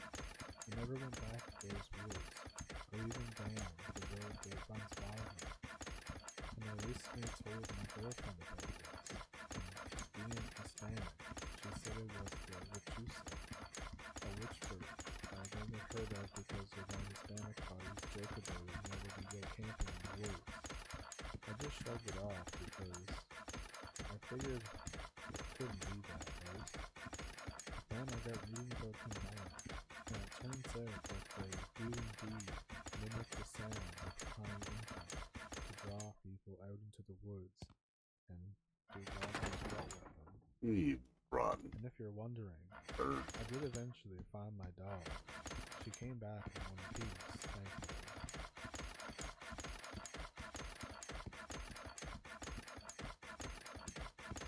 So, what you think of those stories? Let me know which one was your favorite one down in the comments. Do you have a story of your own? I have an email address in the description below where you can send stories that you would like me to read and narrate. I also have a link to a PayPal and a Patreon there if you want to donate to the channel. And one thing I'd like to Uphill, talk about building last week uphill. was the witch bird. I think that translates to owl, like the actual word. So I wonder if it has any connection with sightings of the owl man that the creature has been dubbed. There was one in the UK in the 70s, and there's been some in Japan, I believe, and probably more in Texas that I haven't found out about on the internet. But I kind of wonder if it's like the same type of cryptid, I don't know, the same breed. I'm not sure how well that works with that. I actually wonder if it's kind of similar to the Texas Batman sighting of the 1950s. See if I can pull that up real quick here. I'm going to pause it so I can pull that up. Okay, I have something here. This is from ABC. The red windmill right there. It was 2:30 a.m. on June 18th, 1953, in the Houston I don't Heights. see any. Three neighbors claimed I they see the saw something crosswinds, strange but where's the just a few feet from their updrafts? home. And then it goes I on don't to see any say that the updrafts. Houston Chronicle detailed the encounter. Updrafts Hilda are Walker, good. a I 23-year-old like the housewife, and updrafts. two of her neighbors were sitting on their front porch, and suddenly Hilda noticed a large shadow moving across the lawn. It was then that they could make out its form. One of the witnesses, Howard Phillips, a tool plant inspector, that's a job you don't see every day now, told the Houston Chronicle, "I could hardly believe it, but I saw it. It appeared to be a very tall man, or a man-like figure, standing about 6.5 feet tall, but with bat-like wings attached to its back. It almost seemed to be encased in a halo of glowing light." And it doesn't give them on this ABC article, but it does talk about how the sightings of this date back hundreds of years. It doesn't give any other accounts like that, but it just kind of occurred to me that I had read about it Gold a while ago. mushroom I soup, wanted to which find I it don't again. have. If you'd like to see me talk about it in a future video, maybe do like an actual segment on it, then comment below and I might be able to put something together. But anyways, besides that tangent, I hope you enjoyed the video, and yeah, thank you for pulling up a stump with me, thank you for watching the video, and I will see you in the next one. Oh, and here are some other videos. I don't have no gold mushroom soup, man. Sorry about your bad luck.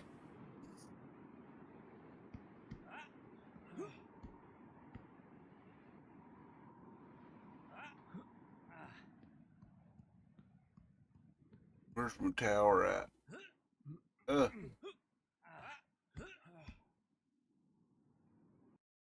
There's my tower.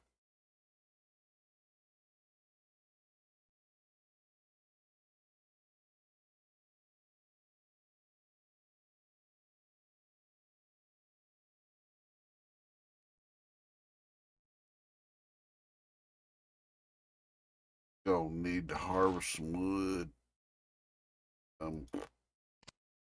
Get rid of it. Hello? Like I need 43 seeds.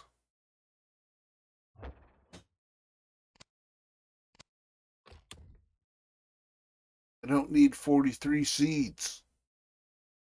Just seems strange.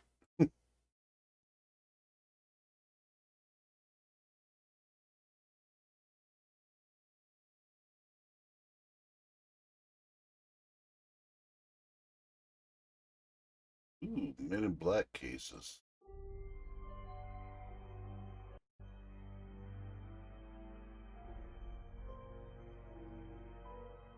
People who have run into the Men in Black.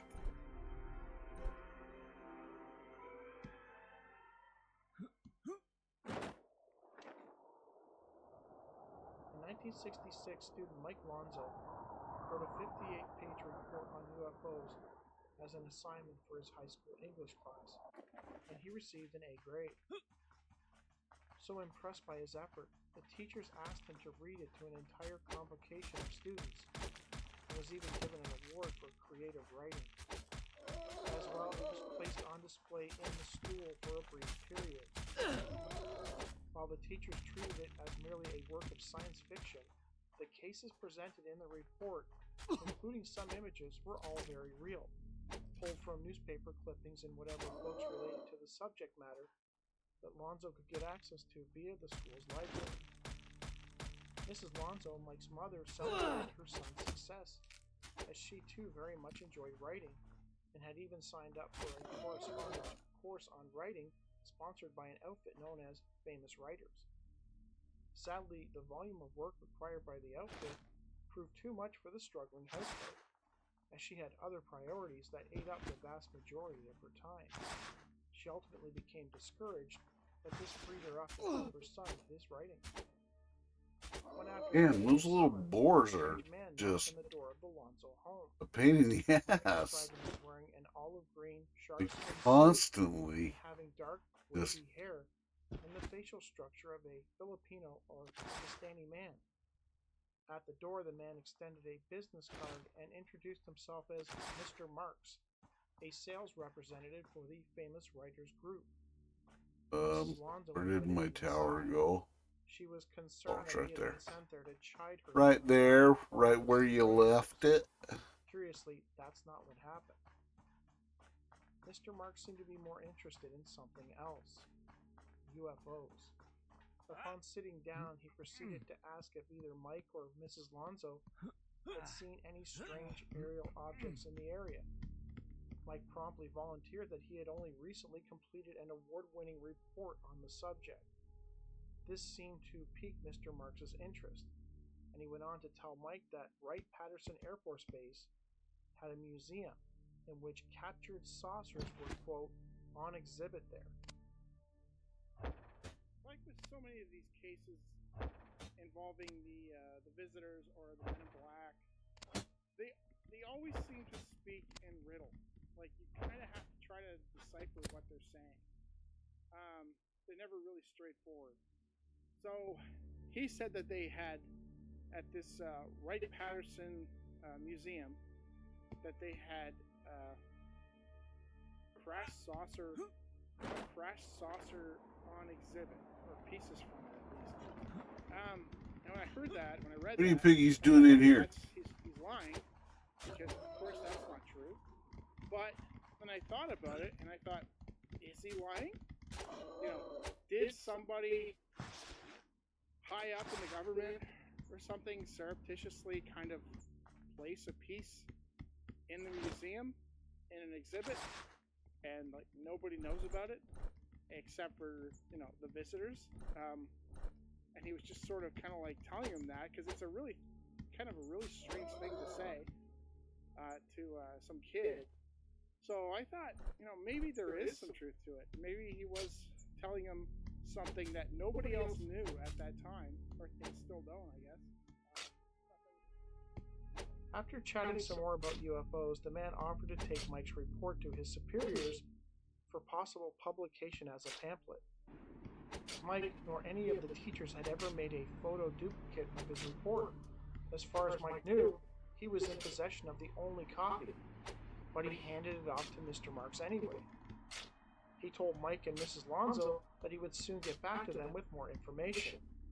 As a curious aside, Mr. Marks told the Lonzos that he lived in West Mifflin, outside of Pittsburgh, in one of the two round houses built in the 1950s, which were well known to townspeople due to their irregular, futuristic style. Mike was elated thinking that his work might actually be published, and that thousands, possibly even millions of people might actually read it. Sadly, days would turn into weeks, and no calls or letters ever came from Mr. Marks. A call was eventually placed to the number on his business card, only to be told that there was no Mr. Marks working for Famous Writers as a sales rep. A helpful operator suggested that they try the Cleveland office. The reply there was the same. Nobody by the name of Mr. Marks worked for them, nor had anybody by that name been employed by them recently. The Lonzos found this to be a little strange. Feeling that something was amiss, Mike and his father went to West Mifflin to find the purported Marks character at one of the roundhouses. After knocking on doors, they were stunned to discover that there was no Mr. Marks or a Marks family at either of the homes. The fate of Mike's school report remains a mystery to this day. I think it's really weird is that this guy went to this kid's house to basically take his project. But the project was sourced from other places, newspapers and books and such. So the information is already out there. So why is he wasting his time taking this kid's project when the information is already out there? It doesn't make any sense. It's so strange. Why waste the time? Unless this kid was able to have some reach with this information that at the time they didn't want out there. I don't know. It's one thing to go search it out. It's another thing to have it all together and then present it, I guess. So maybe that's what they were trying to stop. 2 years later, another high school student living in England claims she received a visit from a very strange man in black, in a case that feels like it was ripped right out of one of John Keel's novels. It was May 1968, Scarborough, Yorkshire, England. A 16-year-old student, Adele, no last name was provided, was at home alone when she heard a knock at the door. It was about mid-afternoon. She promptly answered it. She found a strange man standing on her doorstep wearing a tiny pork pie hat and with an, quote, insanely beaming smile. The visitor, who had an extremely florid complexion, was dressed in a nice black suit and a white shirt, though his trousers and jacket sleeves seemed a little too short for his body. After grinning madly at me for what seemed like ages, the man's whole body jerked. Adele told this to UFO investigator Lynn Pickett, whom she spoke to sometime after the encounter. Then he said, "Have you got insurance? Is it now?" Adele found his voice to be most odd, almost like a robot's, jerky, without feeling. She was becoming unnerved and asked him to return later when her parents would be home. At that moment, the man, sweating profusely, took off his hat and wiped his forehead.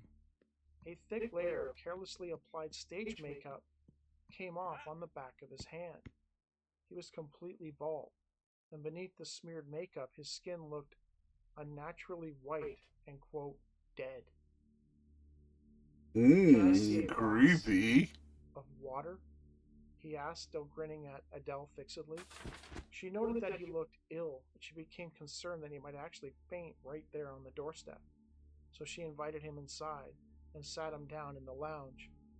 He seemed to walk with a peculiar, jerky steps, quote, like a puppet, and this was hardly helped by the fact that he had his shoes on the wrong feet.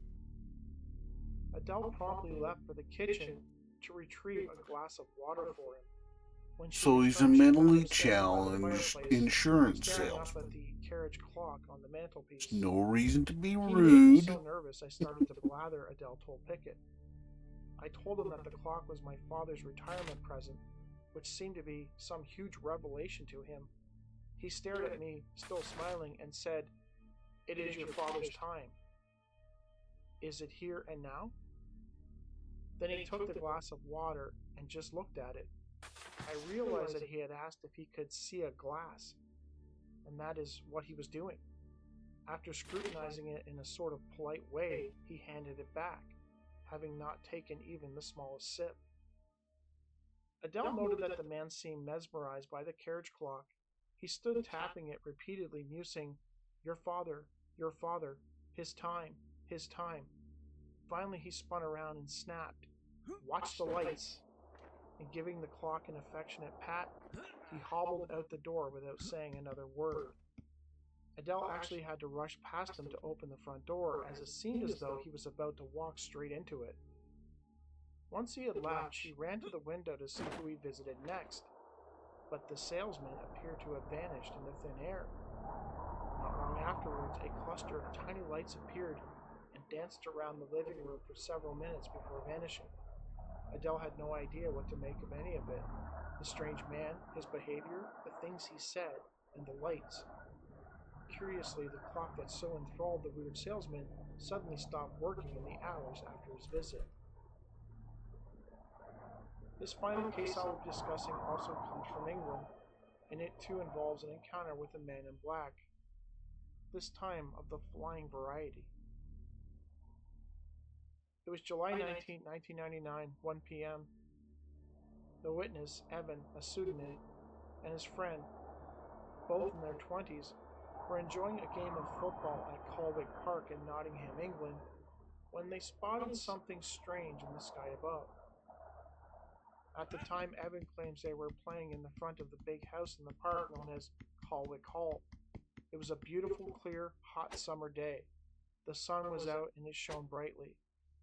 Nothing out of the ordinary. Suddenly, something in the sky that looked like a flying man came from behind the house and into their field of view. He was between 10 and 20 feet up, flying vertically, moving slowly from right to left. In describing him, Evan noted that he was, quote, dressed like the stereotypical white MIB, or man in black, arms at his side, feet pointing down. He was even wearing a tie pin, because as he moved, the tie flapped. He made no noise and had no path for anything to move. It's that both he and his friend looked away at first and chuckled, because they both thought that somebody was pulling a prank on them. We both looked again, and there he was, still moving across our sight, but slightly faster than before. After about 30 seconds or so, he shot straight up, way out of our field of vision, at an incredible turn of speed, with, again, no sound. Both Evan and his friend were completely off. It took both of them a few seconds to register that this was neither a prank nor something natural. We just stared at each other and talked for about a minute because of what we saw. Afterward, Evan and his friend elected not to report it for whatever reason.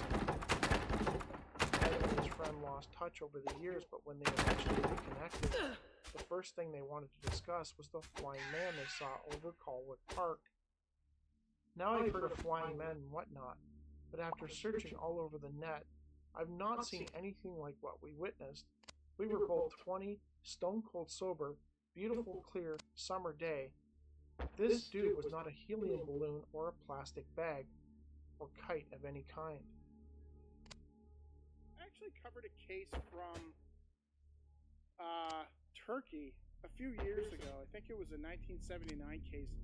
This guy had these men in black show up at his house, and after he spoke to them, they left. But it was really strange. He claimed that he went outside and he saw them flying away. So this is the first time I've heard of such a case.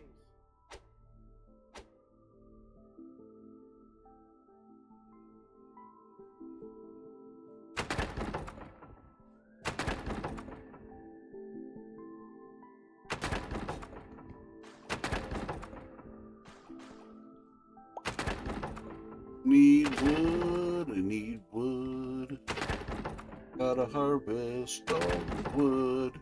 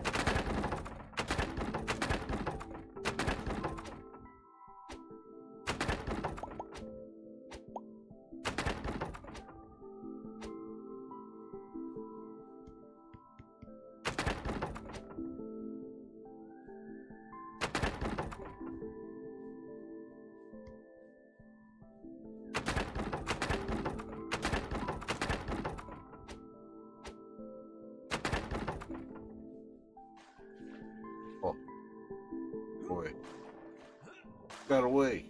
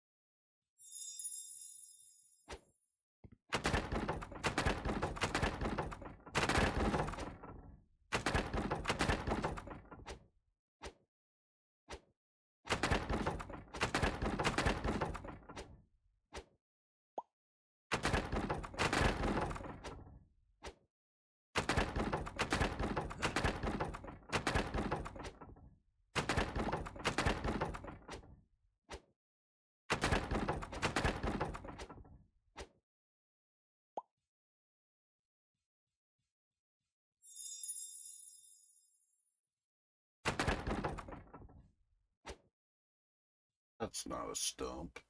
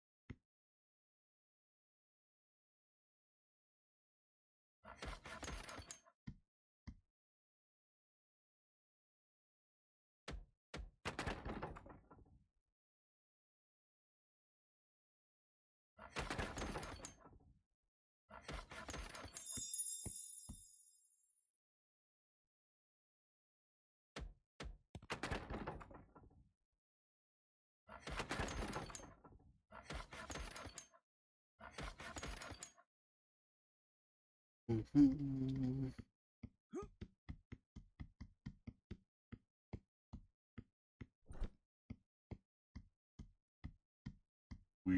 Weird tale.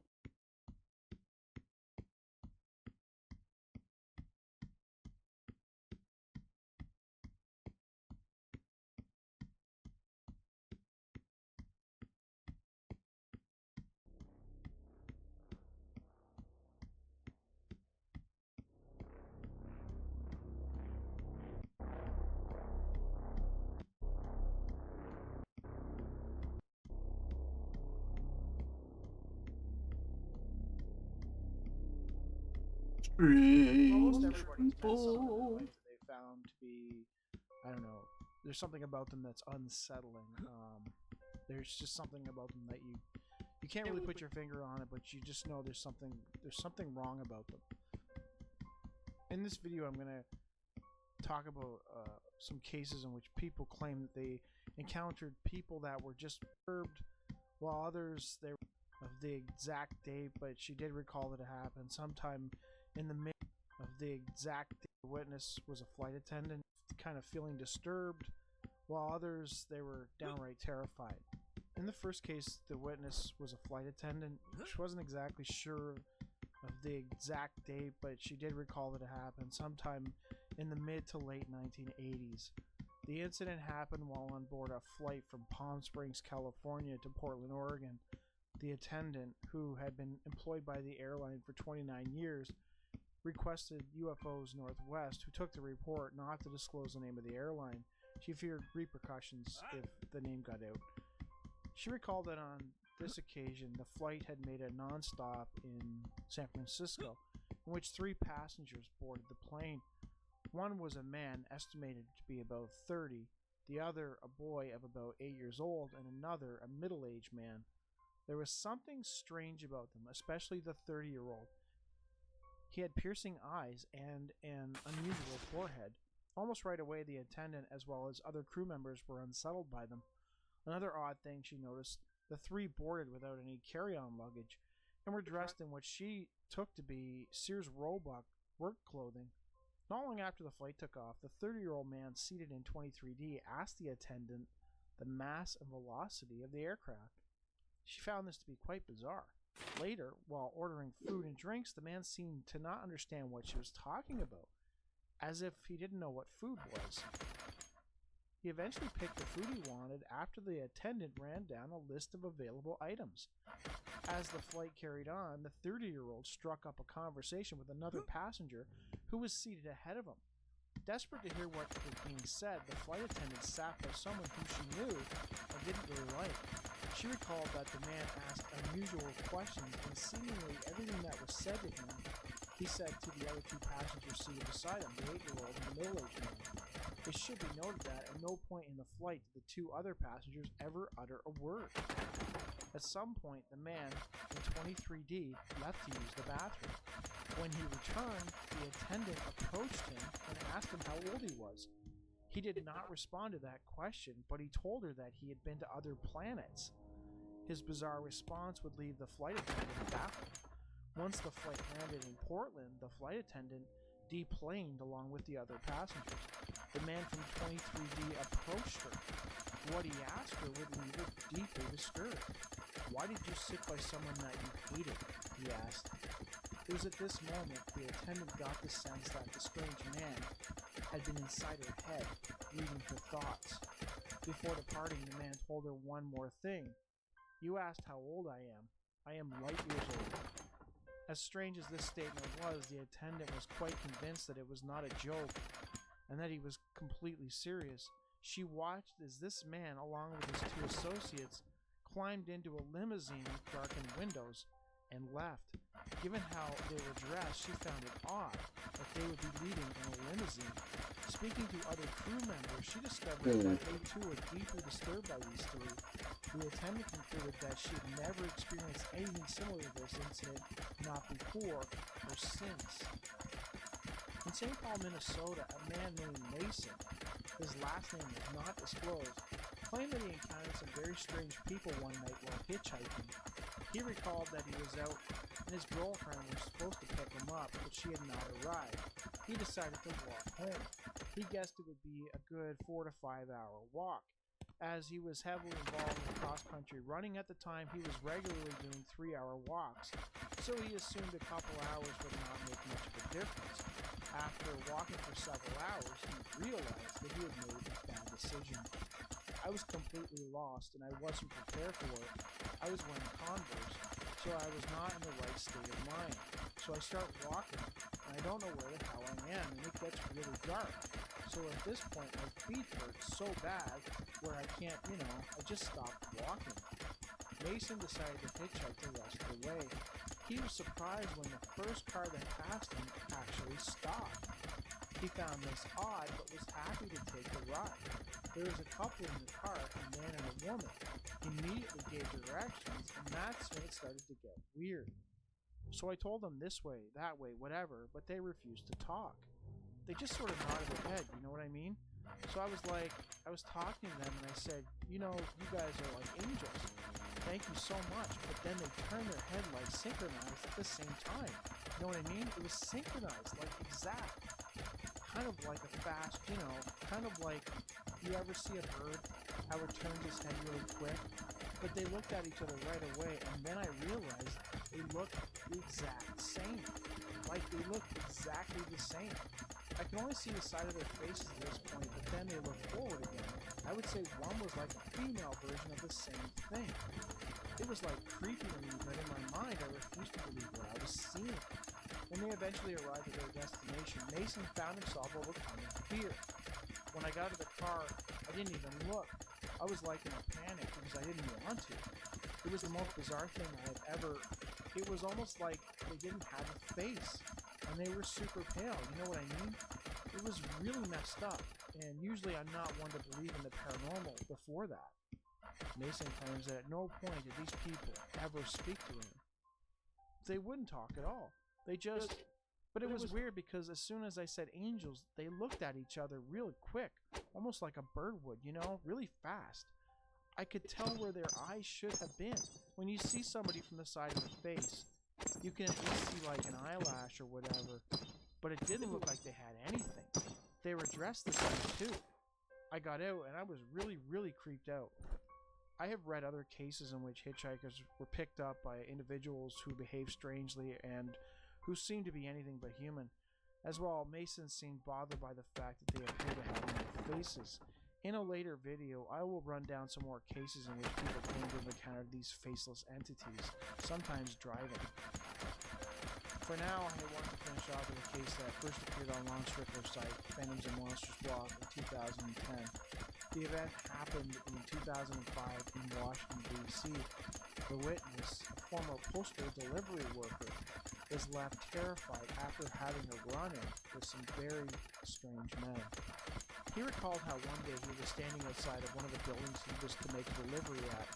He had stopped to eat an apple. He could not find a trash can, so he tossed it on the ground. Upon entering the building, he was confronted by the head of security for the building. He was angry about his littering.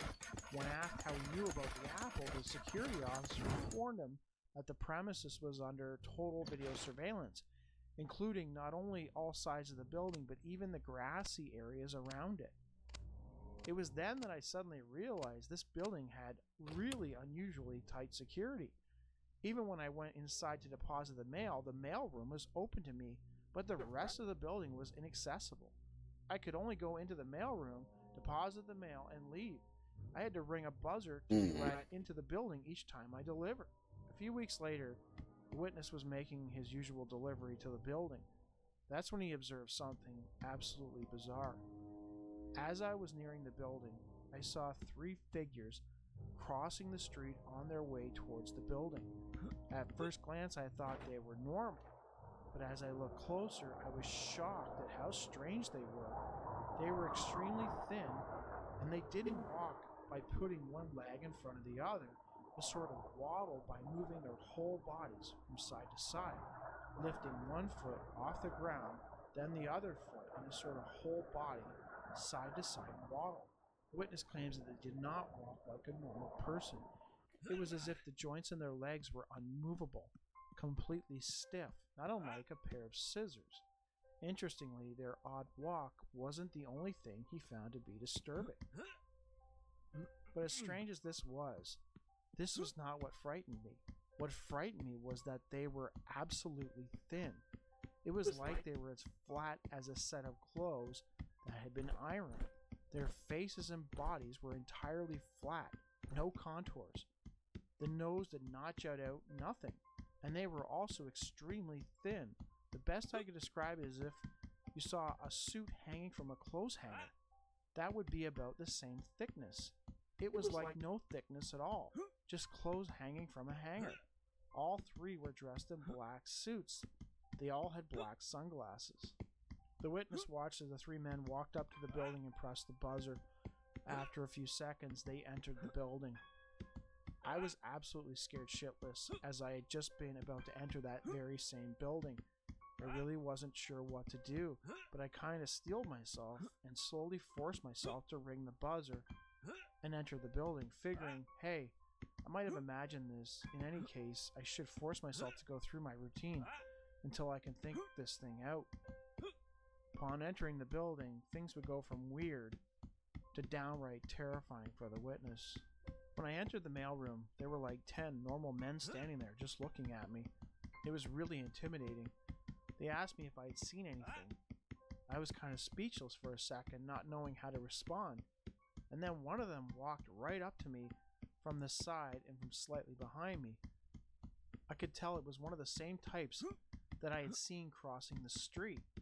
It walked right up to me, and I was afraid to turn my head to the side and look at it. I am very scared just typing this right now, remembering it. It didn't say anything. It just got right up close to me, and I had a feeling of fear so intense. Dun, dun, I felt as if my heart was dun, just dun. frozen.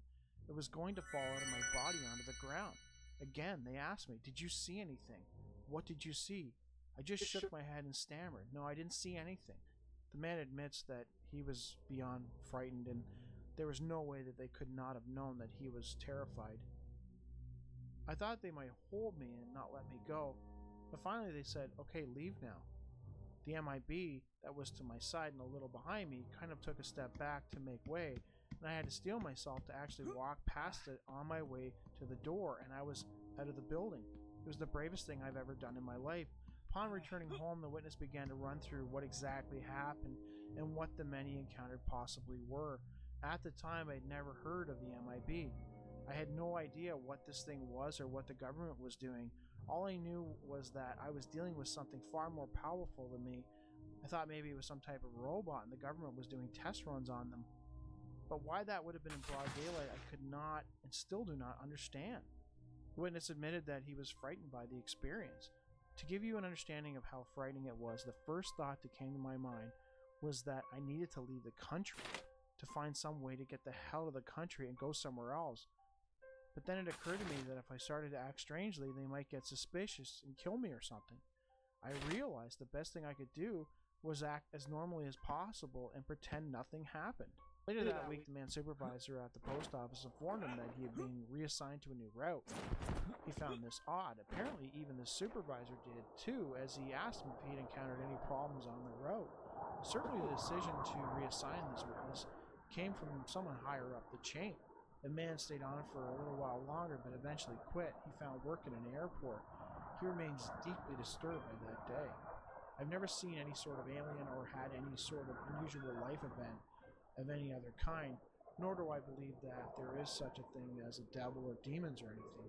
So I really don't know what to believe now. There is no doubt whatsoever the building was under the control of the government, with normal human beings. So were these experimental robots part of a black budget project or something else? The man's sense of terror in their presence, not unlike scores of other reports of UFO witnesses who encounter or who are harassed by strange men in black suits, leads me to wonder if they were in fact the men in black. But if so, what were they doing in that government building? What might have happened to the postal worker had he continued to poke around? If his story is to be believed, then these are questions that we have to ask.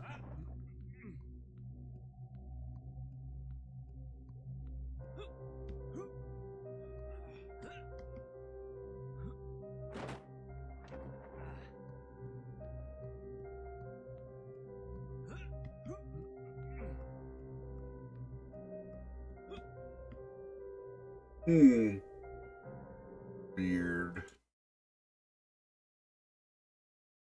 Weird.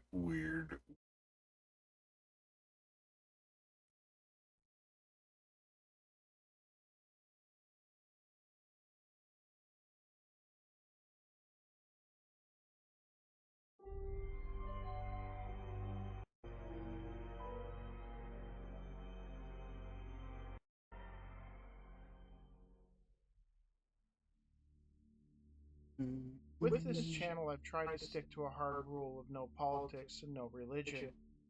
There's plenty of creators that talk about that stuff, so I try to stay away from it, unless, of course, the case I'm discussing warrants it. Occasionally, there is some overlap with the reports I present, and religion and or politics bleed into it in some way. With the cases that I will be talking about in this video, it's unavoidable. I'm merely going to present them as they appear in the literature and allow you, the viewer, to decide what you want to believe. Florida. One hot July evening in 1983. Florida. They're Teenager not Kevin aliens King or was dropped anything. off by They're a just friend after going to the movies. taking bath It salts. was around 11:30 p.m. His parents had gone away on a trip, leaving Kevin home to take care of the family dog, Afghan Wolfhound, and tend to the house while they were away. Kevin was fine with that. He was young, it was summer, there was no school, and he had the place to himself.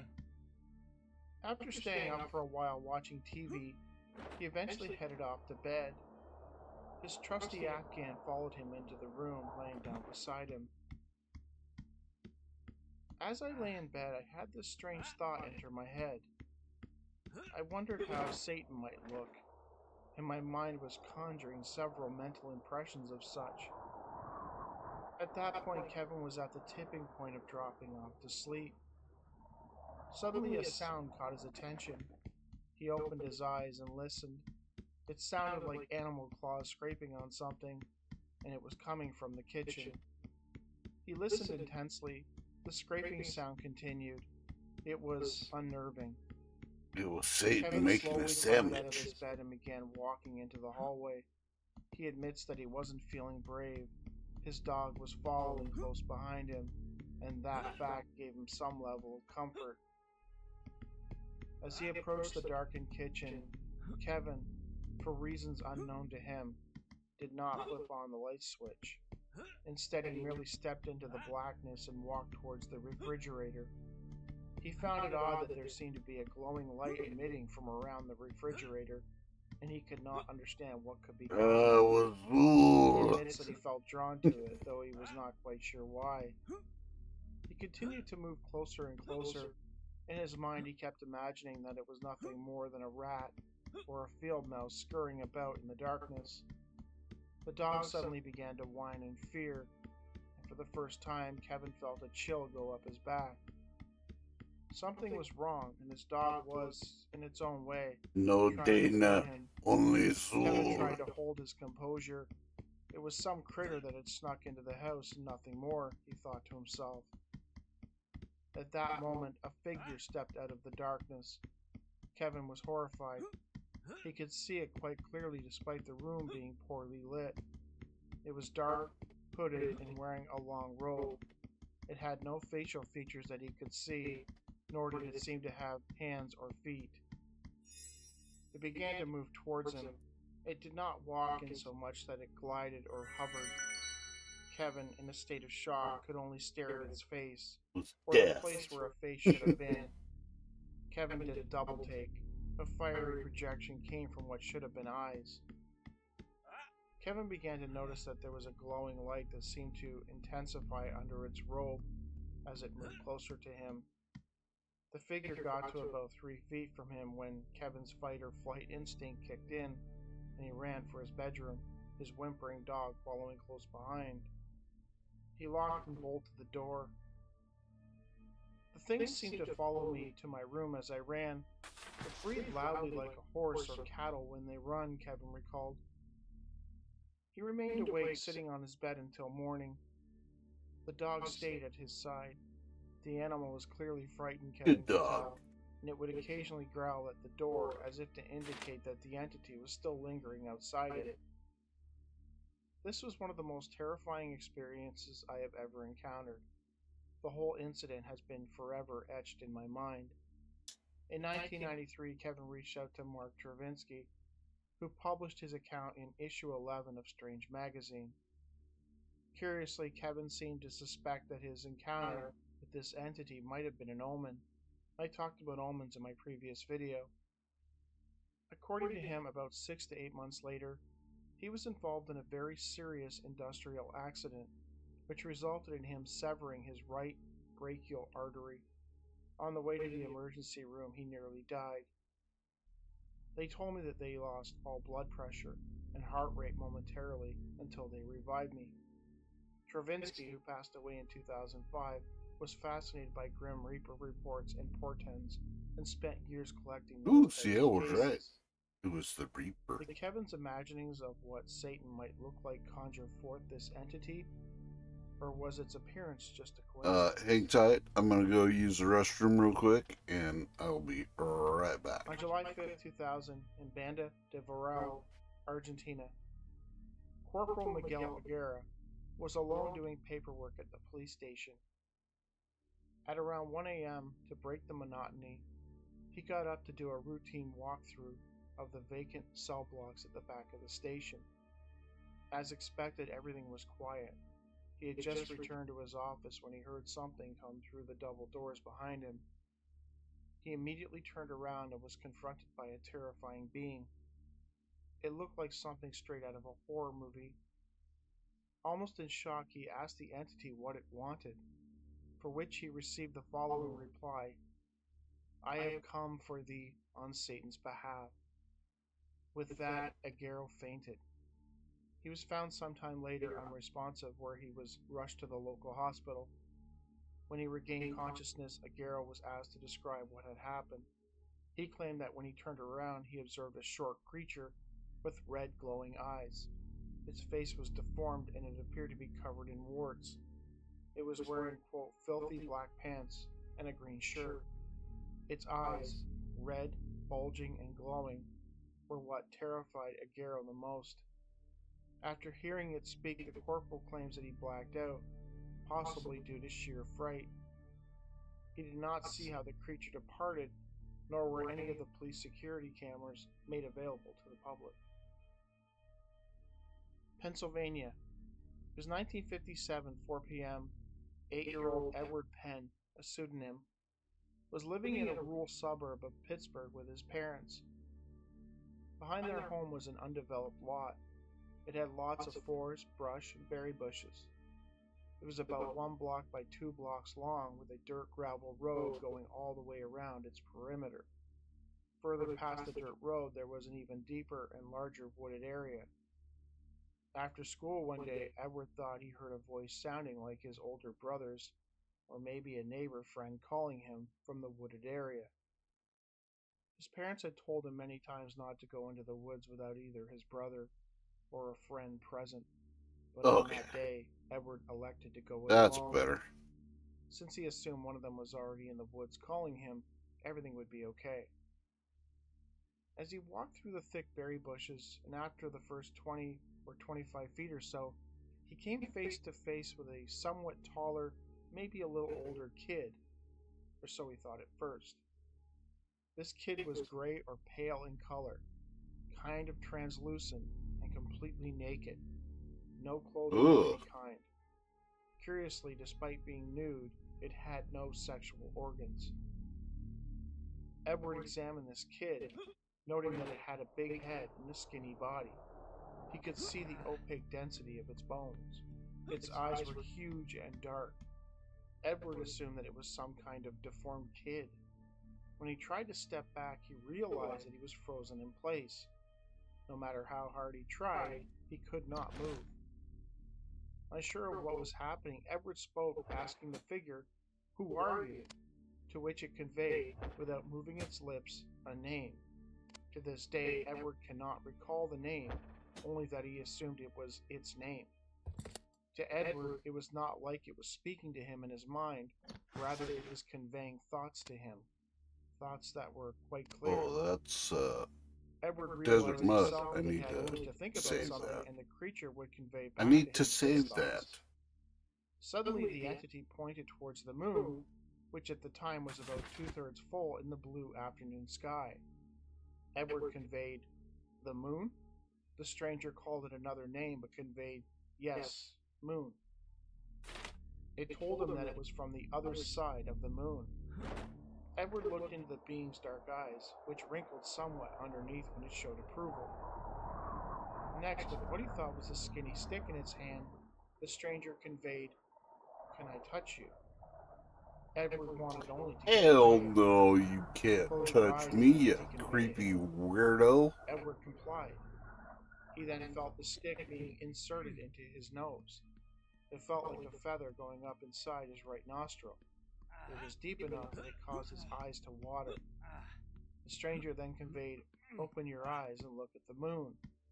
The entity was now pointing at a different location. Strangely, the moon seemed to have changed location in the moment or two since he closed his eyes. As Edward watched, the sun zoomed across the sky. He likened it to time-lapse photography. Edward had never witnessed such a thing before, and assumed that it was some kind of magic trick. The sky then grew dark as the 2/3 moon glowed as it moved across the sky. Then it became daylight again. The stranger then conveyed to Edward that he could go to the moon with them, that he was lucky and he had a choice to make. Go with his parents, or to the moon with them. Without hesitation, Edward conveyed that he wanted his parents. At that moment, Edward was certain that he could hear his mother calling him from somewhere off in the distance. Then his dad and older brother were calling him, seemingly joining in. But Edward was instructed by the stranger not to try to answer. Then some bushes began to move, and the stranger conveyed to him, "Step aside and be very quiet, and don't breathe." Edward, realizing he could move slightly, complied. When he did this, several people walked right by him, just like he and the stranger weren't there. Edward was again instructed not to try to call them or touch them in any way, since it would be, quote, dangerous to his life.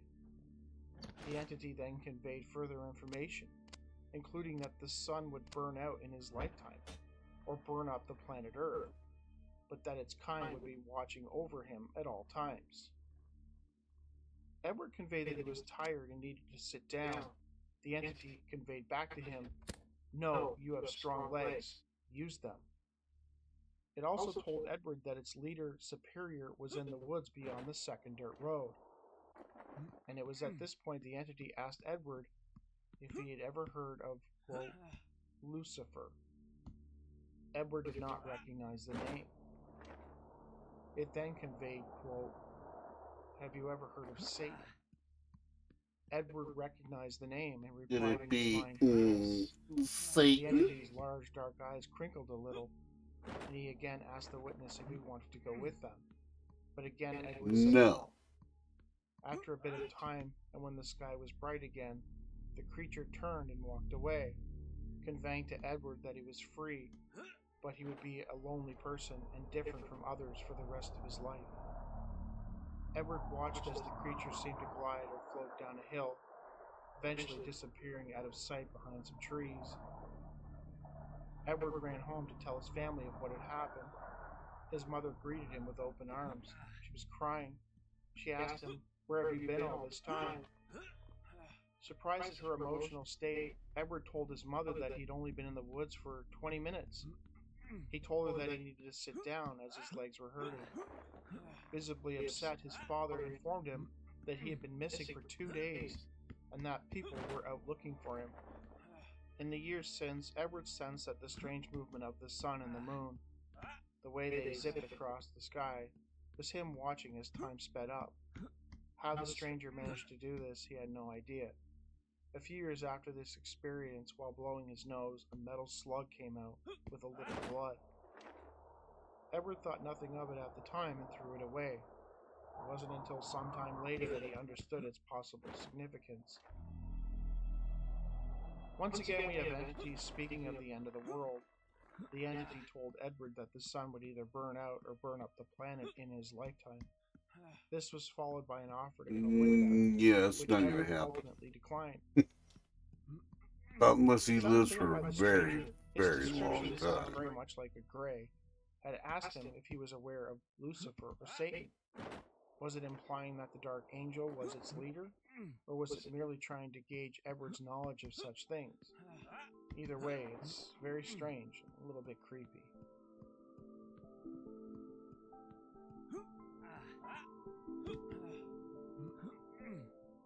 Whoa, shit.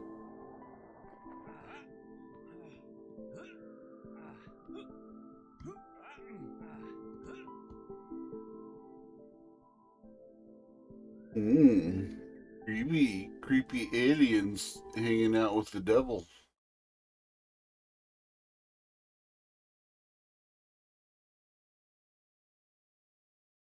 Frog people.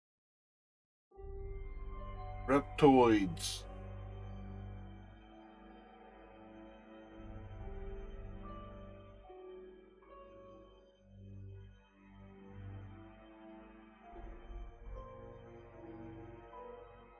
Or amphiboids. Amphibians. Most everyone listening to this channel has probably heard of the Levelland Frogman sightings, which occurred in Ohio in the 1970s. What most people don't know is that there have been a large number of sightings over the years from all over the world of weird bipedal frog-like entities. I've even covered a few of them on this channel. In this video, I will delve into some of the lesser-known frog people cases I've collected over the years. Special thanks to Albert Rosales for assisting me with this one. Bryansk region, Russia. In 1979, several residents living in the Novi-Vavosky district reported seeing a brood of 3 toad-like creatures. These toads were abnormally large. Even stranger, they were observed walking on their hind legs, often using the trees as supports. The smallest one was about 60 to 70 centimeters in size, and the largest was a little over 3.5 feet tall. Their bodies were covered with what appeared to be horn plates and shields. These creatures had thin fangs in their mouth, 2 on top and 2 on the bottom, and claws on their webbed feet. Vampire frogs. Their eyes were like those of a snake, with a vertical pupil. According to the UFO KOM website, one of the witnesses actually picked up a stick and tossed it at the creatures, and was surprised when one of the creatures repelled it with a sharp movement. It was at that point the 3 creatures retreated, moving in the direction of a nearby swamp. They moved interestingly on their hind legs, but when they accelerated quickly, it felt like they did not move their legs, noted one eyewitness. Curiously, around that time, an elderly woman in a nearby village claimed that she had encountered a giant snake, quote, with stripes, like a boa constrictor, in the same general area. Coincidence? In 1957, divers working for Pemex, or Petróleos Mexicanos Oil Company, on the coast of Veracruz, Mexico, claimed they encountered strange green-colored creatures with frog-like bodies and human facial features while working deep underwater. According to Mexican-based researcher Alfonso Salazar, men had been involved on a welding and construction operation on a Pemex oil platform when these creatures were observed. When the divers attempted to slowly approach them, the humanoid frog creatures quickly disappeared from sight. Another case from the same year involving frog-like entities happened in Virginia and was recorded in the NYC MUFON newsletter. It was late summer 1957. 6-year-old Shane Thomas, a pseudonym, was sleeping in his room when he was awoken to the horrifying sight of frog-like creatures coming through his bedroom walls. According to Thomas, these beings walked upright like humans and had strange horizontal pupils in their eyes, which were located high up on their heads.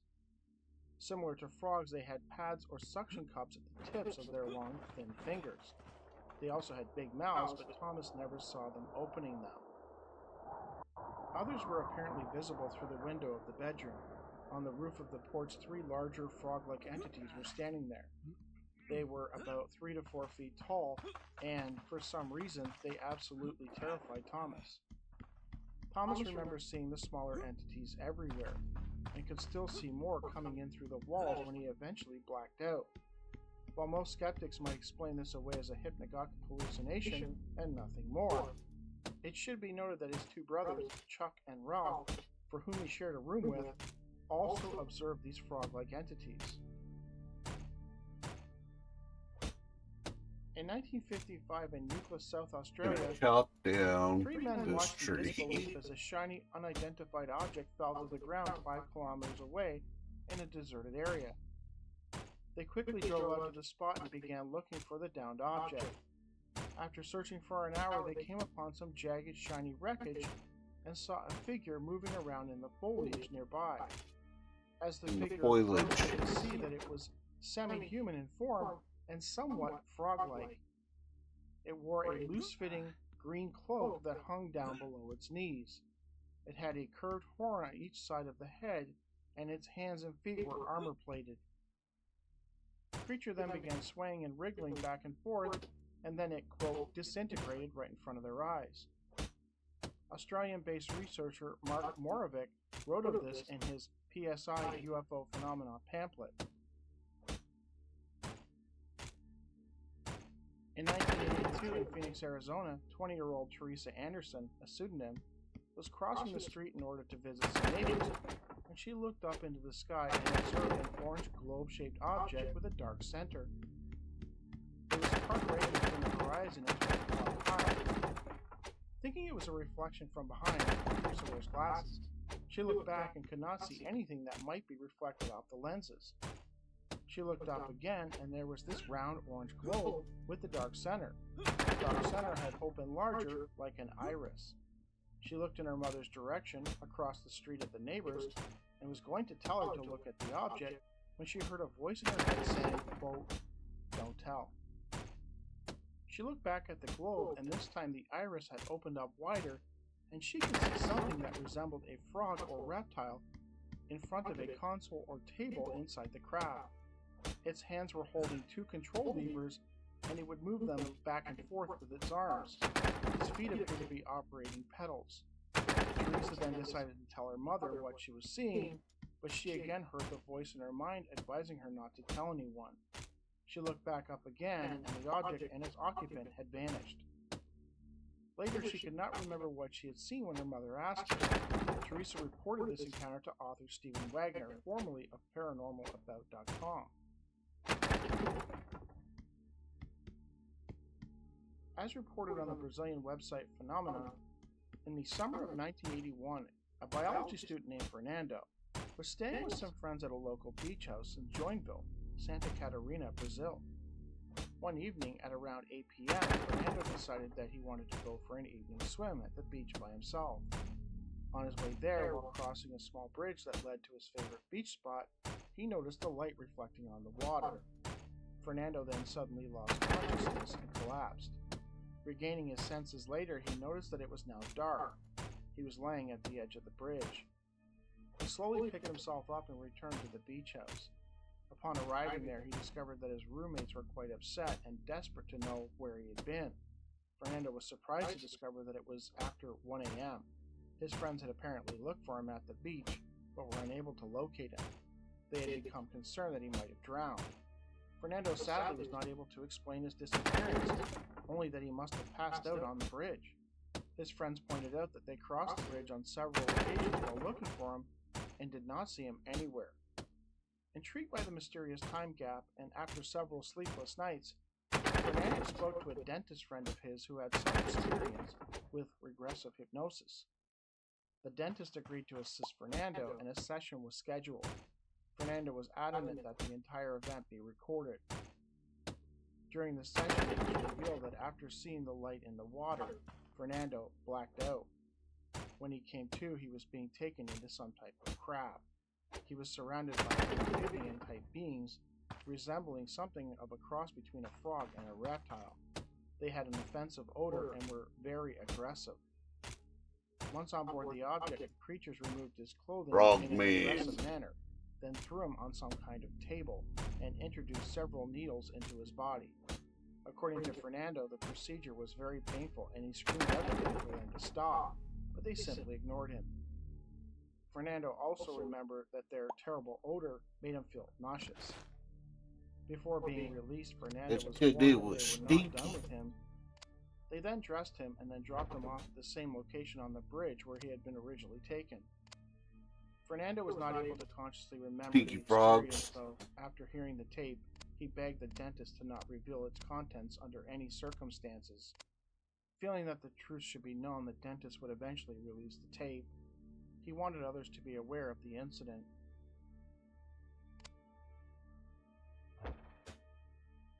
In early 2020, Albert Rosales contacted me asking me what I thought of a story that was making the rounds in Argentina involving a strange creature sighted by locals near an old dam. According to the site Chaco Online, on a story dated January 25, 2020, the North News Agency was sent a photograph said to have been taken in the city of Villa Angela, in the province of Chaco, Argentina.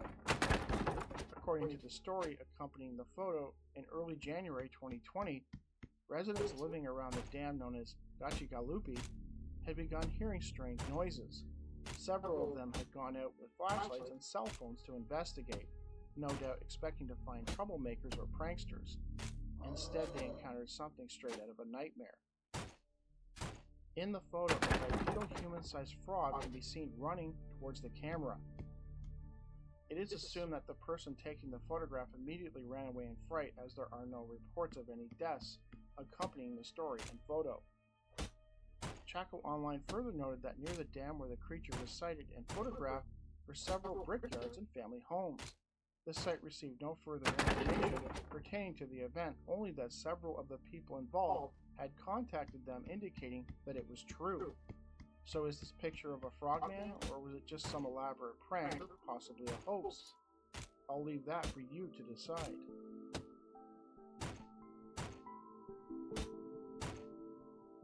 Lumberjack, lumberjack.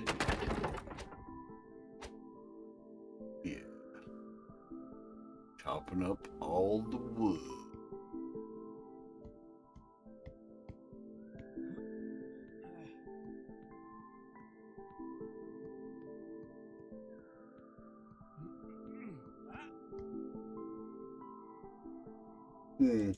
Creepy frogman.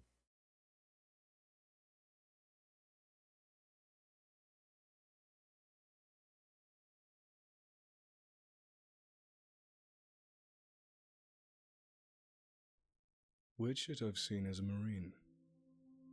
By 035 None.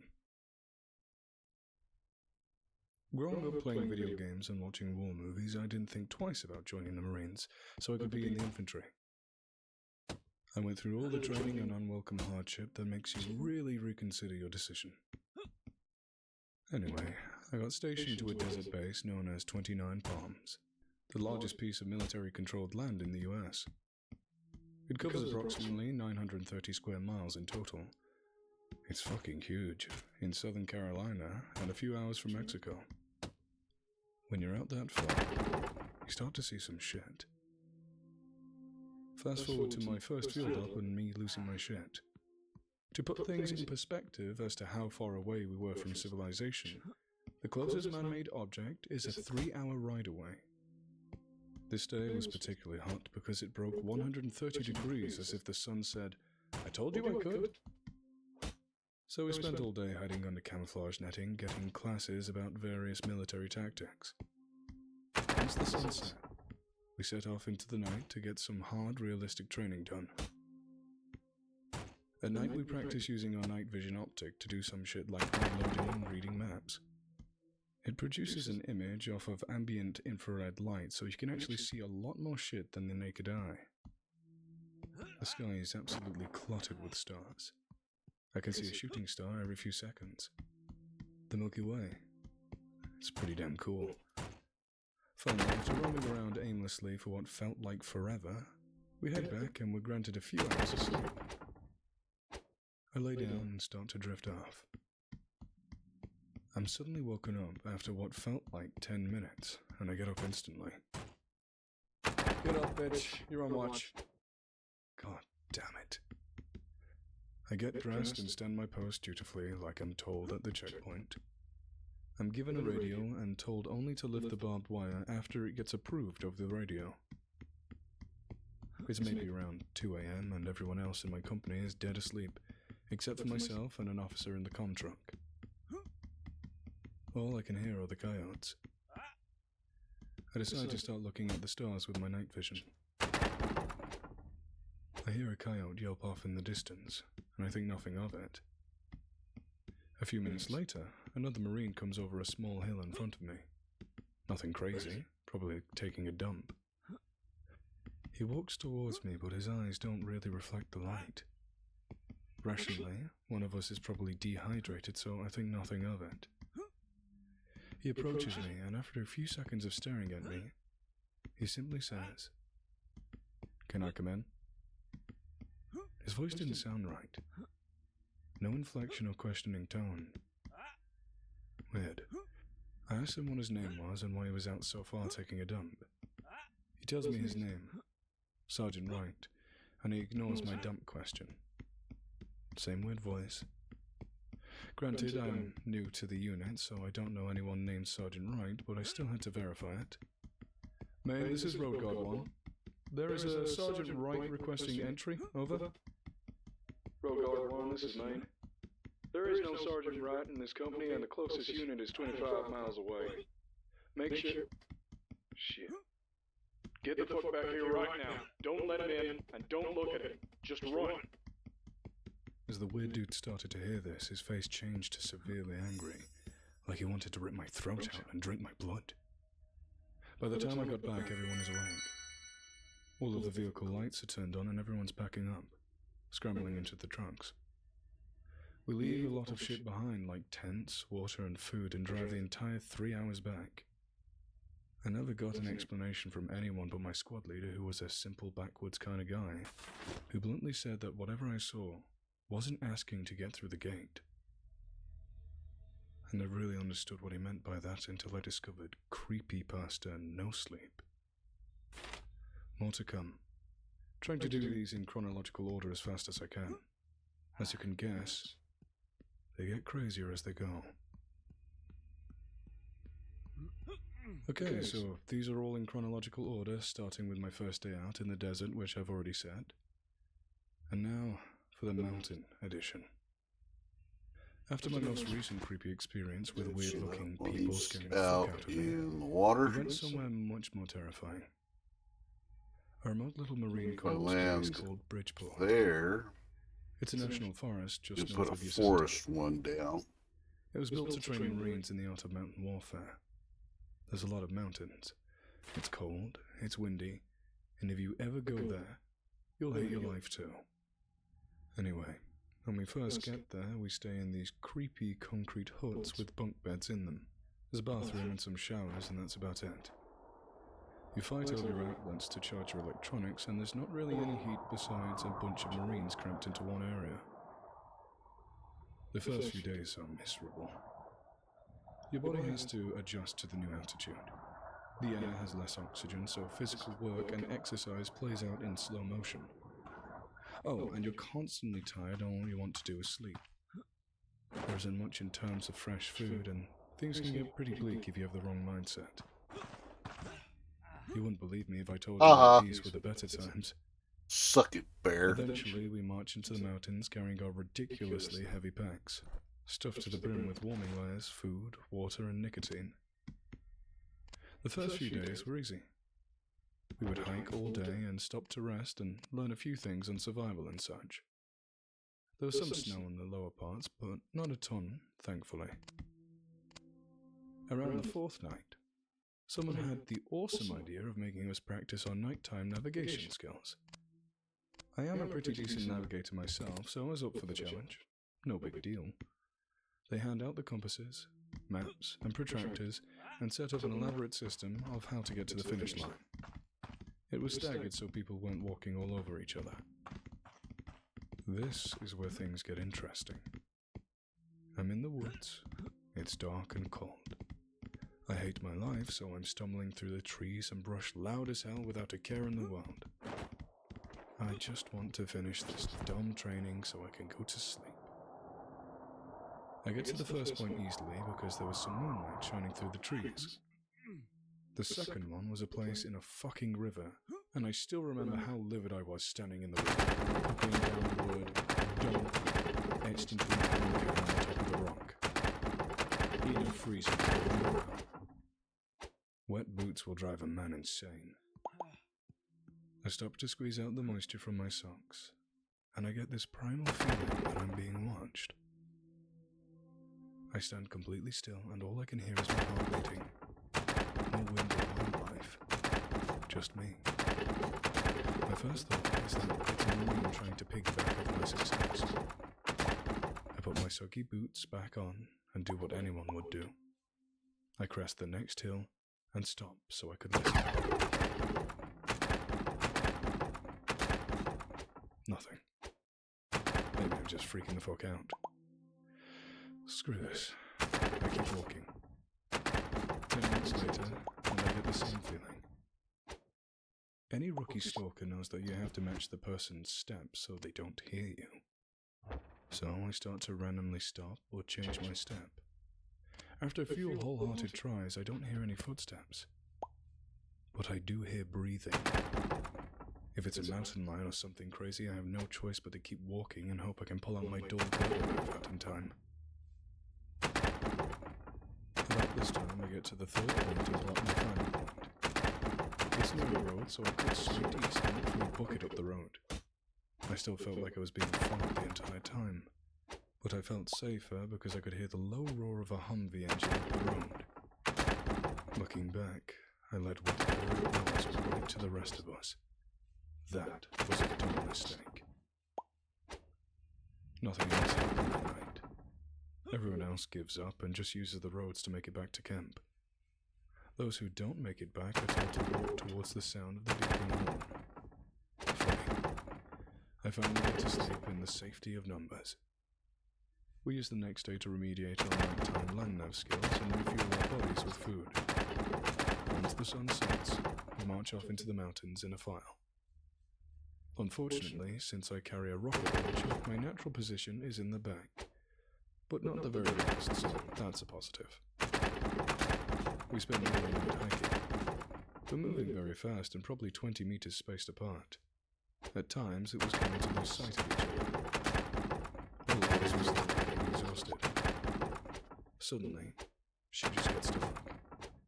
Like the ambient light is just being absorbed. I get the same kind of feeling. Extreme silence. Yep. Fuck. I keep walking without a word until I hear someone. Probably the guy behind me, call my name. I turn around, and he looks at me like I'm an idiot. What the fuck? Keep going, dude. They're gonna lose us. Okay, weird. Who called my name? I spin back around and try to see my way through the brush for the guy in front of me. I get a glimpse of him and discreetly yell at him to slow down, but he doesn't hear me. What the fuck? About the same time, I hear from behind me, dude, what the fuck is that? I hear the light rustling of leaves and some twigs, but that's it. I run maybe 15 meters, which isn't far, but at night it is. There's nothing but this pack on the ground and his rifle. I call out his name. Nothing. I reach for my radio. It's dead. I turn on both of my flashlights. Dead. Fuck, fuck, fuck. I start yelling. I blow my witnesses that they made me pack. Nothing. I don't know how long it took them to realize I was missing, and how they backtracked their way to me, but it felt like hours. I could feel whatever it was just out there waiting, fucking toying with me. I told them everything and they were convinced that this guy just got lost. They all split out to look for him for a few hours, but ultimately came up with nothing. Sometime the next morning, one of the hippie park volunteers found him 30 kilometers away, across multiple mountains. He was bleeding from his ears and didn't even know his name. Of course, he was in extreme hypothermia, and he had a ton of bruises on him, but no severe bleeding. They ended up getting a helicopter to take him to the closest hospital. Following the mysterious incident, I was told that I was going to be sent down the mountain to answer a few questions. To be honest, I was relieved. It was cold and I didn't want to hike anymore. Everyone else in my company just sort of believed what they were told. He came down with mountain sickness and just walked 30 kilometers over the course of a few hours. I tried to tell a few people about all the crazy shit I'd been noticing, just to make sure I'm not going crazy. Before anyone could respond, my squad leader pulled me aside and told me, "Don't talk about these things, okay?" Maybe he knew something I didn't. But yeah, cool, they just sent us up here, knowing something was fucking off. Typical military bullshit. Just stick our heads in the sand and pretend everything's great. I was glad I was leaving for a few days, but there was nothing but complete dread whenever the idea of coming back entered my mind. The Humvee to take me back down finally showed up, and the ride was uneventful. They took me to a small, concrete office-like building. The military police guys were just like me, and had to do a job. They got a statement of me, and asked if I had noticed anything unusual about the guy before he disappeared. No, seemed normal to me. Then the NCIS guys came in. I've dealt with them before over something else, and they're usually good-natured guys. But not these ones. Brisk, to the point, and methodical. They read off all the facts about the case like they were reading nutrition info in a cereal box. Unsurprised and monotone. They'd definitely seen this before. They asked the same questions. When I had told them about all the creepy things I had noticed, they told me I was probably suffering from mountain sickness too. I was beyond pissed, but I knew better than to argue with them. You mother... They asked me if I had taken any pictures that day. I told them I didn't, but I thought that was strange. Next, they asked if they could swab my boots. To this day, I'm honestly confused as to why the hell they would do that. I don't know if they were fucking with me or if it was something else.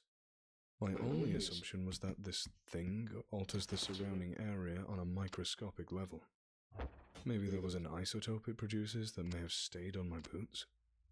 I have no clue, but if anyone has any similar stories or information on why they did that, please let me know. At the conclusion of my interview, they made me sign a document stating that I wouldn't talk about anything and that they would contact me when I was free to disclose any information. This was a few years ago, and they never got back to me. So it may not be legal to talk now. But I have an ace card up my sleeve, and I'm not going to talk about it. So I walked back to our fabulous 5-star concrete huts to get some sleep. Thankfully, I wasn't alone, as there were a few guys that stayed back because they had sickle cell anemia and could actually die if they went above a certain altitude. I took one of the best hot showers I've ever taken in my life and headed to my bunk. I was exhausted, but I couldn't sleep. Now, I rarely smoke, but I still carry a pack on me just to make lucrative trades or sell them to desperate nicotine feeds in the field. I felt like now was a good time to smoke, so I went outside. Maybe it would calm me down. All was going well, until that dreadful feeling came back again. Shit, the tree line was maybe 40 meters away. I don't know how the hell it followed me or why. Could there be more than one? I stomped out my cigarette and went back inside. I managed to calm myself down and fall asleep, but I would always wake up suddenly after maybe 10 minutes. No dreams, just the overwhelming feeling that you're being observed. The next day I packed all my gear into the Humvee and helped the driver load some stuff into the back. The drive was uneventful and I managed to catch some sleep, only to be woken up by the rough terrain here and there. When we finally arrived, it was almost afternoon and the company was preparing to cover some serious terrain that day. Just my luck. Before I knew it, we were trundling up a steep mountainside. Okay, so we want to go I there. didn't think it could and get any that way. worse until it began to sleet heavily. It was bad. The wind picked up and it felt like we were being cut with glass. I couldn't see, people were getting lost, and the rocks were slippery. We hiked for hours upon hours, and I swear these mountains were trying to kill us. The sun began to set and our clothes began to freeze on us. If that wasn't bad enough, I noticed that our compasses were acting strange.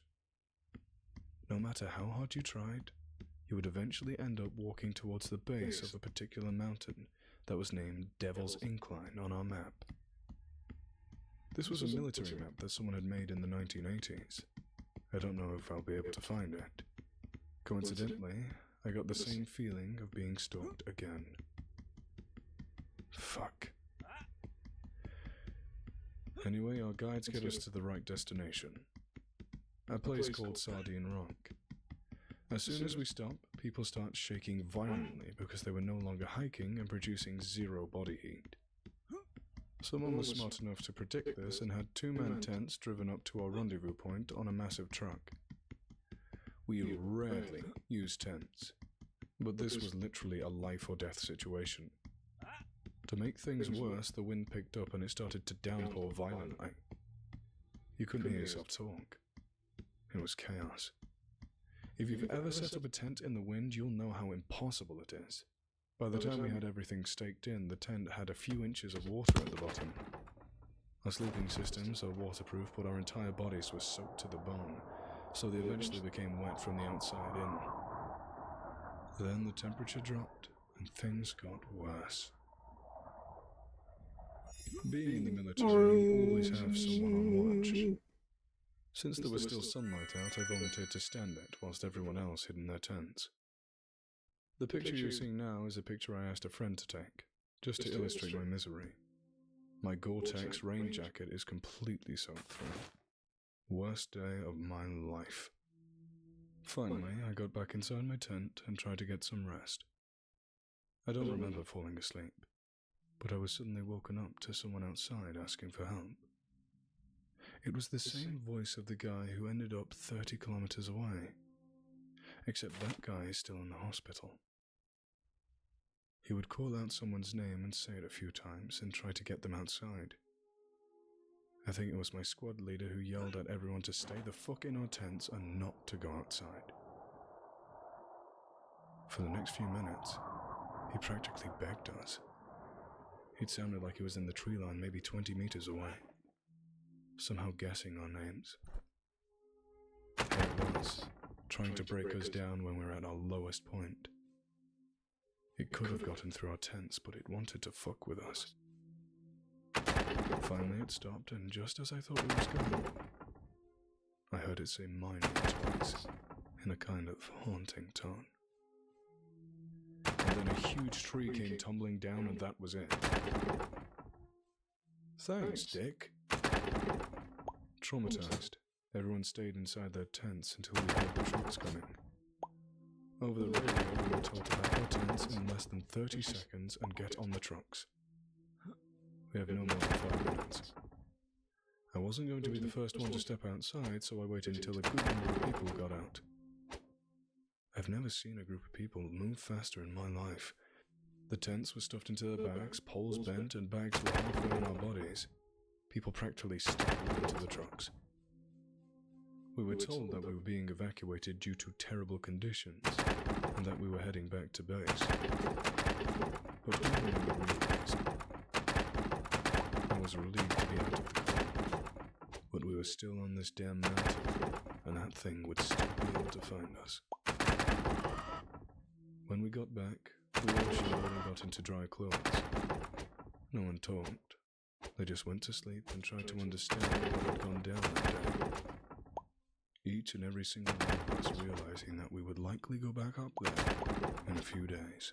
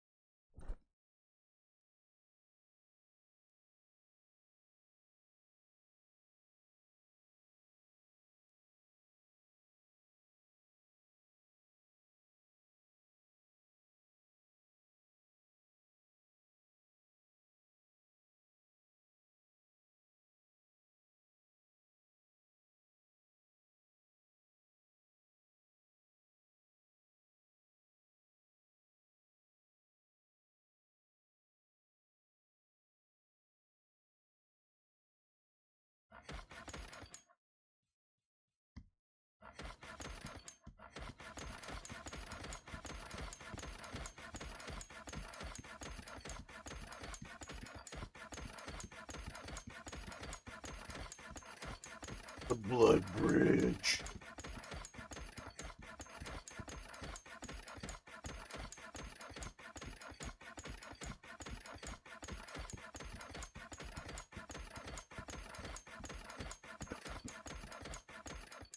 Actually, this seems kind of...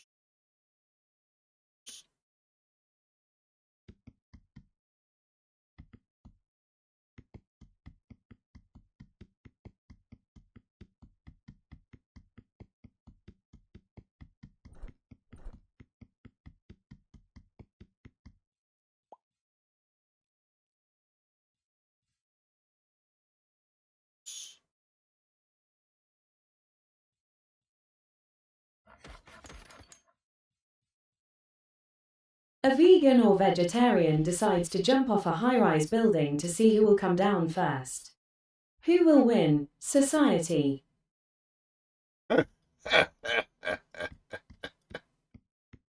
True, you're not wrong.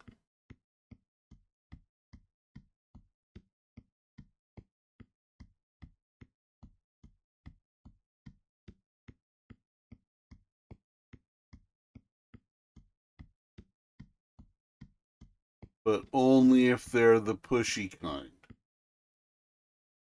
They're the pushy kind. Nobody likes those guys. Nobody likes those people. They're dicks.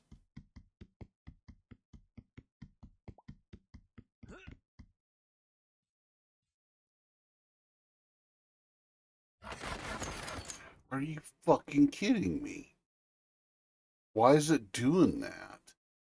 That is quite annoying.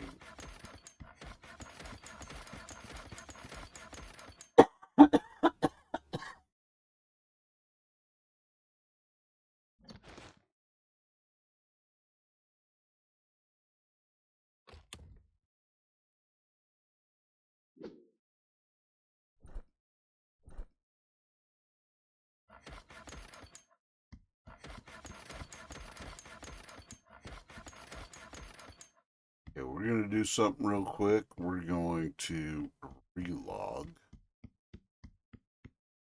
We're going to relog right here. Save and quit. And we're going to play again.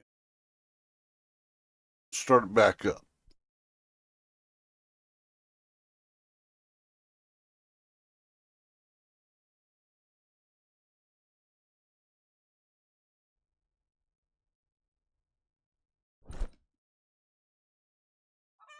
On my uncle and Carl staying on the reservation grounds.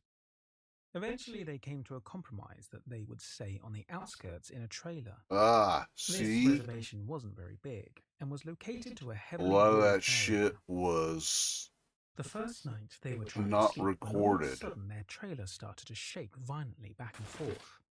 Startled and not sure what was happening, they I climbed under mean, their a table lot of for that cover. shit got done, but Mark a could lot of the stuff distinctly that hear I someone just pushing built, from both sides of the trailer. that shit exists. After about 5 minutes, it stopped. That next day, they made their rounds on the reservation, and they were talking to the locals. Carl made a comment to one of the families that their trailer was shaking the night before. The family got very quiet and then told them they had to leave.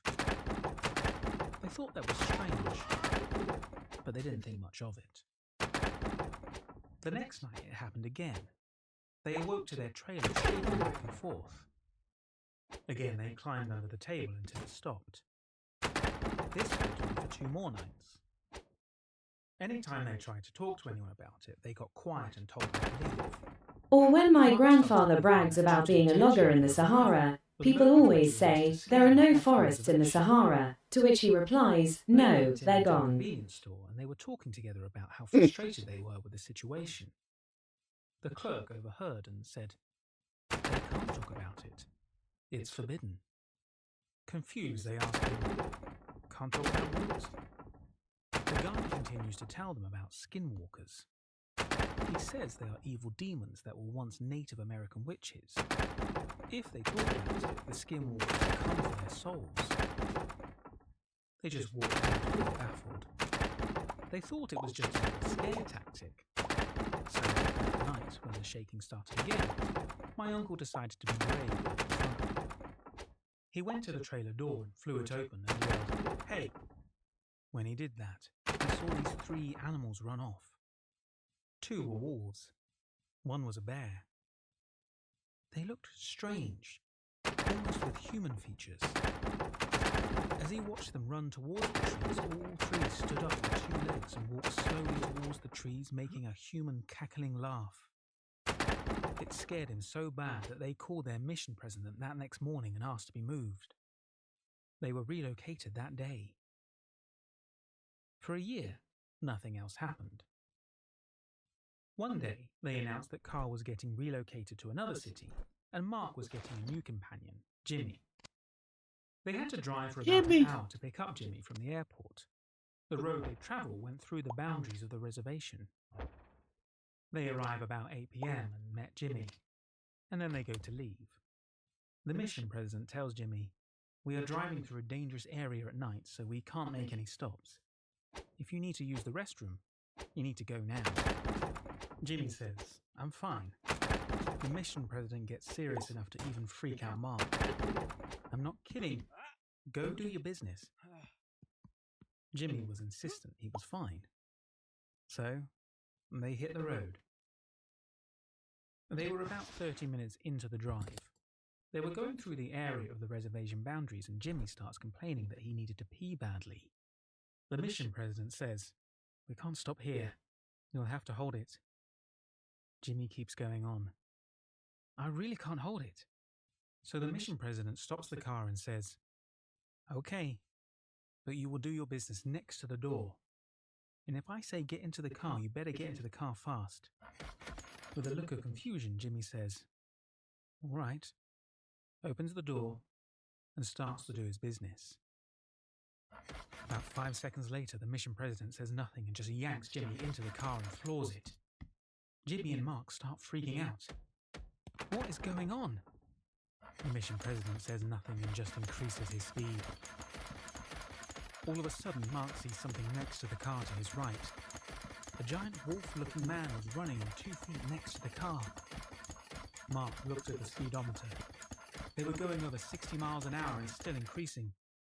The wolf-like creature kept right next to the car for 10 minutes until it finally took off into the trees. Shaking, Jimmy gets out of the car when they arrive. They didn't speak through the whole ordeal. He asks, "What did I just see?" The mission president says, "The next time I tell you to take care of your business, you take care of your business." Story 4. So I live in Arizona. Over the weekend, I went camping with my fiancée and her sister and husband. My fiancée is 4 months pregnant. We had a great time camping and fishing. I love fishing, and it's been one of the best coping mechanisms since I got out of the army. Well, Saturday afternoon, we all went fishing on my soon-to-be brother-in-law's boat, had a blast and caught some fish, then headed back to camp. That night, I felt like going fishing again, because fishing at night is usually a good time.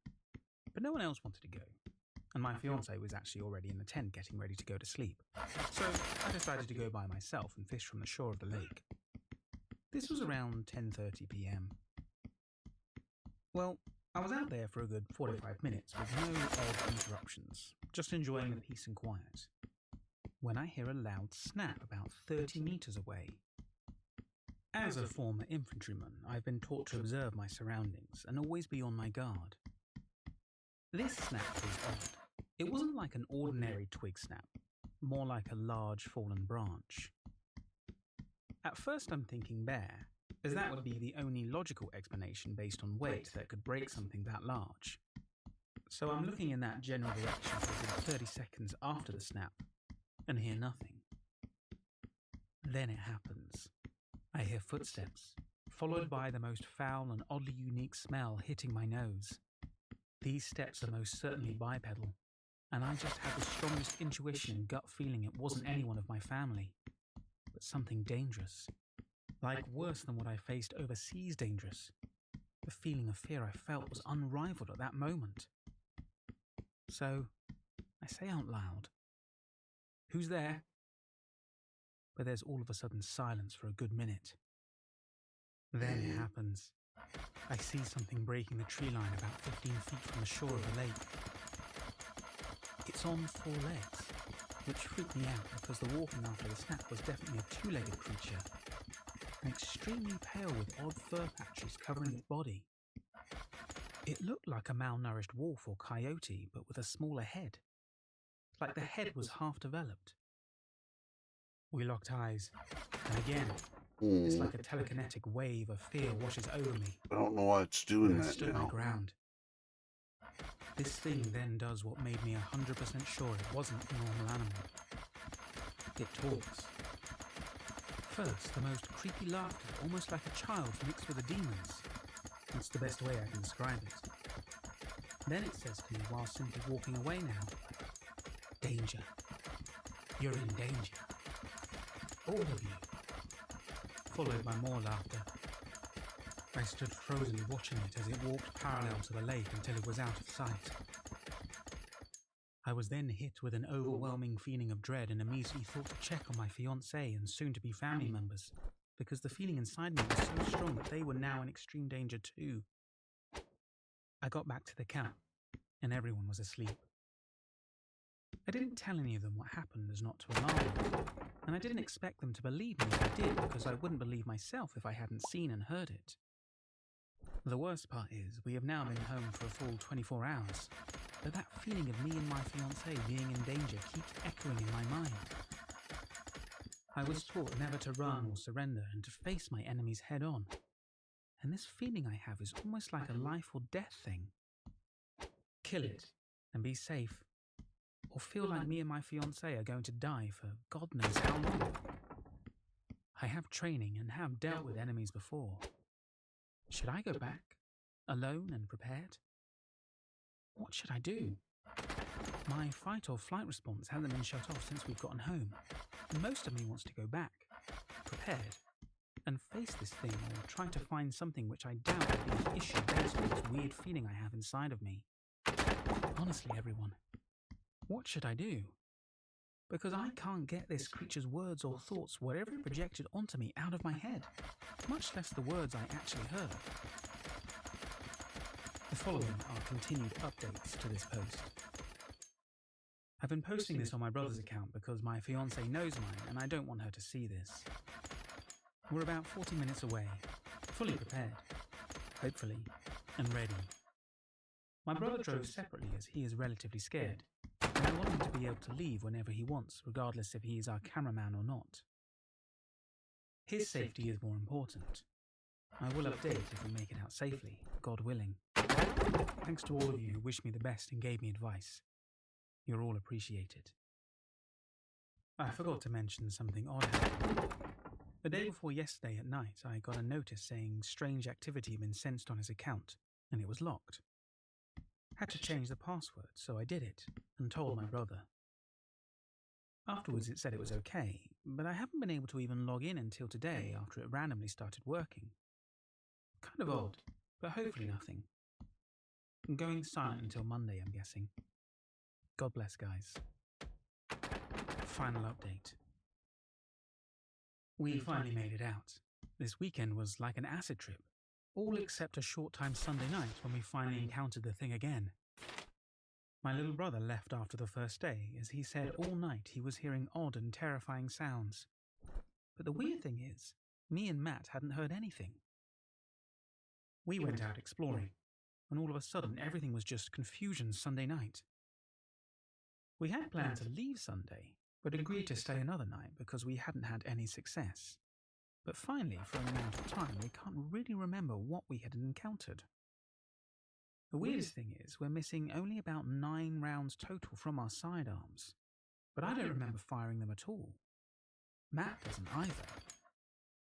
If anyone lives anywhere near Greer, Arizona, or close to Hawley Lake, please let me know if you heard any gunshots. We were up high and far out, but still. We were technically right outside the Apache Indian Reservation. Or so we think. Story 5. This next story has been written by Iris Lamb. In check out hers and all the other original writing posts by clicking on the links in the video description. So this story didn't happen to me, but I heard it many times when I was growing up. My grandparents owned 80 acres about 20 miles east of Snowflake, Arizona. They had moved to the land in the early 80s after my grandfather had retired from the mine in San Manuel, Arizona. The land was pretty barren. I don't know why they chose to buy it. Red sandstone bluffs and dry washes cut across the landscape dotted with juniper and cedar trees. And red sand everywhere. I suppose at the time the land was cheap. They didn't have any close neighbours. The closest was about a mile away, which was my aunt and uncle. The next closest neighbour was a man named Stoddard. I never got his first name, just Stoddard. He lived about 4 miles from my grandparents at the base of one of the sandstone bluffs. He was an arsehole rancher, from what my grandparents said. He thought that he owned everything and was entitled to do whatever he wanted. Dad, why is mother-in-law running zigzag? Shut up, kid, and stick me some more bullets. Onto my grandpa's land to graze.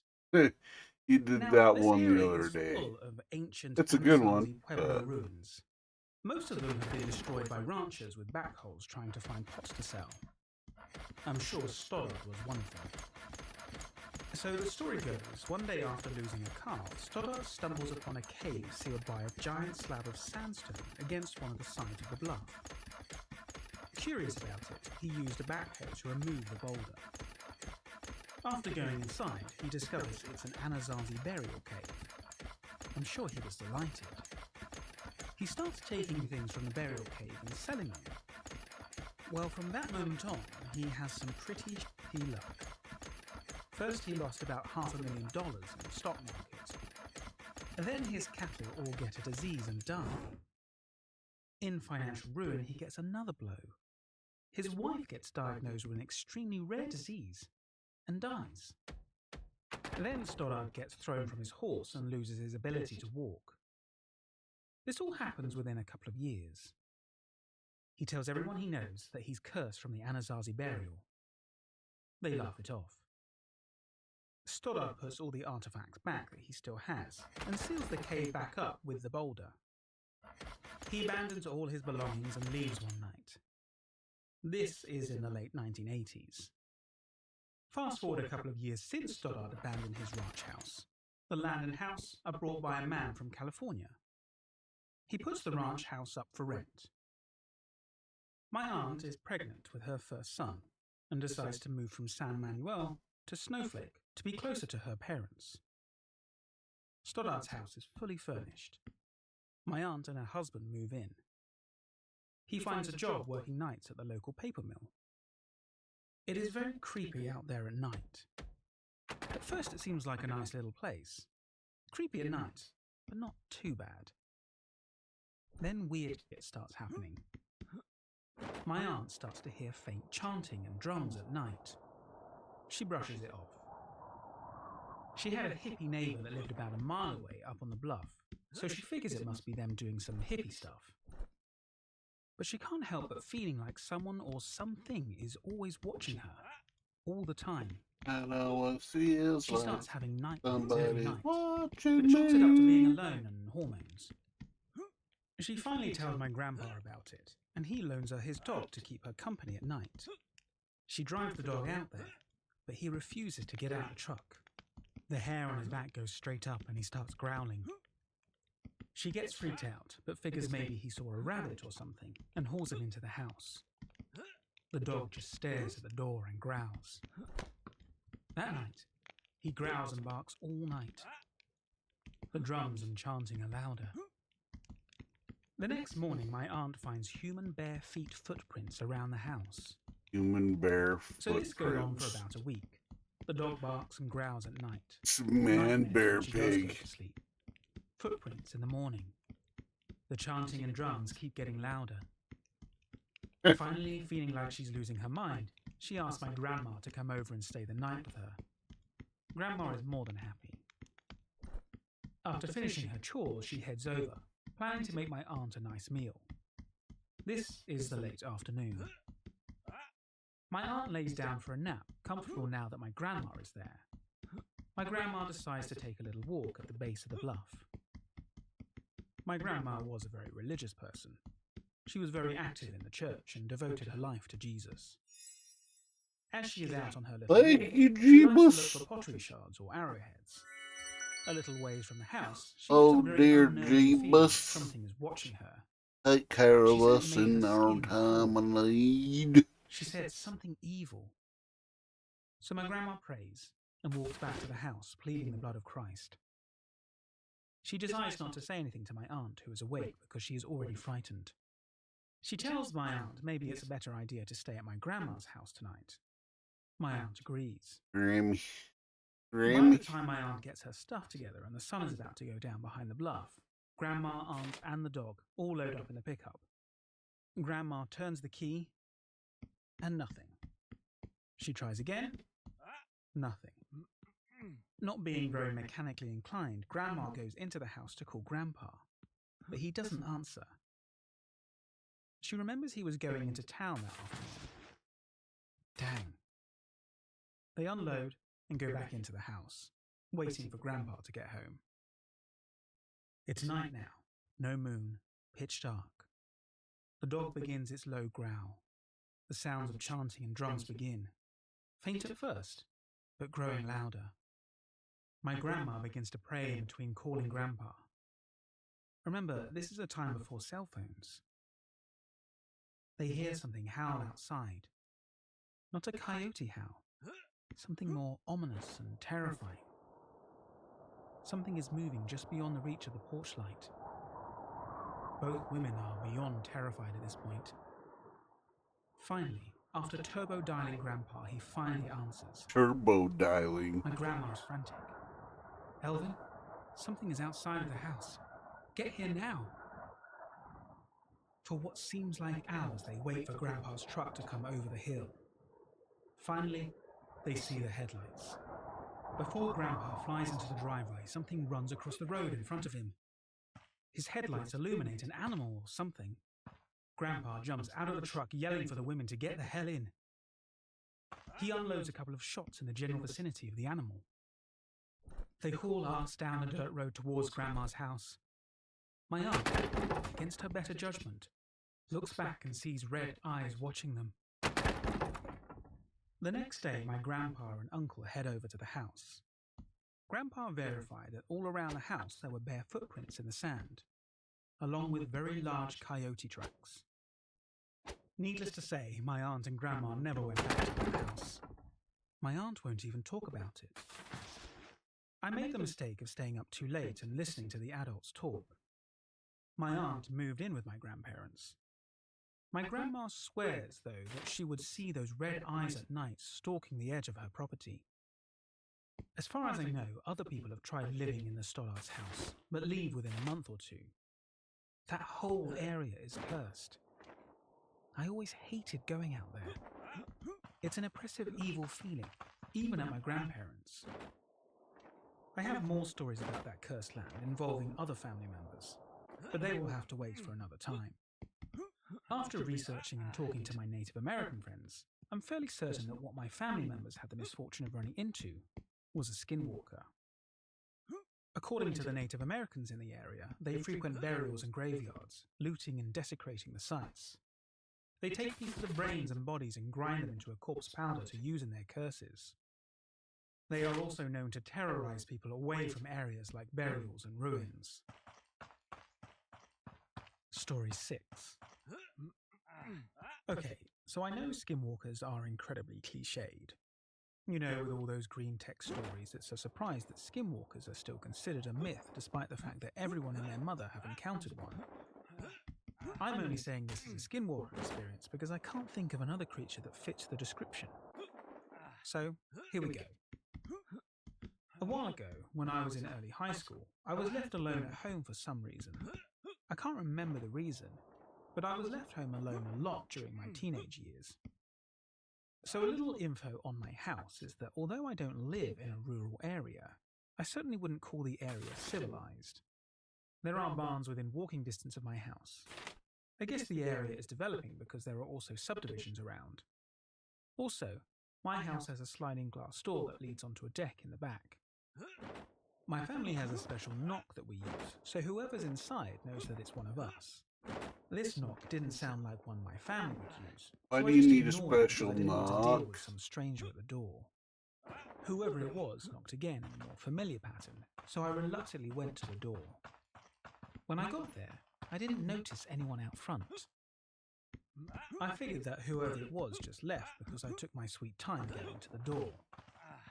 Then I guess I heard a sound or something coming from the back sliding glass door.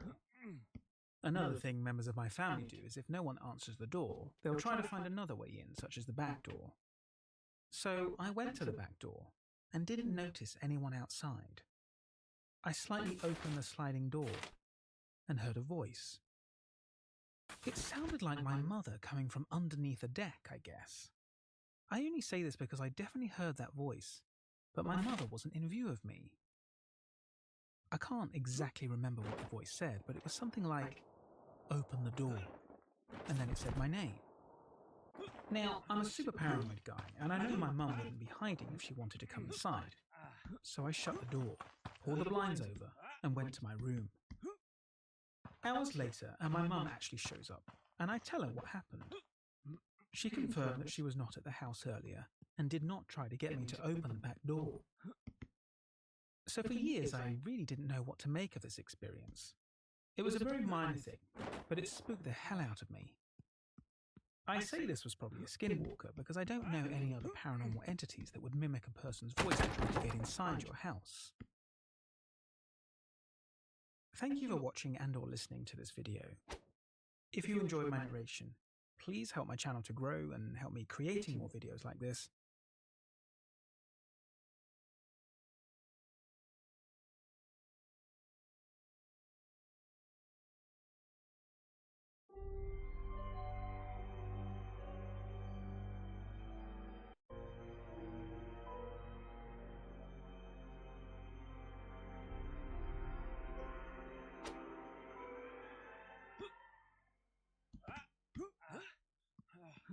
A young girl living in Alaska claims that her quiet night inside watching television with her parents turned into something straight out of a nightmare.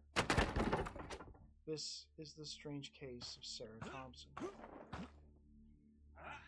was 1993. Sarah Thompson, a pseudonym, then only 8 years old, was watching television with her parents at their home located just outside Fairbanks in Alaska. Her 9-year-old sister was already in bed, which was slightly unusual.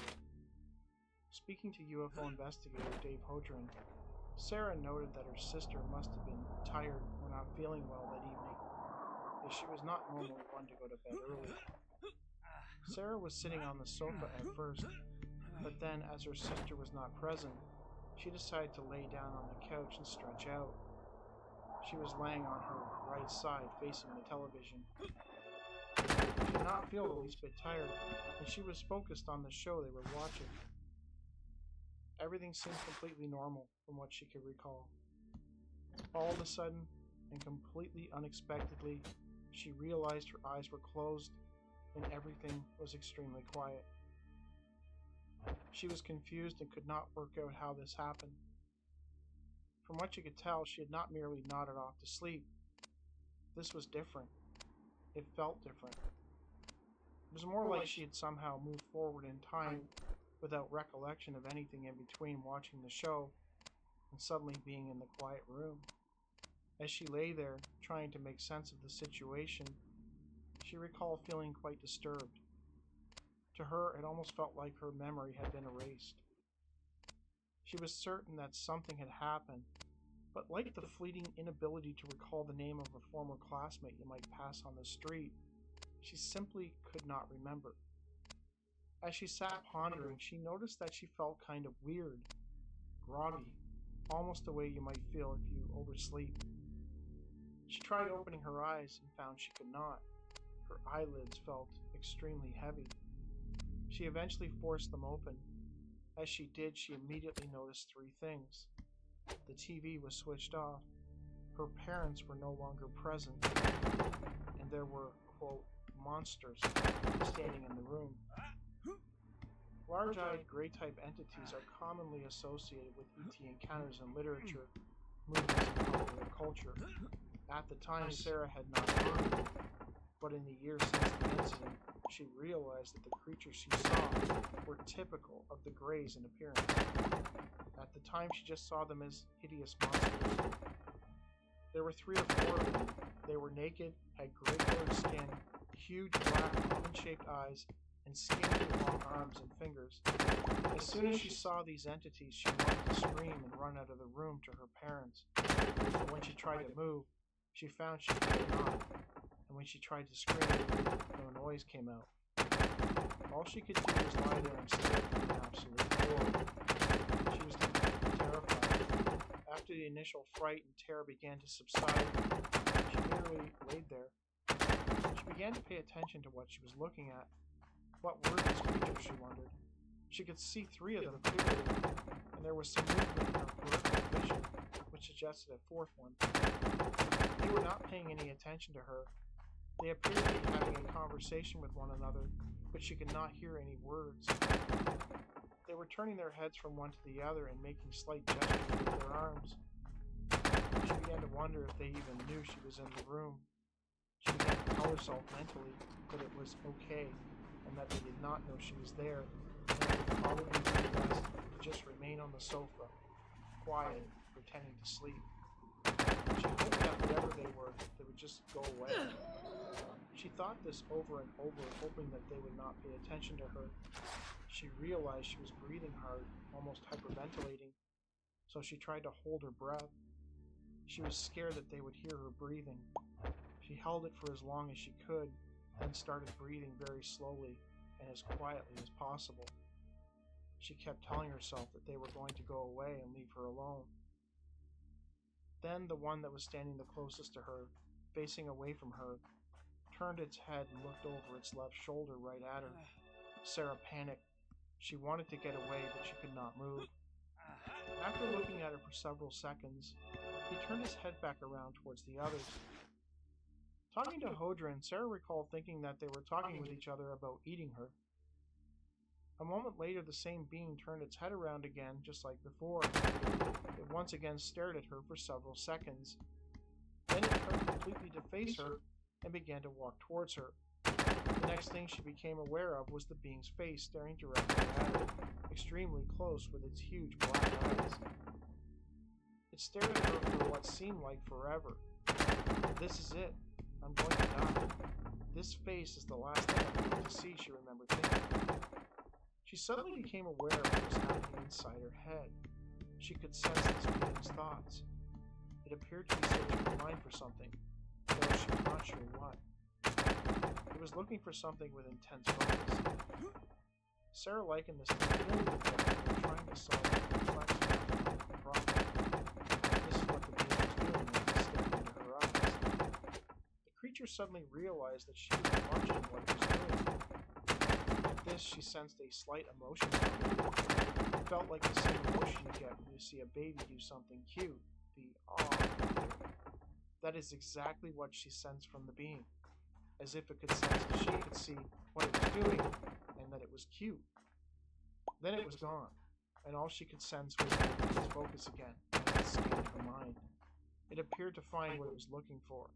Out of the corner of her eye, she saw the tip of a long gray-colored finger. It was blurred as it was so close to her face. It moved up diagonally, slowly towards the bridge of her nose and crossed in front of her left eye. She was still terrified. She wanted to look directly at the finger, but was still transfixed by the black eyes of the being. The finger moved up to her forehead and touched her slightly. As soon as it did this, her eyes closed, and she immediately became relaxed. Sarah told Hodrin that it felt as though the being had, quote, interrupted her central nervous system and completely disconnected her brain from her body. She could no longer see the being in front of her, but her mind was still completely awake. As soon as this happened, many thoughts raced through her mind. I'm going to die. I'm never going to see my parents again. What's going to happen now? Gradually, her thoughts began to slow down.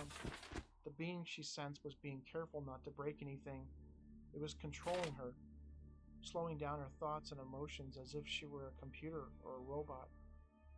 This continued until her thoughts were very slow and faint. They were gradually replaced with quietness and stillness. This is when she heard the voice. It sounded male and quite young, like a teenage boy. It was not threatening in any way. She heard the voice directly inside her mind rather than audibly in the room. Everything is going to be all right. You are going to sleep now, it said. She does not recall exactly what it said next, but it was something like, and when you wake up, this will all seem like a dream. As the being said this, she felt herself fading away and drifting off to sleep. Suddenly she was upstairs in her bed. She does not recall walking up there. She sat up startled and terrified, her heart pounding heavily. She looked over at her older sister in her own bed. She was fast asleep, softly snoring. She could not express the sheer happiness she felt at seeing her there.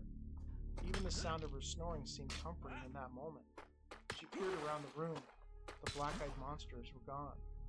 She was okay, she was alive, and everything seemed to be back to normal. She was hysterical with relief at this realization. She rushed to her parents and told them of what had occurred. Of course, she was not believed.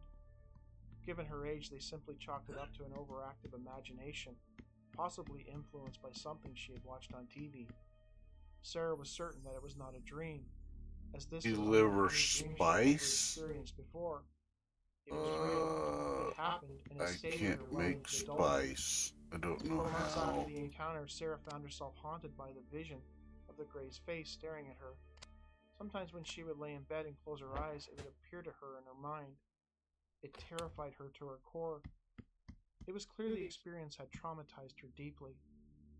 When Sarah Thompson was 18 or 19 years old, she began to experience a series of unusual events in her life. It started with a series of vivid and unsettling dreams, which appeared to be apocalyptic in nature. The dreams all had similar themes. In them, the world seemed to be either burning or on the brink of ending completely. The complete destruction of all mankind. Sarah was so disturbed that she found herself reaching out to ufologist Dave Hudrin in hopes that he would help her find some answers.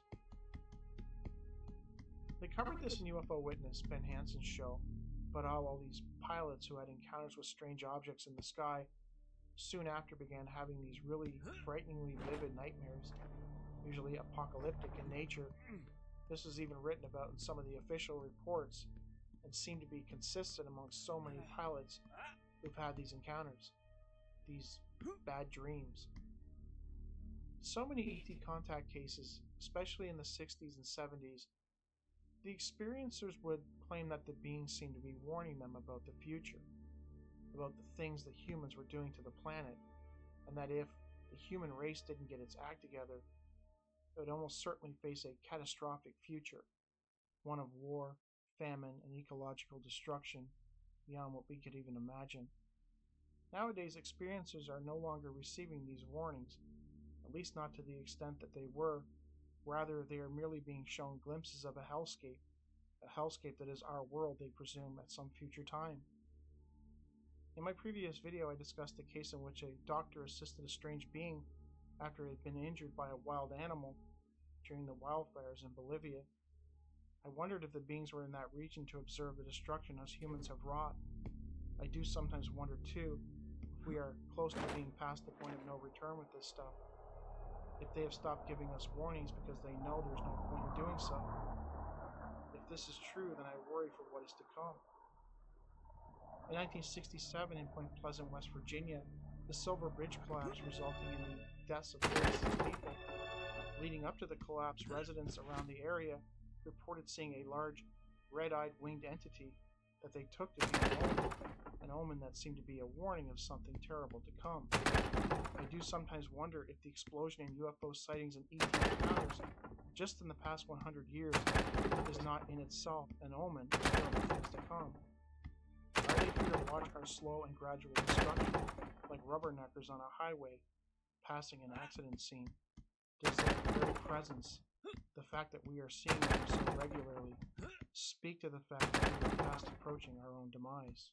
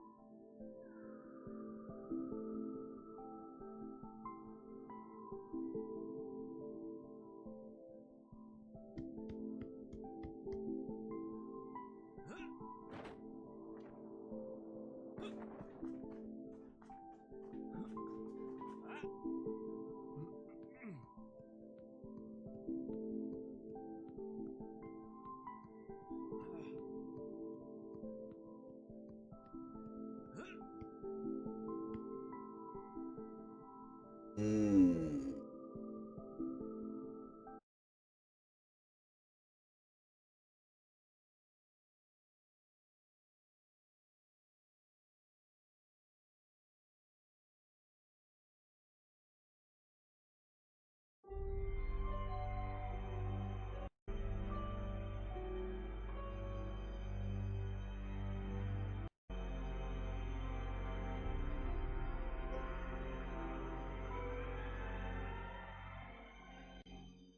So about a week ago, Albert Rosales contacted me and said that he wanted me to check out this case that he had received from Robert Young at MUFON.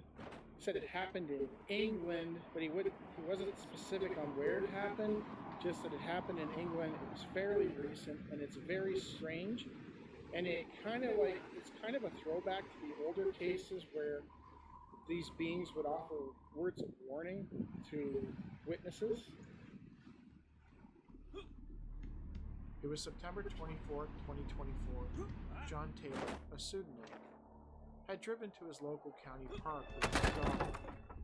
He had purposely arrived late in hopes that nobody else would be there, and he would be allowed to let the dog run Empty off. chest. He arrived at about 8 p.m. and parked outside the gates, as they closed them off to vehicles beginning at around 9 p.m. He walked through the pedestrian gate and noticed that there were a few cars in the car park, 3 in fact, and one was about to leave. He walked up to the visitor center where the path split into 2 directions, left and right.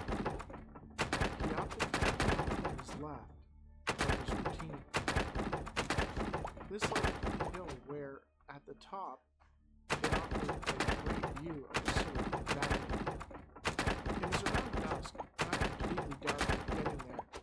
He walked his dog to the top of the hill, to his usual observation area, then around to the west where the path led to a series of benches with equally many vantage points. He did not see anyone around, not on the path leading up nor anywhere else, and he felt comfortable letting his dog off his leash.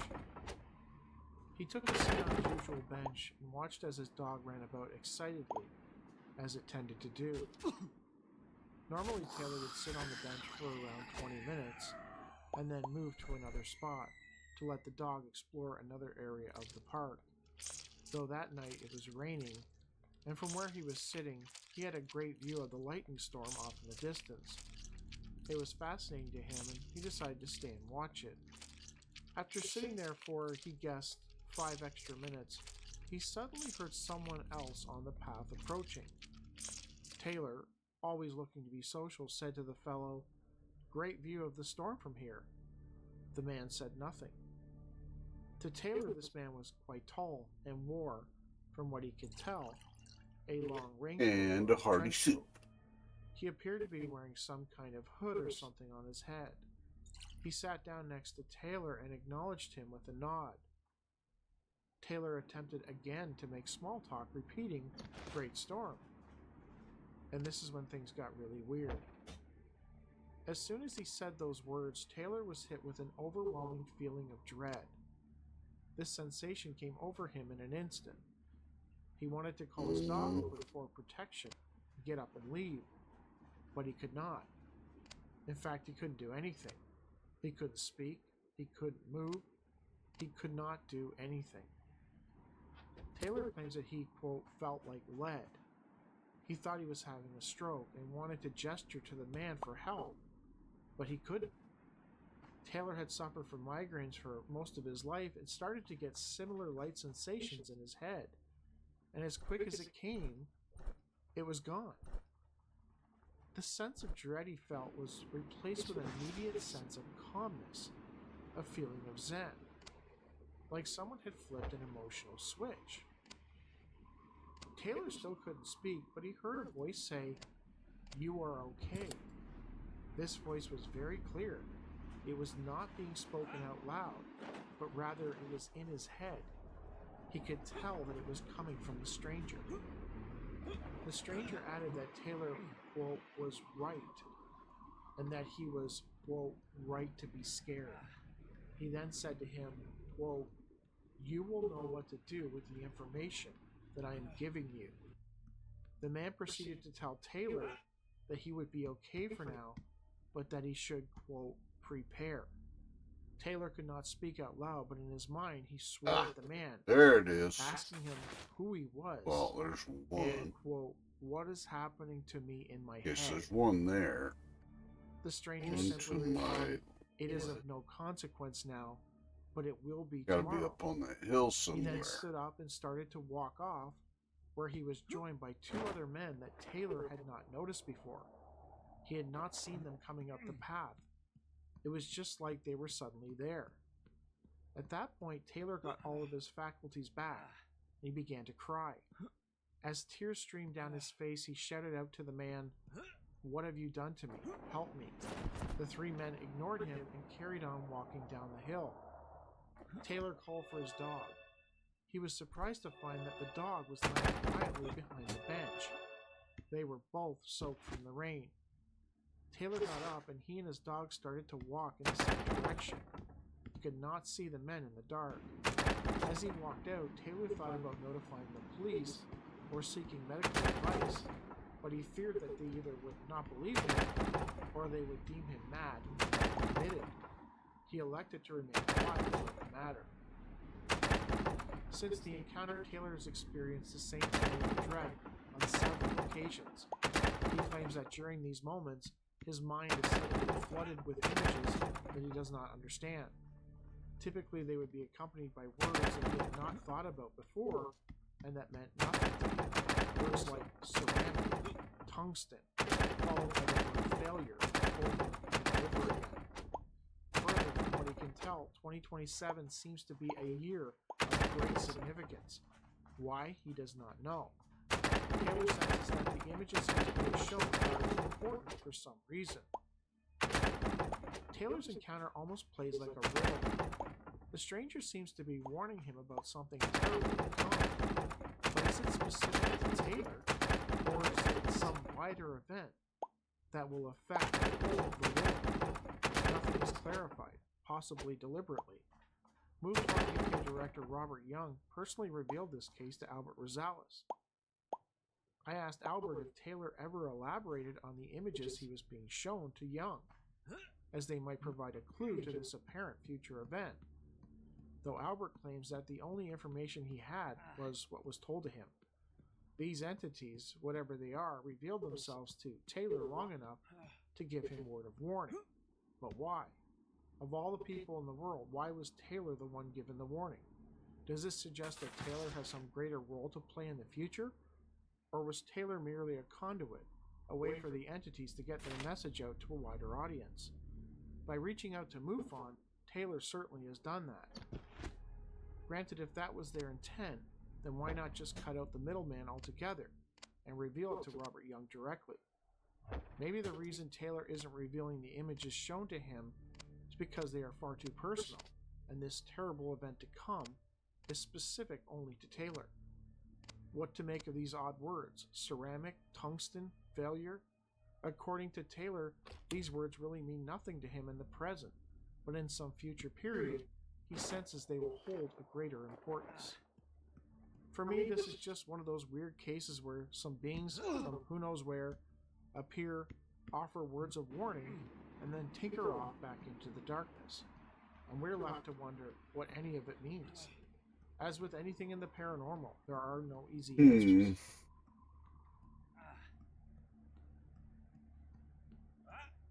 Oh, are you kidding me? On the evening of May 7, 1909, Egerton S. Free watched as a long sausage-shaped object flew over his home in Clacton-on-Sea in Essex, in England. It was about 20 meters above the ground and moving very fast. He could make out that it had two bright lights. He watched the craft until it disappeared from view, melding into the darkness of the night.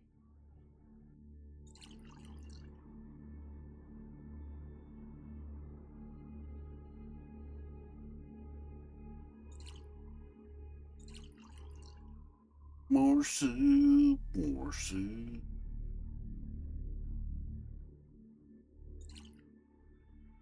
There we go. That's better. Let's get out of here before I beat myself to death. Climbing She shit. immediately notified her husband, who also came out to inspect it. By Egerton's description, in the simplest terms, it looked like a spherical object with a long steel bar running through it. Word of the peculiar discovery got around quickly, and within a week, police and members of the local Coast Guard had arrived on his property and examined the object. They had no idea what it was. They asked Egerton to lock it away in his safe until they could get someone from the British military to come out and study it. About 2 weeks later, the British military did indeed take possession of the object, and later on, claimed that it was a sea buoy used for naval target practice. They offered no explanation on how the sea buoy wound up atop the cliffs on Clacton. Around this time, a newspaper man visited Egerton at his home and interviewed him for an article that was printed in the East Anglian Daily Times on May 18, 1909. Another newspaper, the Northern Daily Mail, also printed about the case on May 18, 1909.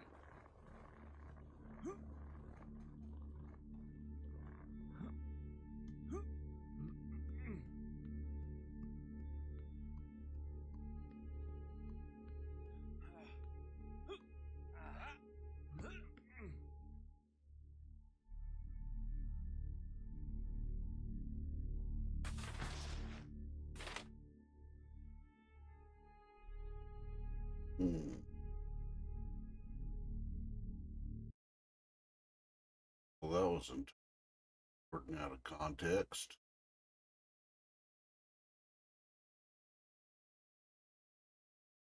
These are very short Reddit stories.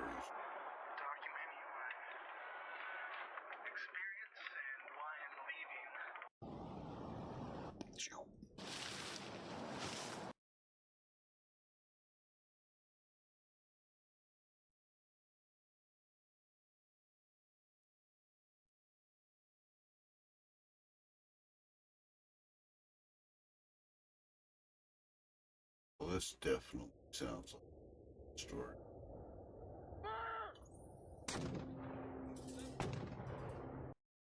I do sincerely appreciate your support. Just don't waste an... When aliens attacked North Korea. Because when you think of world superpower, you think My name is North Francis Korea, Taylor. right? This event that I'm about to relate to you is the truth. So help me God. It happened in the early spring of 1951 in the country of Korea. We were in the Army Infantry. I was in the 25th Division, 27th Regiment, 2nd Battalion, Easy Company. We were in what is known on the military maps as the Iron Triangle, near Chorwan. We were to the left of Chorwan, just across the mountain ridge from this city, or town, or whatever you want to call it. It is night. We are located on the slopes of a mountain, between the fingers of the mountain, as they run down toward the valley below, where there is a Korean village to our north. Previously, we had sent men into this village to warn the locals to evacuate, because we were going to bombard it with artillery. On this night that I'm talking about, we had started doing just that. We had aerial artillery bursts coming in, exploding over this village. As the shells are bursting over this town, with the mountains to our backs, we suddenly noticed on our right-hand side what appeared to be a jack-o'-lantern. Now, wafting down across the mountain. And at first, no one thought anything about it. This thing just continued on down to the village where the aerial artillery bursts were exploding. And this thing, it was that quick that it could get right into the center of an airburst of artillery, just from one airburst to another, as if it could predict where the artillery shells were going to be, then move to that spot right when the artillery shell explodes, which should be impossible. And yet, despite moving into the center of these airbursts of artillery, whatever this object was, it remained completely unharmed. The time element on this, I can't recall exactly. I would say we watched this thing for 45 minutes to an hour, all told, that this object hovered over the town in and out of these artillery bursts. But then this object started heading in our direction. It's hard to distinguish the size of it. There's just no way to compare it. But it pulsated. The light, that is, was pulsating. And it turned from an orange to a blue-green brilliant light as it approached us. It came to hover right over top of us, maybe 30 or so feet right above our heads. But as it approached, I asked for and received permission from Lieutenant Evans, our company commander at that time, to fire on this object, which I then did with an M1 rifle with armor-piercing bullets, or rounds, in it. And I did hit it. Must have been metallic, because you could hear when the projectile slammed into it. Now, why would that bullet damage this craft if the artillery rounds didn't? I don't know, unless they had dropped their protective field around him or whatever. After my first shot, everyone else opened up with everything we had. But after that first shot, nothing would affect it. That one shot got it. That was it. Because evidently their defenses were lowered briefly, and when I connected with it with my round, their defenses were thrown back up. And after that, nothing could hit it. Because even with everything we threw at it, there wasn't another sound like that first shot. Like our bullets just couldn't make contact with the surface anymore. So now, right when my round hit it, the object started going wild, and the light was going on and off, and it went off completely once, briefly, and it was moving erratically from side to side as though it might crash into the ground. And then we heard a sound, which we had heard no sound previous to this, the sound of, like, diesel locomotives revving up. It was a deep sound, like it was winding up, like it was trying to recover from the bullet impact. And then we were attacked. I guess you would call it that. In any event, we were swept by some form of ray that was emitted in pulses, in waves that you could visually see only when it was aiming directly at you. That is to say, like a searchlight sweeps around, and the segments of light, you would see it coming at you. And when this thing hit you, you would feel a burning, tingling sensation all over your body, as though something were penetrating through you. And so the company commander, Lieutenant Evans, hauled us immediately into our bunkers. We didn't know what was going to happen. We were scared. Anyway, these are underground dugouts where you have peepholes to look out to fire at the enemy. So I'm in my bunker with another man. We're peeping out at this thing. It hovered over us for a while, lit up the whole area with its light that I'm telling you about. And then I saw it shoot off at a 45-degree angle. Just that quick. It was there, it was gone. That quick. And it was as though that was the end of it. But 3 days later, the entire company of men had to be evacuated by ambulance. They had to cut roads in there and haul them out. They were too weak to walk.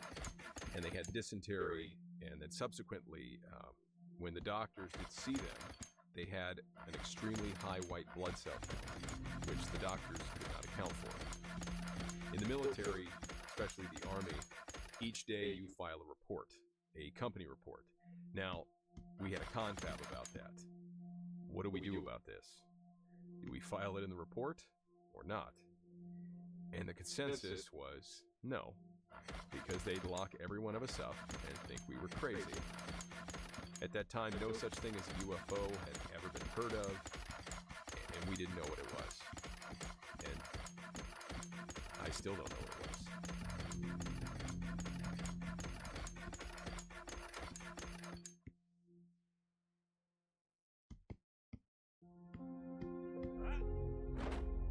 Immediately following their close encounter, Francis and dozens of other men in his unit were reportedly suffering severe headaches, nausea, and dysentery.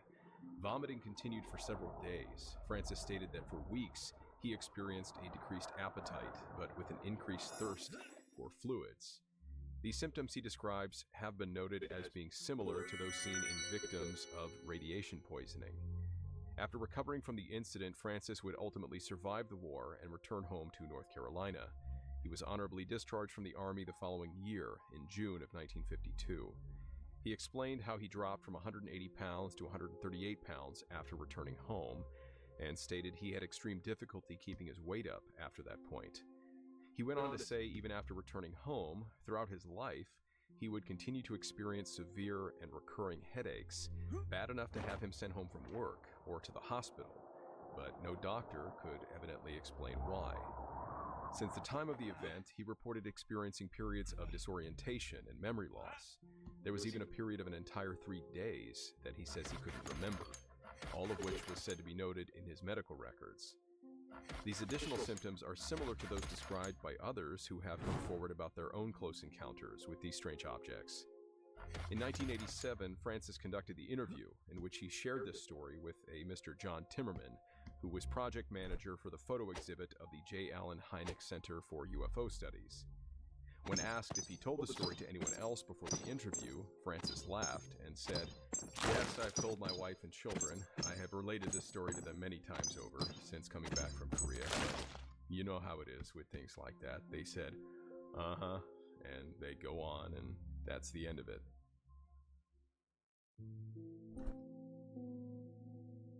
Francis was later contacted by a notable ufologist, Richard F. Haynes, for a follow-up interview that took place on May 10, 1989. All of this information gathered from Francis would then be published several years later in 1990 in Richard Haynes' book, Advanced Aerial Devices Reported During the Korean War. Francis was a veteran of not only the Korean conflict, but also a veteran of World War II, having reached the draft age of 18 in December of 1944, and then serving in the Merchant Marines until the war's end in 1945.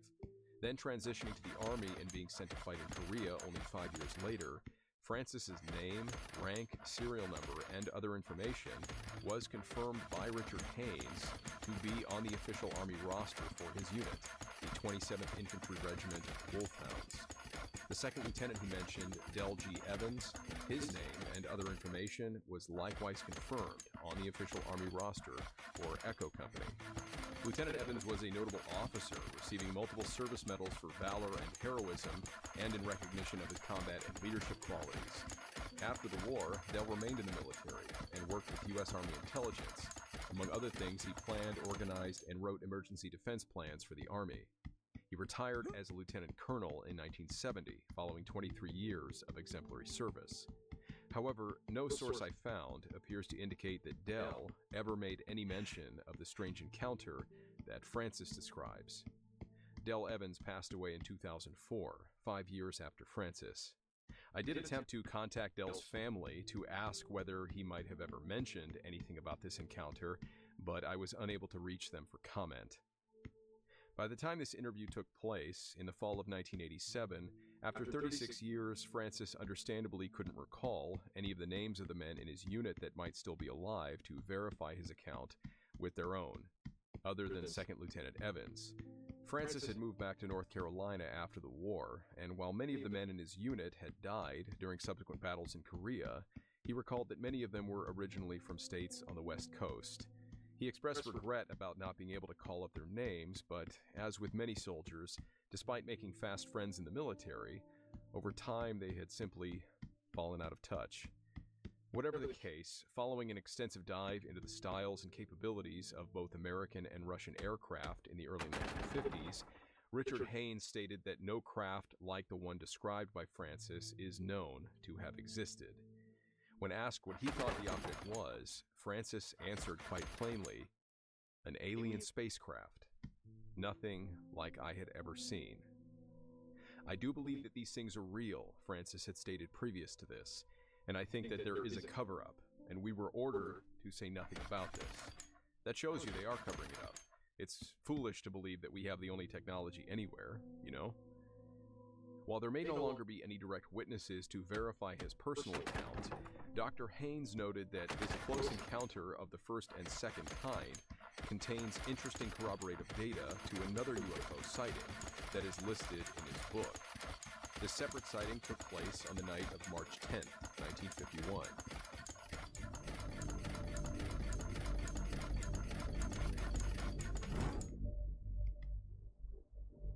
What the hell is that? Oh, everybody saw that, right? Yeah, I saw that. Anybody got eyes on? What was that flash of light?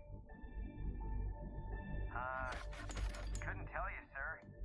I mean, it looks like a flare, but how high are we right now, sir?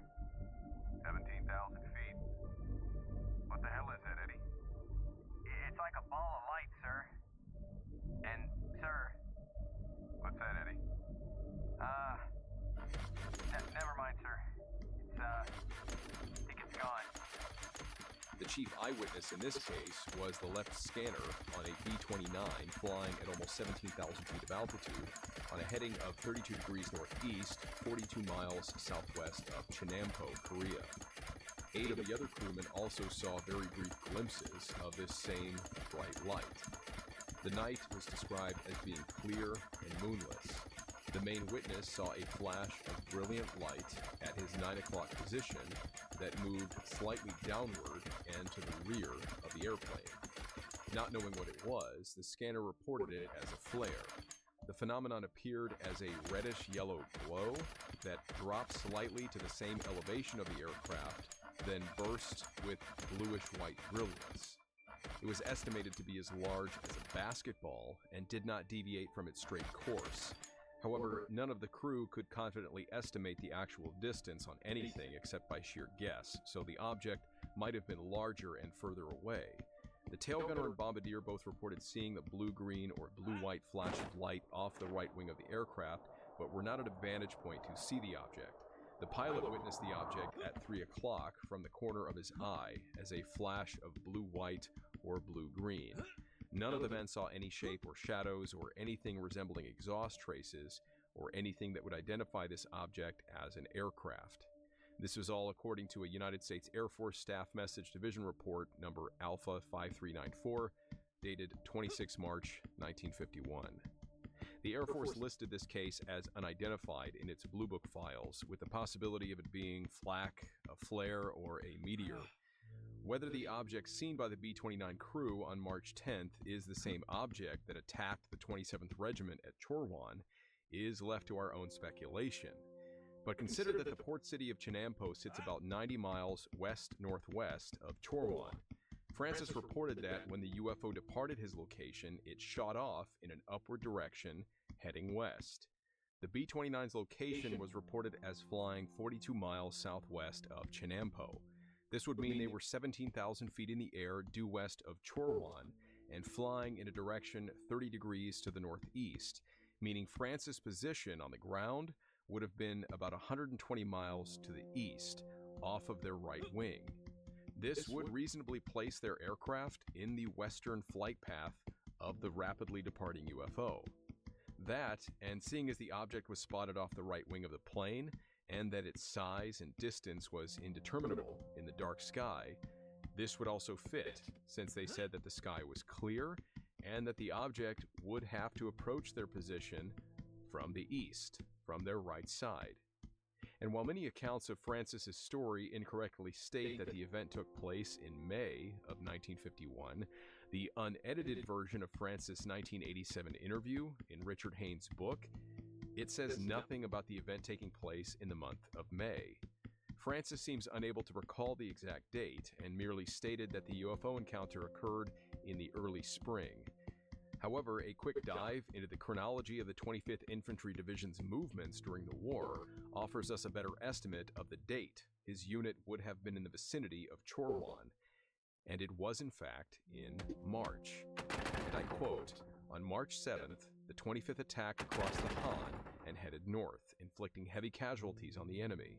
By the end of March, the 25th Division held a line above the Hantan River, south of Chorwan, about 35 miles northeast of Seoul." The unit could not have been in that position in May, because on April 22nd, the Chinese launched another offensive, again pushing the UN forces back south. The 25th Division fell back through successive blocking positions to a line about 5 miles north of Seoul, where it remained through the month of May.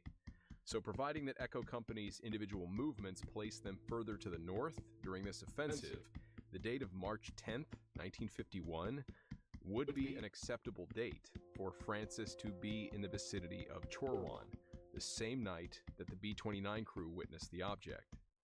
To recap, this information does allow for these two individual sightings to take place in conjunction with one another, possibly within the same short period of time, with the B-29 crew witnessing the object as it rocketed westward into the sky, away from its attack on Francis's infantry company.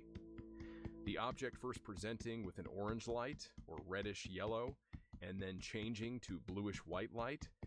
This also matches in both cases. This, of course, is only speculation based on the available information, but whatever these objects were, if they were not the same object seen on the same night, or even on different nights, then that would mean that there were two separate but identical objects being reported. And these two sightings are not alone. Indeed, the sheer number of documented UFO sightings during the Korean War is remarkable. Between September of 1950 till the winter of 1954, more than 63 military pilots, soldiers, ground radar operators, naval personnel, and others reported sighting more than 40 UFOs in the skies over Korea. With the war lasting just over 3 years, that amounts to at least one UFO sighting every month. And how many soldiers saw something similar, but never bothered reporting it? Along with events back home in the States, such as the Mantell UFO incident and other UFO sightings over American military bases around the time of World War II, it does seem the number of UFO reports by the U.S. military during the war in Korea are possibly what prompted the U.S. government to seriously investigate these sorts of incidents in an effort to evaluate what might amount to a potential military threat. The U.S. Air Force established the highly classified Project Blue Book in March of 1952. Francis is certainly not alone in his belief that the large majority of these reported events have long been concealed from the public. His comments about this were made in 1987, and 30 years later, recent disclosures of military secrets about UFOs certainly do nothing to disprove his and others' long-held suspicions. A BBC article written in January 2023 pointed out that newly declassified U.S. government documents are revealing that sightings and reports of UFOs, or UAPs, by hundreds of U.S. service members means that these are hardly an unusual occurrence. Although some among the more than 40 reported UFO sightings over Korea are as remarkable as private walls, and these will have to be covered in future episodes, none of them appear to have been nearly as close in kind, nor do they offer the unique details that his close encounter does. However, and for me this is where the story gets creepy, a practically identical object was seen again 30 years later by multiple police officers on the Columbia River just north of Portland, Oregon.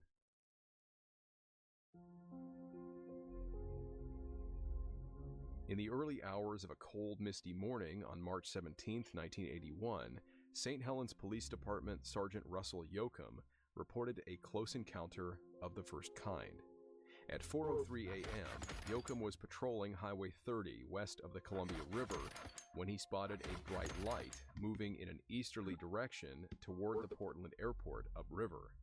While aircraft were known to regularly pass over the area on the way to the airport, he noted that the light was unusually bright, so much that it lit up the river like the sun was just coming up, like the whole area around the object was in broad daylight.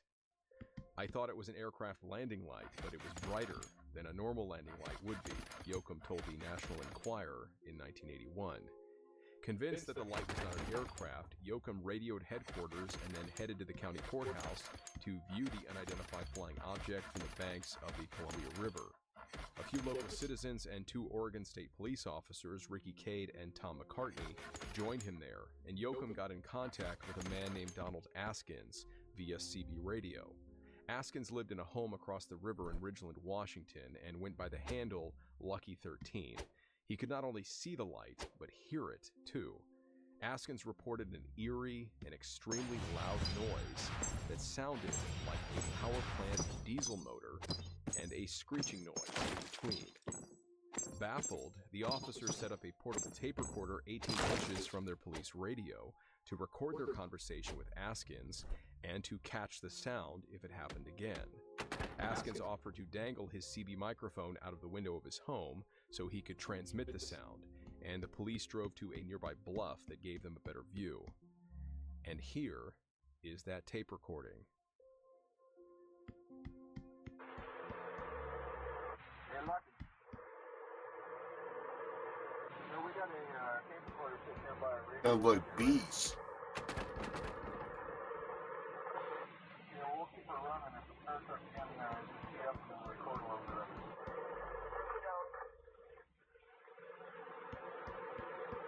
Just didn't want to think we all had a screw up. That water. All go to bed. Yes, all it is now is just an orange glow. That's all I can see. That's all you can see from that? You guys still watching on the other side of the river there? Yes, sir. Just an orange glow. Where did it go to? To the river or what? Across the sun is coming up. Better not be. Don't boil it. Early for the sun fever, Joe. I don't think the sun would just be in that one spot. I think it's moving out, you guys. At approximately 4:29 a.m., the light, this object, then began emitting the strange sound again.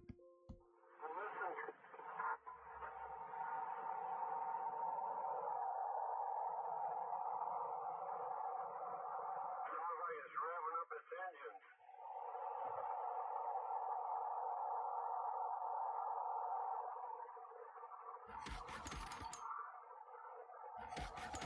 Can you hear it?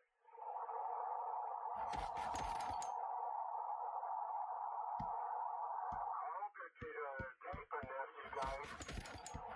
Yes, we are. Sounds like to me a power plant diesel motor and a screeching noise in between it there, or with it. Okay, yeah, we're listening. 4:29 a.m. Just for the record. At 4:43 a.m., having now been surrounded by a thick fog that had rolled in over the river, the bright orange light suddenly went out. One officer said that the light made a funny whistling sound before it went out. Then it sounded as if it went up and away, McCartney recalled to the Inquirer, and within 30 seconds the fog separated and there was now a blue sky shining through. It was eerie. During the event, the Coast Guard was contacted by the state police and confirmed they did have the object on their radar. Sergeant Yoakum's department had likewise contacted the Portland Airport, who first confirmed seeing the object on their radar. But within 5 minutes, the airport mysteriously called the police station back and denied it. Dr. J. Allen Hynek later had the tape recording analyzed at his Center for UFO Studies in Chicago, Illinois, and stated that the acoustical experts reported it was unlike any sound they had ever heard like that in nature, and that it was certainly not a helicopter. Whatever the noise was, is it not eerily familiar to the description of a diesel locomotive revving up offered by Francis from his close encounter in Korea? An encounter that took place 30 years earlier, and strangely, on nearly the exact same date in March. Sounds like to me a power plant diesel motor and a screeching noise in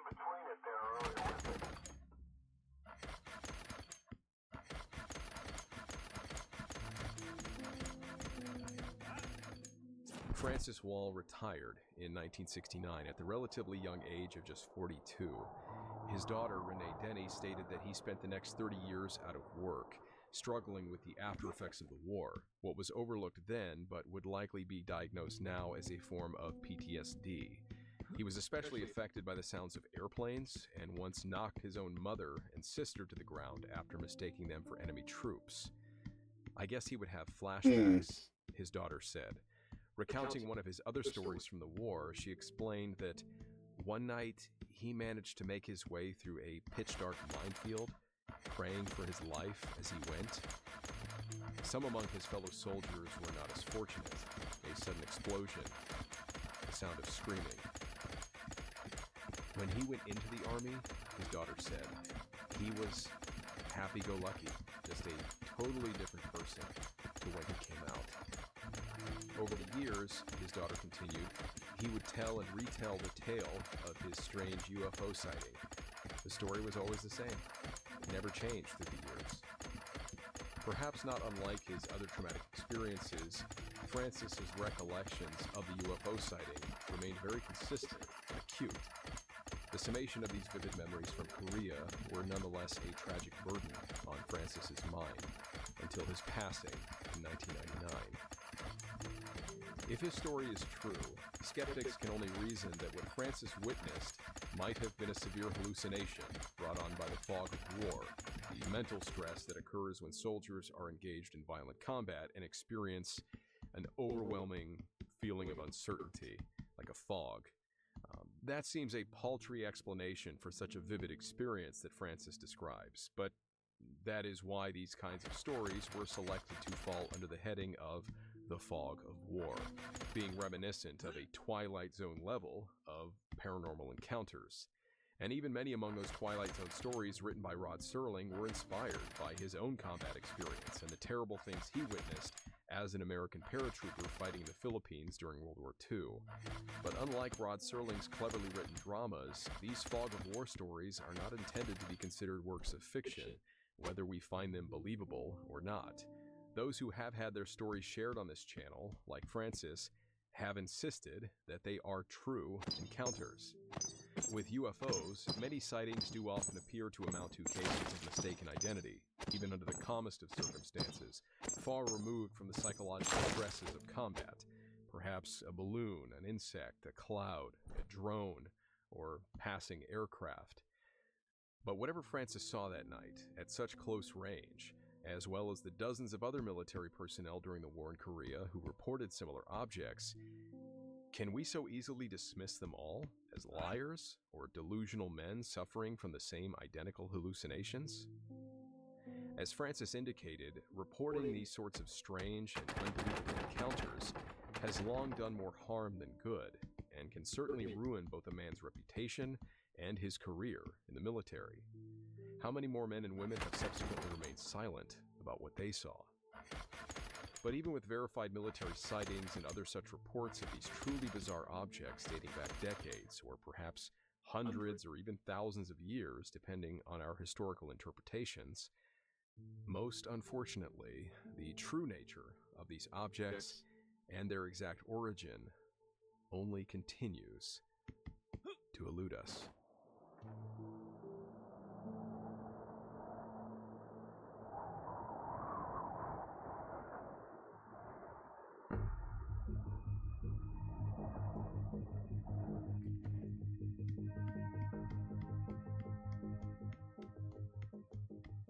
Thanks for sticking around for the credits. I don't really have a lot to offer you in addition to what was covered in the episode, other than to say that this is one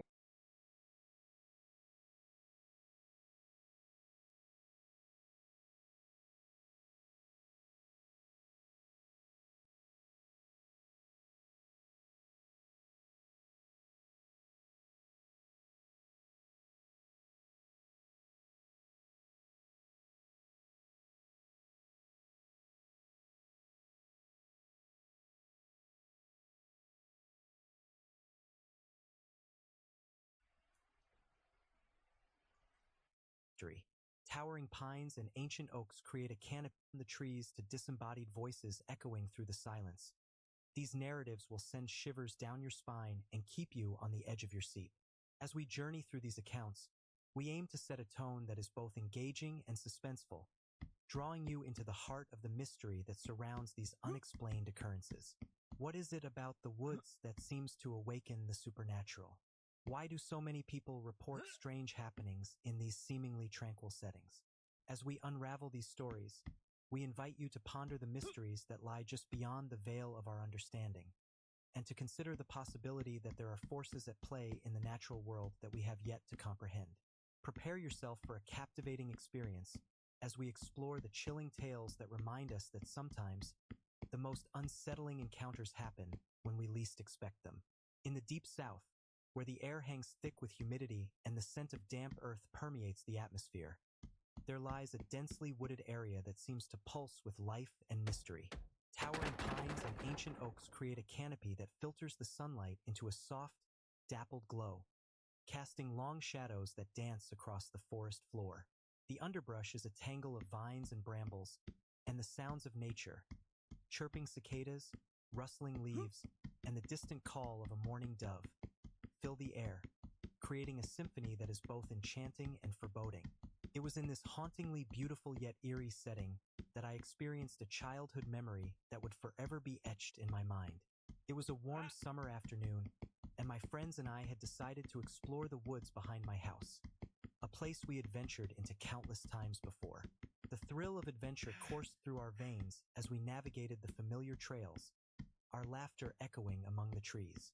However, as we wandered deeper into the heart of the forest, the atmosphere began to shift. The sunlight grew dimmer, and an unsettling silence enveloped us, as if the woods themselves were holding their breath. It was then that we stumbled upon a clearing, a small, open space surrounded by towering trees, where the air felt charged with an inexplicable energy. As we stood in the clearing, a sense of unease crept over me. I could feel the hairs on the back of my neck stand on end, and an instinctual warning echoed in my mind. My friends, however, were oblivious to the change in the air, their laughter ringing out as they chased each other around the clearing. But I couldn't shake the feeling that we were being watched. It was a primal fear that clawed at my insides, urging me to leave the woods and return to the safety of home. Just as I was about to voice my concerns, a low growl reverberated through the trees, sending a chill down my spine. The sound was unlike anything I had ever heard before, deep, guttural, and filled with a menacing intensity. My heart raced as I turned to my friends, who had finally noticed the sudden shift in the atmosphere. Their laughter faded, replaced by a tense silence as we all exchanged nervous glances. It was then that we saw it, a creature emerging from the shadows, its form obscured by the underbrush. It stood on two legs, towering over us, with matted fur that glistened in the dim light. Its eyes glowed with an otherworldly intensity, reflecting a primal hunger that sent waves of terror coursing through my body. In that moment, time seemed to freeze. The world around us faded away, and all I could focus on was the creature before us. It resembled a werewolf, a nightmarish blend of man and beast, and the realization that we were not alone in the woods ignited a surge of adrenaline within me. Panic set in, and without thinking, I turned and bolted in the opposite direction, my friends following suit as we raced through the underbrush, branches clawing at our skin as we fled. The sound of heavy footsteps echoed behind us, a relentless pursuit that Sits fueled our right fear. on the My other heart side pounded my of chest, this each beat a reminder of the danger that lurked just behind us. The adrenaline coursed through my veins, heightening my senses as I navigated the familiar trails, now transformed into a labyrinth of terror. I could hear my friends' frantic breaths, their shouts blending into a cacophony of fear as we pushed ourselves to run faster, to escape the nightmare that chased us. Every rustle of leaves, every snap of a twig sent jolts of terror through my body, and I dared not look back. The creature's growls grew louder, more menacing, and I could feel its presence closing in on us. The woods, once a place of adventure and laughter, had morphed into a dark, foreboding realm where shadows danced and danger lurked at every turn. My mind raced with thoughts of survival, and I focused on putting one foot in front of the other, driven by an instinctual need to escape. As we burst through the tree line and into the open field beyond, the sunlight flooded over us, momentarily blinding me. I could hear the creature's growls fade into the distance, but the fear still gripped my heart. We didn't stop running until we reached the safety of my backyard. Collapsing onto the grass, gasping for breath, the adrenaline slowly ebbed away, replaced by a lingering sense of dread as we recounted the encounter, our voices trembling with disbelief. That day in the woods left an indelible mark on my childhood, a haunting memory that would resurface in my dreams for years to come. The fear and adrenaline of that chase, the feeling of being hunted, would forever remind me of the mysteries that lie hidden in the depths of the forest. Even now, as I reflect on that terrifying encounter, I can still feel the weight of the woods pressing in around me, a reminder that some experiences are etched into our souls, never to be forgotten. Living on a ranch in the vast, rugged landscape of Nevada is a unique experience, one that is both rewarding and challenging. The sprawling expanse of land stretches as far as the eye can see, dotted with sagebrush and the occasional cluster of trees. The air is crisp and dry, and the sun casts a golden hue over the rolling hills, creating a picturesque backdrop for the daily life of ranching. My family and I have spent years tending to our herd of cattle, nurturing them as they graze on the open range. The rhythm of ranch life is simple yet demanding, filled with the sounds of mooing cows, the clanging of metal gates, and the distant call of hawks soaring overhead. However, beneath this idyllic surface lies an undercurrent of unease, especially when strange occurrences begin to disrupt the tranquility of our lives. One fateful morning, as the sun began to rise over the horizon, painting the sky in shades of orange and pink, I set out to check on the herd. The air was still cool, and the world was waking up around me. As I made my way toward the pasture, I noticed an unsettling silence enveloping the area. The usual sounds of the cows grazing and the rustling of leaves were conspicuously absent. A knot of anxiety formed in my stomach as I quickened my pace, my instincts telling me that something was amiss. When I reached the pasture, my heart sank. There, lying motionless on the ground, was one of our cows. At first glance, it appeared to be simply resting, but as I approached, the horrific truth became evident. The cow was dead, its body contorted in a way that was unnatural, poor cow. and a sense of dread washed over me. I knelt beside the lifeless animal, examining it closely. There were no visible signs of injury, no blood or wounds, but the way it lay there, almost as if it had been dropped from a great height, sent chills down my spine. I called my father, and together we began to investigate the scene. As we examined the area, we noticed something peculiar. The grass around the cow was flattened, as if something heavy had passed through. The unease grew as we followed the trail, leading us deeper into the woods that bordered our ranch. The trees loomed overhead, their branches swaying gently in the breeze, but the atmosphere felt charged, as if the very air was thick with tension. As we ventured further into the woods, we stumbled upon more signs of disturbance. Broken branches, disturbed underbrush, and an overwhelming sense of being watched. My father and I exchanged worried glances, the unspoken fear hanging heavily between us. What could have caused the death of our cow? What had left such a trail of destruction? The questions swirled in my mind, but before we could ponder them further, a low growl echoed through the trees, freezing us in our tracks. The sound was unlike anything I had ever heard before, deep and guttural, resonating through the air like a warning. My heart raced as I strained to listen, the hairs on the back of my neck standing on end. We stood there, paralyzed by fear, as the growl grew louder, closer. It was then that I caught a glimpse of movement in the shadows, a dark shape darting between the trees, too large to be any ordinary animal. Panic surged through me, and I instinctively grabbed my father's arm, urging him to retreat. We turned and ran, adrenaline pumping through our veins as we navigated the treacherous terrain. The growling followed us, a relentless reminder that we were not alone. My mind raced with thoughts of the dead cow, the mystery of its demise, and the creature that seemed to be stalking us. Every snap of a twig, every rustle of leaves heightened our fear, and I could feel the weight of the woods pressing in around us. As we burst back into the open pasture, the sunlight felt like a lifeline, a barrier between us and whatever had been pursuing us. We stumbled to a halt, gasping for breath, our hearts pounding in our chests. The safety of the ranch felt like a distant memory, overshadowed by the terror we had just experienced. We quickly gathered the other ranch hands, recounting our encounter and the discovery of the dead cow. The unease spread among them, and we all agreed that we needed to investigate further. That evening, armed with flashlights and a sense of determination, we returned to the woods. The sun had dipped below the horizon, casting long shadows that danced ominously in the fading light.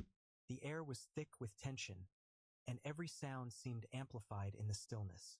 As we ventured deeper into the woods, the sense of being watched returned, and I could feel the fear creeping back into my bones.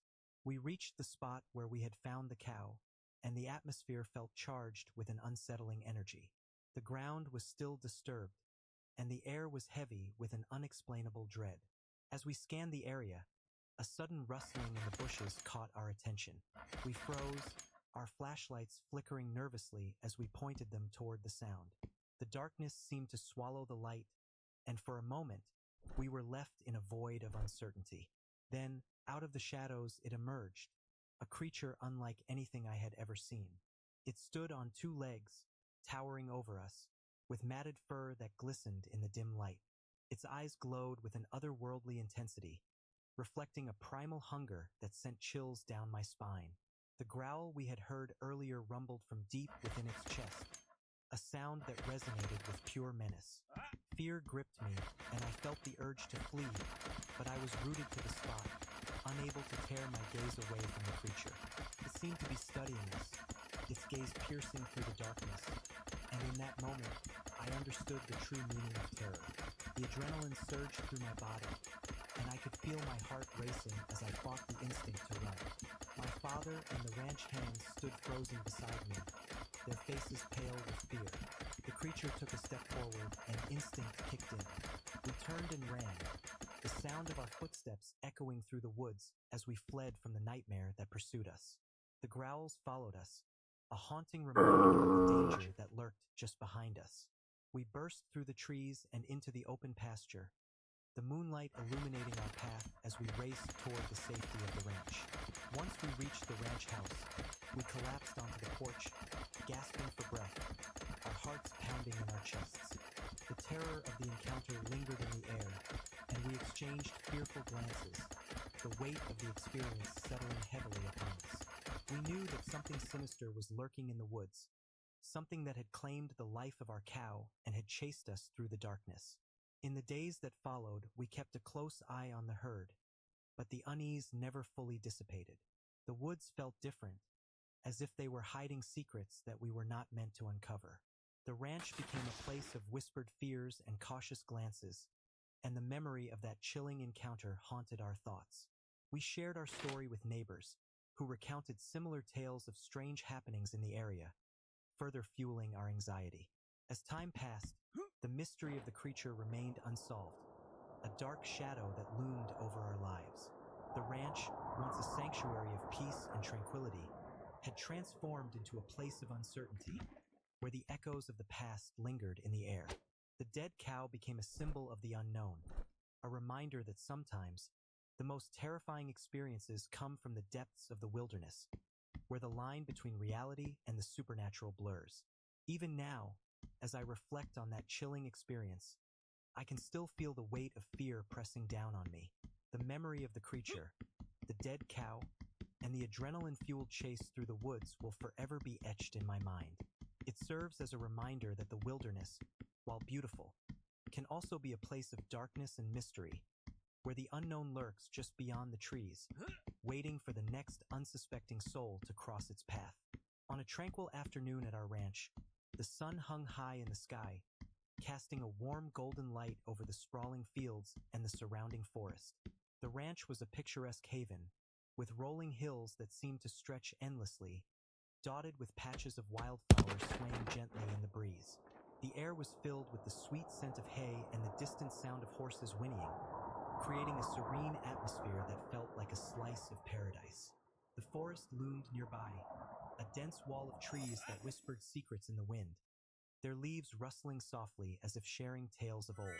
It was a place where time seemed to stand still, where the worries of the world faded away, and the beauty of nature enveloped you like a warm embrace.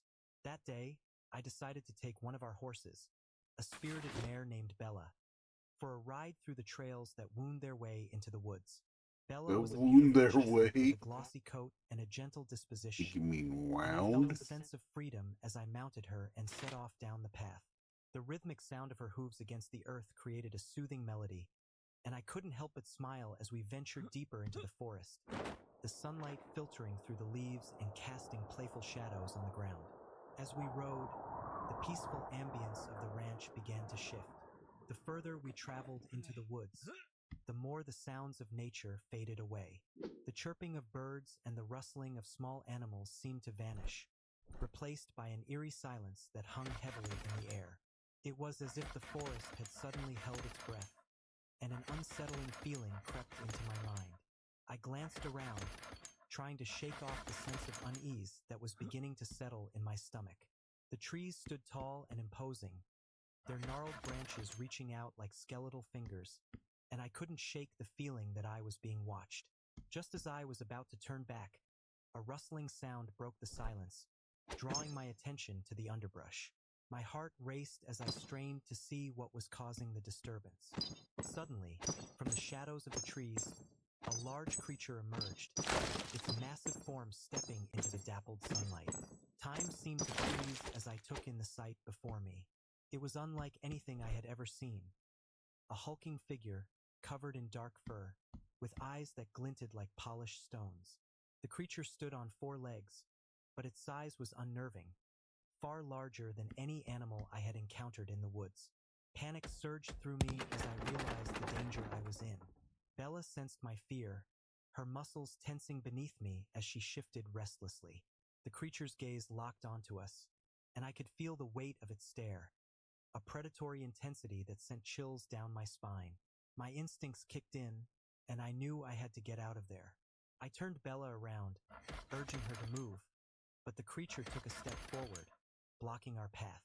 It let out a low growl that reverberated through the air, a sound that resonated with primal menace. The urgency to escape flooded my mind, and I kicked Bella into a gallop, her hooves pounding against the ground as we raced away from the creature. The adrenaline coursed through my veins, heightening my senses as I navigated the twisting trails, the trees blurring past us in a whirlwind of green and brown. I could hear the creature's heavy footsteps behind us, a relentless pursuit that fueled my fear. The once familiar trails felt like a labyrinth, and I struggled to remember the way back to the safety of the ranch. As we tore through the woods, branches whipped against my arms and face, but I barely felt the sting. My focus was solely on escaping the nightmare that chased us. Bella's breath came in frantic bursts, and I could feel her muscles straining beneath me as she pushed herself to run faster. The growls of the creature echoed through the trees, a haunting reminder that we were not alone, and I could sense its presence closing in. The world around us became a blur of motion and sound, and I fought to keep my grip on the reins, urging Bella to go faster. My heart raced, pounding in my chest like a war drum, drowning out the sounds of the forest. I could feel the fear gripping me, a primal instinct that urged me to survive. The trees seemed to close in around us, their branches reaching out like claws, and I could feel the weight of the darkness pressing down. Just when I thought we might escape, I heard a deafening crash behind us, followed by a guttural roar that sent a jolt of terror through my body. Bella stumbled slightly, and I felt a surge of panic as I fought to regain control. I leaned forward, whispering words of encouragement to her, urging her to keep going. We had to make it back to the ranch. It was our only chance. Finally, after what felt like an eternity, we burst through the tree line and into the open fields of the ranch. The sunlight flooded over us, and I could see the familiar outline of the barn in the distance. I urged Bella to run faster, her hooves pounding against the earth as we raced towards safety. The growls of the creature faded into the background, but the fear still clung to me like a shadow. As we reached the barn, I leaped off Bella and rushed inside, slamming the door behind me. I leaned against the wooden frame, gasping for breath, my heart racing as I tried to process what had just happened. The peaceful ranch that had once felt like a sanctuary now felt tainted by the memory of the terrifying encounter. I could still hear the echoes of the growls in my mind, a haunting reminder of the danger that lurked just beyond the safety of the familiar. In the days that followed, I couldn't shake the feeling of unease. The woods, once a place of adventure and exploration, had transformed into a realm of fear and uncertainty. I shared my experience with my family, and they listened with wide eyes, out of breath. their expressions a mix of concern and disbelief. We decided to keep a closer watch on the cattle and avoid venturing too deep into the woods for a while. The ranch, once filled with laughter and the sounds of nature, now felt heavy with an unspoken tension. I often found myself glancing toward the forest, half expecting to see the creature lurking in the shadows. The memory of that day haunted my thoughts, a chilling reminder that even in the most peaceful of places, darkness could lurk just beyond the trees. As time passed, I slowly regained my confidence, but the experience had changed me. I learned to respect the wilderness and its mysteries, understanding that there were forces at play that I could not comprehend. The ranch remained my home, a place of beauty and tranquility, but it was also a reminder of the thin veil that separates safety from danger, and the importance of being aware of the world around me. Even now, as I reflect on that horseback riding experience, I can still feel the adrenaline coursing through my veins, the fear that gripped me as I faced the unknown. The ranch, with its peaceful facade, holds within it the echoes of that terrifying encounter, a reminder that sometimes the most beautiful places can also harbor the darkest secrets. On a warm summer morning, the sun rose lazily over Blue Creek in Oklahoma, casting a golden glow across the tranquil waters. The air was filled with the sweet scent of wildflowers and the earthy aroma of damp soil, creating a serene atmosphere that beckoned to anyone seeking solace in nature. The creek meandered through the lush landscape, its crystal clear waters glistening as they danced over smooth stones, creating a gentle melody that harmonized with the soft rustling of leaves in the breeze. It was a place where time seemed to stand still, where the worries of the world faded away, and the simple joy of fishing could be savored. As a child, I eagerly anticipated our family fishing trips to Blue Creek. My father would pack our gear, and we would set off early in the morning, the excitement bubbling within me as we drove along the winding dirt roads that led to our favorite spot. The anticipation of casting a line into the water, the thrill of waiting for a tug on the line, and the joy of reeling in a fish filled my heart with happiness. It was a cherished tradition, one that brought us closer together as a family and allowed us to immerse ourselves in the beauty of the great outdoors. On that particular day, we arrived at the creek, and I hopped out of the truck, my heart racing with excitement. The sound of the water flowing over rocks was soothing, and I could see the sunlight glinting off the surface, creating a mesmerizing display of shimmering reflections. My father set up our fishing gear while I eagerly explored the area, my small feet splashing in the shallow water as I searched for the perfect spot to cast my line. As the morning wore on, we settled into our routine, casting our lines and chatting about everything and nothing. The peacefulness of the setting enveloped us, and I felt a sense of contentment wash over me. However, as the sun climbed higher in the sky, a strange stillness began to settle over the creek. The birds that had been chirping merrily suddenly fell silent, and the gentle rustling of leaves ceased, leaving an unsettling quiet in its wake. It was as if the world around us had paused, holding its breath in anticipation. I glanced at my father, who seemed to sense the change in the atmosphere. His brow furrowed slightly, and he looked around as if searching for the source of the unease. I felt a shiver run down my spine, an instinctual warning that something was not right. The feeling of being watched crept over me, and I couldn't shake the sensation that unseen eyes were observing us from the shadows of the trees lining the creek.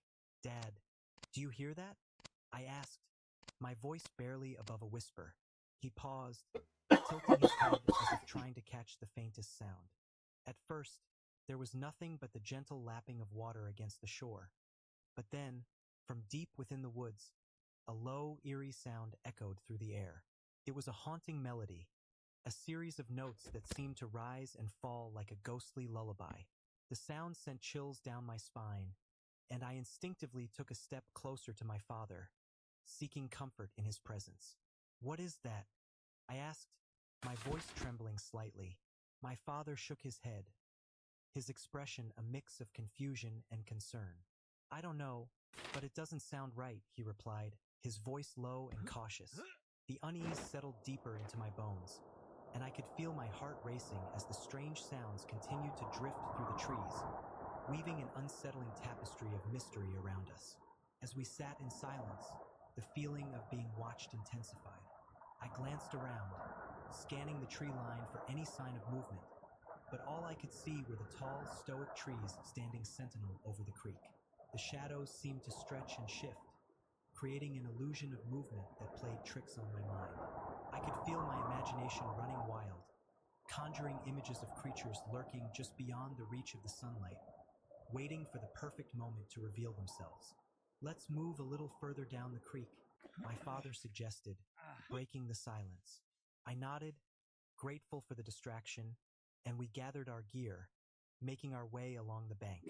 The strange sounds faded slightly as we walked, but the feeling of unease lingered, wrapping around me like a heavy cloak. I couldn't shake the sensation that something was following us, lurking just out of sight, and I found myself glancing over my shoulder more often than I cared to admit. We found a new spot, a small clearing where the water flowed gently, and my father cast his line into the creek. I followed suit, trying to focus on the task at hand, but my mind kept drifting back to the strange sounds and the feeling of being watched. The peaceful setting that had once brought me joy now felt tainted by an unseen presence, and I struggled to shake off the growing sense of dread. As the afternoon wore on, the sun began to dip lower in the sky, casting long shadows across the water. The eerie silence returned, and the strange sounds from earlier began to resurface, echoing through the trees like a haunting refrain. My heart raced as I felt the weight of the atmosphere pressing down on me, and I could sense my father's growing unease as well. He glanced around, his expression tense, and I could see that he was trying to maintain a brave front for my sake.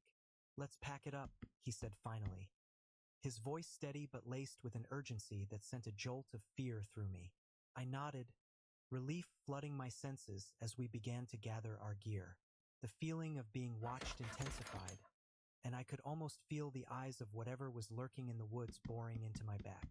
I hurried to help my father, my hands trembling slightly as I packed away the fishing rods and tackle. Just as we finished, a sudden rustling in the bushes nearby caught our attention.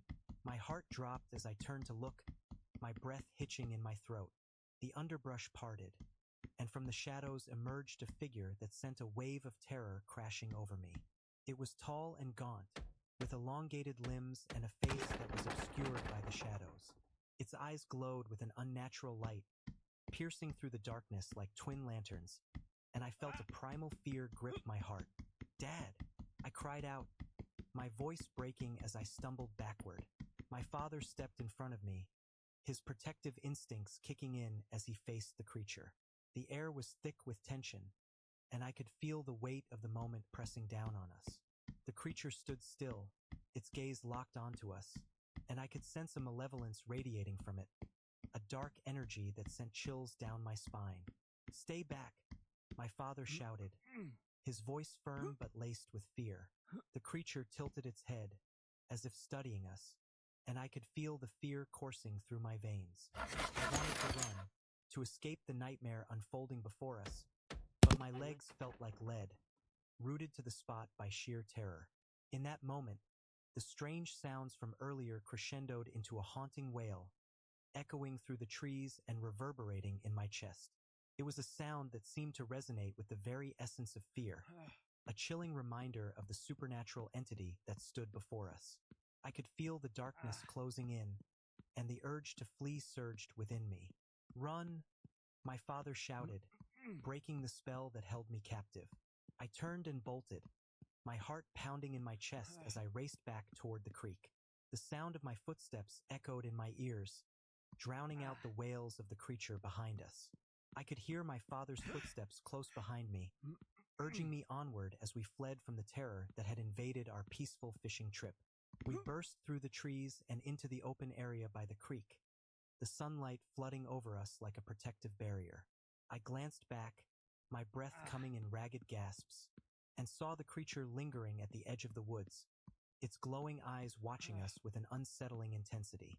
The fear that had gripped me moments before transformed into a desperate urgency to escape, and I sprinted toward the truck parked nearby.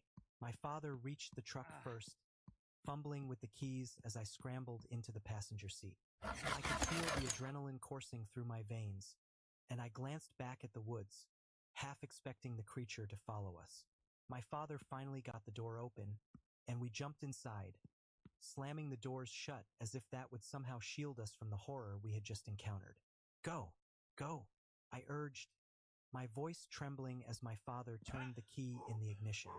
The engine roared to life, and he slammed the truck into gear, speeding away from the creek and the nightmare that had unfolded there.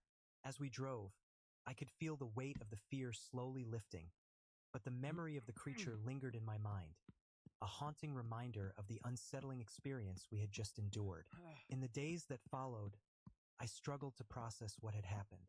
The peaceful fishing trip that had once brought me joy had turned into a nightmare, and I found myself glancing over my shoulder, half expecting to see the creature lurking in the shadows. My father and I talked about the experience, trying to make sense of it, but the truth was that we had encountered something beyond our understanding. Blue Creek, once a place of tranquility, had transformed into a realm of fear and uncertainty. The strange sounds and the feeling of being watched haunted my thoughts, and I couldn't shake the sense that the supernatural entity we had encountered was still out there, lurking just beyond the edge of the woods. The experience served as a reminder that even in the most peaceful of settings, darkness could lurk just beneath the surface, waiting for the right moment to reveal itself. As I grew older, the memory of that fishing trip remained etched in my mind, a chilling reminder of the unknown. I learned to respect the mysteries of nature and the forces that lay beyond our comprehension. The world is filled with wonders, but it is also a place where shadows can hide secrets, and sometimes the most unsettling experiences come from the places we least expect. Blue Creek became a symbol of that duality, a place of beauty and serenity, but also a reminder of the darkness that can lurk just beyond the trees, waiting for the next unsuspecting soul to cross its path.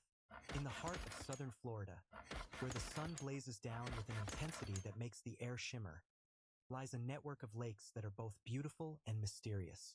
These waters, surrounded by lush vegetation and swaying palm trees, create a picturesque setting that draws anglers from near and far. The lakes are teeming with life, from the vibrant colors of tropical fish to the occasional splash of a jumping bass. It was in this idyllic environment that I found myself one summer afternoon, eager to cast my line and enjoy the tranquility of nature. The sun hung high in the sky, casting a warm glow over the landscape as I arrived at the lake. The surface of the water sparkled like diamonds, and the gentle lapping of the waves against the shore created a soothing melody that filled the air. I set up my gear on the wooden dock, the familiar scent of the lake, earthy and fresh, invigorating my senses. As I prepared my fishing rod, I felt a sense of excitement bubbling within me, the anticipation of the catch that lay beneath the surface. As I cast my line into the water, I settled into a rhythm, enjoying the peacefulness that surrounded me. The sounds of nature enveloped me, the distant call of a heron, the rustle of leaves in the breeze, and the occasional croak of a bullfrog. Time seemed to slip away as I lost myself in the simple pleasure of fishing, the worries of the world fading into the background. However, as the afternoon wore on, I began to notice something strange. At first, it was subtle, a slight ripple in the water that didn't seem to correspond with any movement from my line. I brushed it off, attributing it to the wind or perhaps a fish swimming beneath the Pick surface. it up. But as Pick I it continued up. to fish, the strange occurrences began to multiply. The air grew still, the sounds of nature fading into an unsettling silence. The birds that had been chirping merrily suddenly fell quiet, and the only sound that remained was the gentle lapping of the water against the dock. I glanced around, a sense of unease creeping into my mind. The vibrant colors of the lake seemed to dull, and the shadows beneath the surface deepened, creating an ominous feeling that hung in the air. I shook my head, trying to dispel the growing sense of dread, but it clung to me like a heavy fog.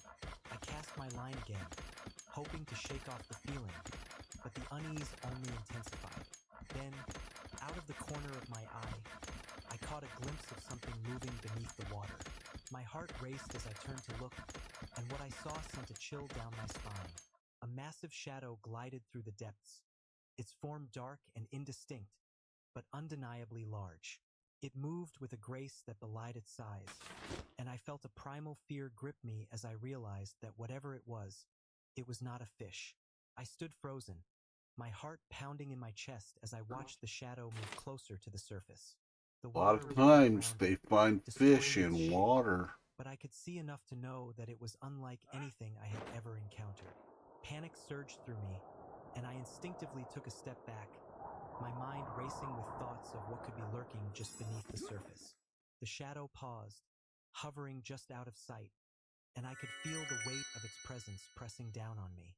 I glanced around, half expecting to see someone else nearby, someone who could share in my disbelief, but the lake was empty, the silence amplifying my fear. I was alone, and the realization sent a wave of dread crashing over me. I took a deep breath, trying to steady myself, but the fear was overwhelming. The stories I had heard about strange creatures lurking in the waters of southern Florida flooded my mind. Tales of monstrous fish, ancient alligators, and even more sinister entities that were said to haunt the depths. I had always dismissed them as mere folklore, but now, standing on the dock with the shadow lurking just below the surface, I couldn't shake the feeling that I was in the presence of something truly terrifying. The shadow began to move again, gliding through the water with an unsettling fluidity. I could see the outline more clearly now, and my heart raced as I realized that it was far larger than any fish I had ever seen. It was a predator, and the instinctual fear that coursed through me It urged was me the to flee. alligator. I turned to grab my gear, my hands trembling as I fumbled with the fishing rod, desperate to escape the dock and the unknown terror that lurked beneath the surface. Just as I was about to make a run for it, the shadow surged upward, breaking the surface of the water with a powerful splash. My breath caught in my throat as I turned to look, and what I saw sent a jolt of terror through my entire being. The creature that emerged was massive, its scales glistening in the sunlight, and its eyes, cold and predatory, locked onto mine. It was a creature that defied explanation, a monstrous hybrid of fish and reptile, with jagged teeth that glinted like knives. I stumbled backward, my heart Maybe it was racing just as a the big creature old let out a alligator low, gar. rumbling growl that reverberated through the air. The sound was primal, a warning that sent chills down my spine. I could feel the adrenaline surging through my veins, urging me to run, to escape the dock and the nightmare that had just revealed itself. The creature's gaze bore into me, and I felt a wave of panic wash over me as I realized that I was its prey. Without thinking, I turned and sprinted down the dock, my feet pounding against the wooden planks as I raced toward the shore. The sound of splashing water echoed behind me, and I could feel the creature moving through the depths, its presence a constant reminder Maybe it of the was danger super that eel. lurked just beneath the I surface. don't know. I didn't dare look back. I could only focus on reaching safety. As I reached the shore, I glanced over my shoulder, and my heart dropped as I saw the creature rising from the water, its massive form breaking the surface with a terrifying grace. It was a sight that would be forever etched in my memory. A monstrous predator, its eyes locked onto me, its jaws opening wide as it prepared to strike. The fear that coursed through me was unlike anything I had ever experienced, a primal instinct that screamed for survival. I stumbled onto the bank, my breath coming in ragged gasps, as I scrambled to put distance between myself and the water. The creature let out another growl, a sound that echoed through the air, and I could feel the ground trembling beneath me. I knew I had to get away, to escape the clutches of the unknown predator that had revealed itself in the depths of the lake. I ran through the underbrush, branches scratching at my arms and legs as I pushed forward, my heart racing with every step. The sounds of the lake faded behind me, replaced by the rustling of leaves and the distant calls of birds. I didn't stop until I reached the safety of my car, my hands shaking as I fumbled with the keys and unlocked the door. I could still feel the creature's gaze on me, a haunting reminder of the terror that had unfolded just moments before. Once inside the car, I slammed the door shut and locked it, my breath coming in quick bursts as I tried to calm my racing heart. I glanced back toward the lake, half expecting to see the creature emerging from the water. My But racing the surface heart. was still, the only evidence of the encounter the ripples fading into the distance. I sat there for a moment, trying to process what had just happened, the fear still coursing through my veins. The experience left me That's shaken, not fear, that's and as I drove adrenaline. away from the lake, I couldn't shake the feeling that I had encountered something truly otherworldly. The beauty of southern Florida's lakes had been overshadowed by the terror of the unknown, and I knew that I would never look at the water the same way again.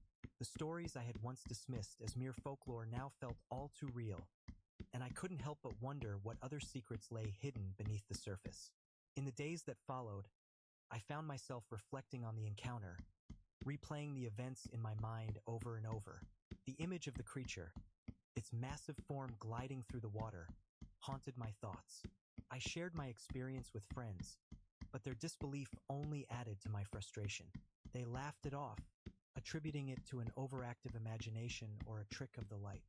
But I knew what I had seen, and the fear that had gripped me was all too real. As time passed, I tried to return to the lake, hoping to reclaim the joy of fishing that had once filled my heart. But each time I approached the water, the memory of the creature would flood back, and the fear would grip me anew. The lake, once a place of tranquility, had transformed into a realm of uncertainty, a reminder of the darkness that could lurk just beneath the surface. I learned to respect the mysteries of nature, understanding that there were forces at play that I could not comprehend. The encounter had changed me, instilling a sense of caution that I had never felt before. I became more aware of my surroundings, more attuned to the sounds of nature, and I found myself glancing over my shoulder, half expecting to see the creature lurking in the shadows. The experience served as a reminder that even in the most beautiful Paranoia. settings, darkness could hide just beneath the surface. The lakes of southern Florida, with their shimmering waters and vibrant life, held secrets that were not meant to be uncovered. I had glimpsed the unknown, and the fear of what lay beneath would forever linger in my mind. As I moved forward, I carried the memory of that fishing experience with me, a chilling reminder of the encounter that had revealed a terrifying creature lurking in the depths. The beauty of the lakes would always be intertwined with the fear of the unknown, a duality that would shape my perception of nature for years to come. And while I would continue to seek solace in the great outdoors, I would always remember the lesson learned that day, that sometimes the most unsettling experiences come from the places we least expect, and the depths of the water can hold secrets that are best left undisturbed. The sun dipped below the horizon, casting a warm golden hue over the dense Canadian wilderness as my friends and I set up camp for the weekend. We had chosen a remote spot near a pristine lake, surrounded by towering pines and the distant sound of a babbling brook. The air was crisp and fresh, filled with the earthy scent of damp soil and pine needles. It was the perfect setting for a camping Put trip, pauses and an breaks escape from in the your hustle and bustle of stories. city Oh life, my god. a chance to reconnect with nature and each other. As we unloaded our gear, laughter filled the air, mingling with the sounds of nature. The chirping of crickets and the occasional call of a loon echoed across the lake, creating a symphony of wilderness that felt both comforting and invigorating. We set up our tents in a small clearing, the soft grass beneath our feet a welcome change from the hard pavement of urban life. The sun continued to sink lower, painting the sky in shades of orange and pink, and we gathered around the fire pit to prepare our first meal. As night fell, the temperature dropped, and we huddled around the crackling campfire, sharing stories and roasting marshmallows. The flames danced in the darkness, casting flickering shadows on the trees that surrounded us. It was a scene straight out of a postcard, and for a while, everything Whoa. felt perfect. But as the night wore on, an unsettling feeling began to creep in, a sense that we were not alone in the woods. The laughter and chatter gradually faded as the sounds of the forest grew louder. The wind rustled through the leaves, creating an eerie whisper that seemed to carry secrets from the depths of the woods.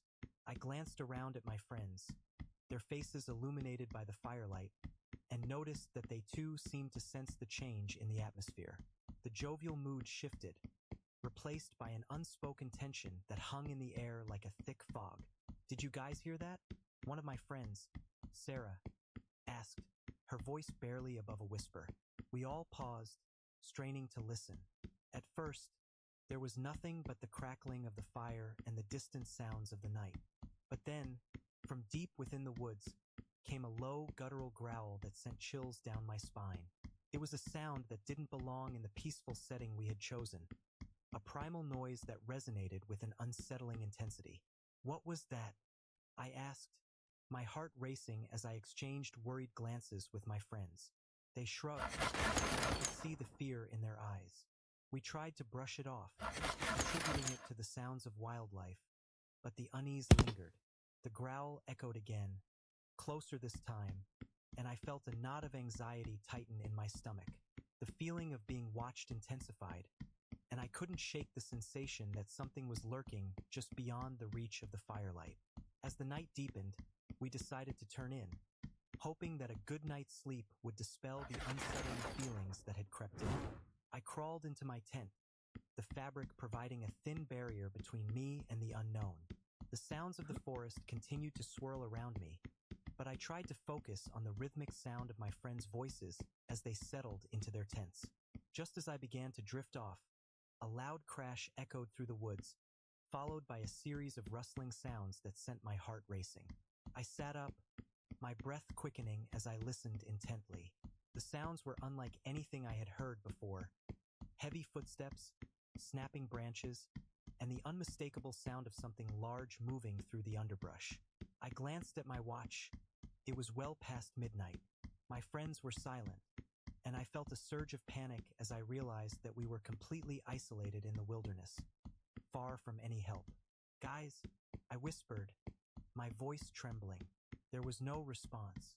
I unzipped my tent cautiously, peering out into the darkness. The fire had burned low, casting long shadows that danced eerily among the trees. I could see the outlines of my friends' tents, but they were still, and I felt a wave of dread wash over me. The unsettling sounds continued, growing louder and more chaotic, and I could feel the weight of the darkness pressing in around me. I stepped out of my tent, the cool night air sending a shiver down my spine. I scanned the area, my heart pounding in my chest as I tried to make sense of the chaos. The rustling sounds seemed to be coming from the direction of the lake, and I felt an instinctual urge to run back to the safety of my friends. But curiosity held me in place, and I took a hesitant step toward the noise. As I moved closer, the sounds grew more pronounced, and I could hear a low, almost mournful wail that sent chills down my spine.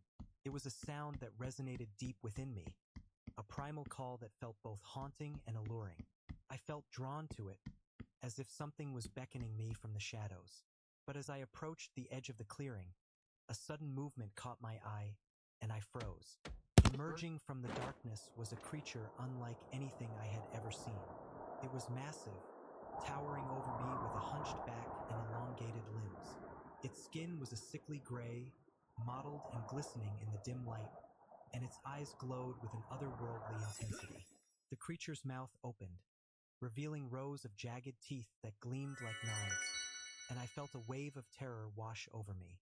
I stumbled backward, my heart racing as I realized that I was face to face with something supernatural. The creature let out a low growl, a sound that reverberated through the air and sent a jolt of fear coursing through my veins. I turned and ran, my instincts screaming at me to escape the nightmare that had just revealed itself.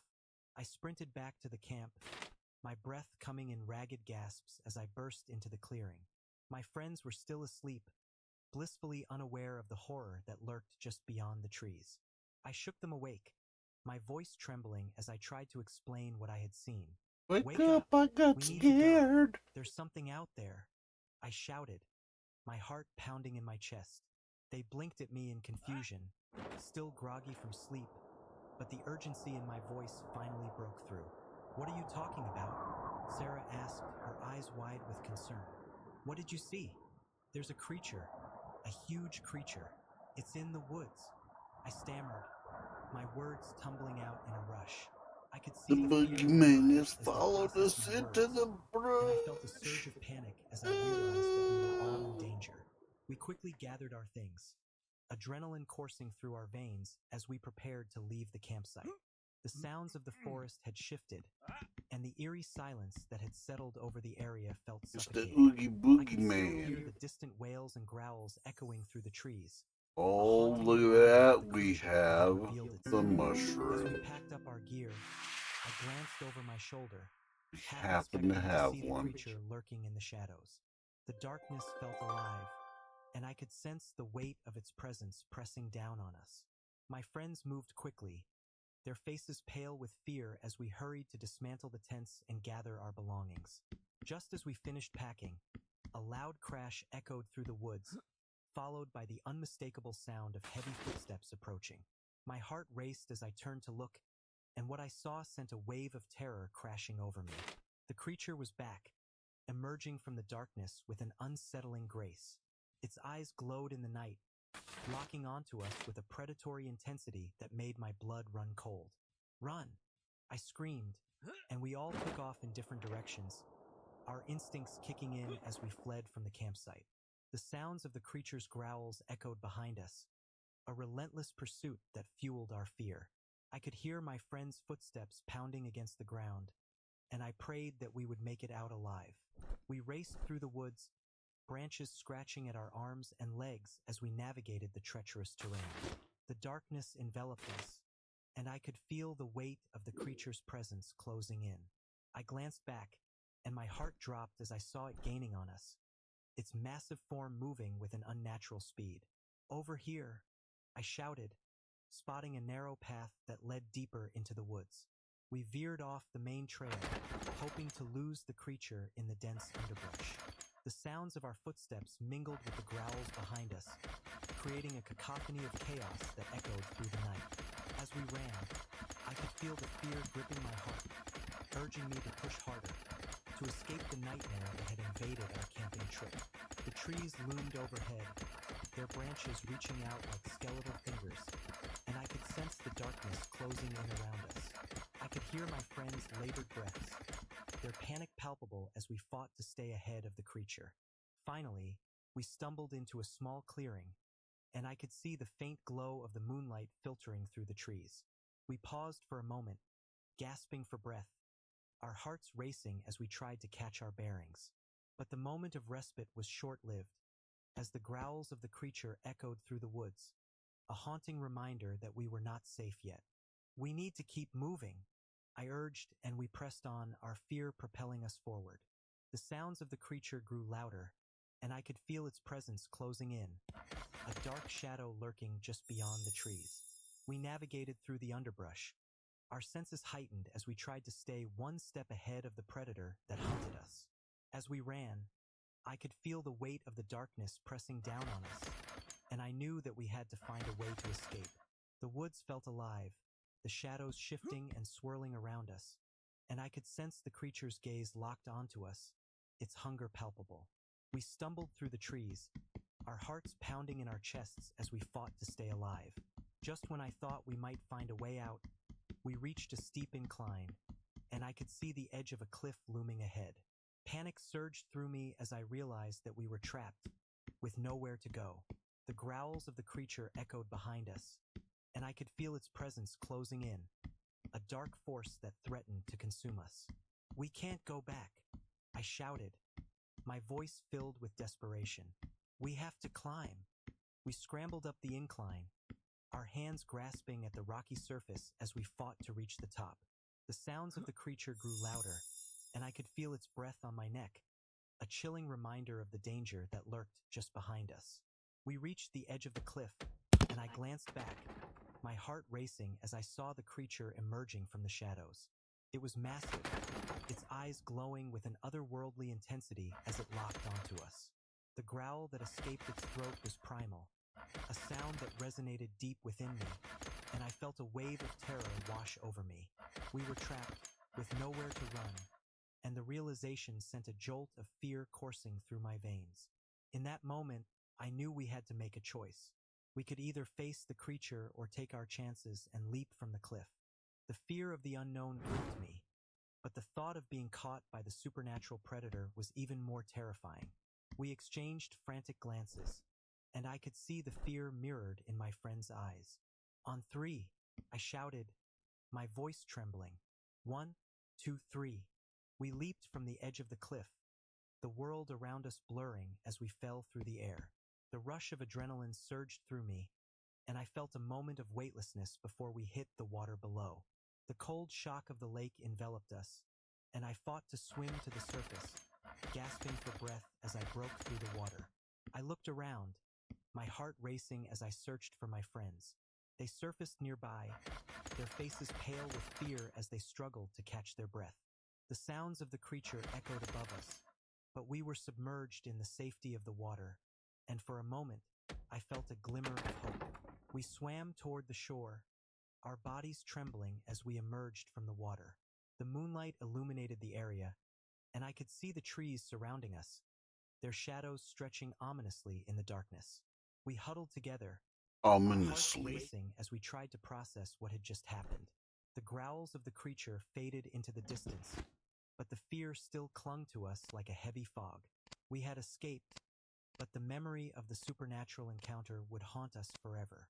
The camping trip that had promised adventure and camaraderie had turned into a nightmare, a chilling reminder of the darkness that lurked in the wilderness.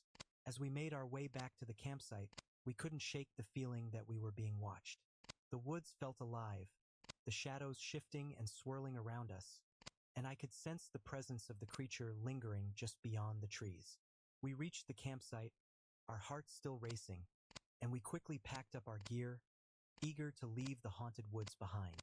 The drive home was filled with silence, each of us lost in our thoughts as we tried to process the terrifying experience we had just endured. The beauty of the Canadian wilderness had been overshadowed by the horror of the unknown, and I knew that we would never look at camping the same way again. In the days that followed, I found myself reflecting on the encounter, replaying the events in my mind over and over. The image of the creature, its glowing eyes and jagged teeth, haunted my thoughts. I shared my experience with friends, but their disbelief only added to my frustration. They laughed it off, attributing it to an overactive imagination or a trick of the light. But I knew what I had seen, and the fear that had gripped me was all too real. The camping It just trip me, or changed does this me, sound like we already instilling a listened sense of to the caution damn that I had story? never felt before. I learned to respect the mysteries of nature, understanding that there were forces at play that I could not comprehend. The encounter had left an indelible mark on my soul, a chilling reminder of the darkness that could lurk just beyond the reach of the firelight. As I moved forward, I carried the memory of that camping trip with me, a haunting reminder of the supernatural creature that had revealed itself in the depths of the woods. The beauty of the Canadian wilderness would always be intertwined with the fear of the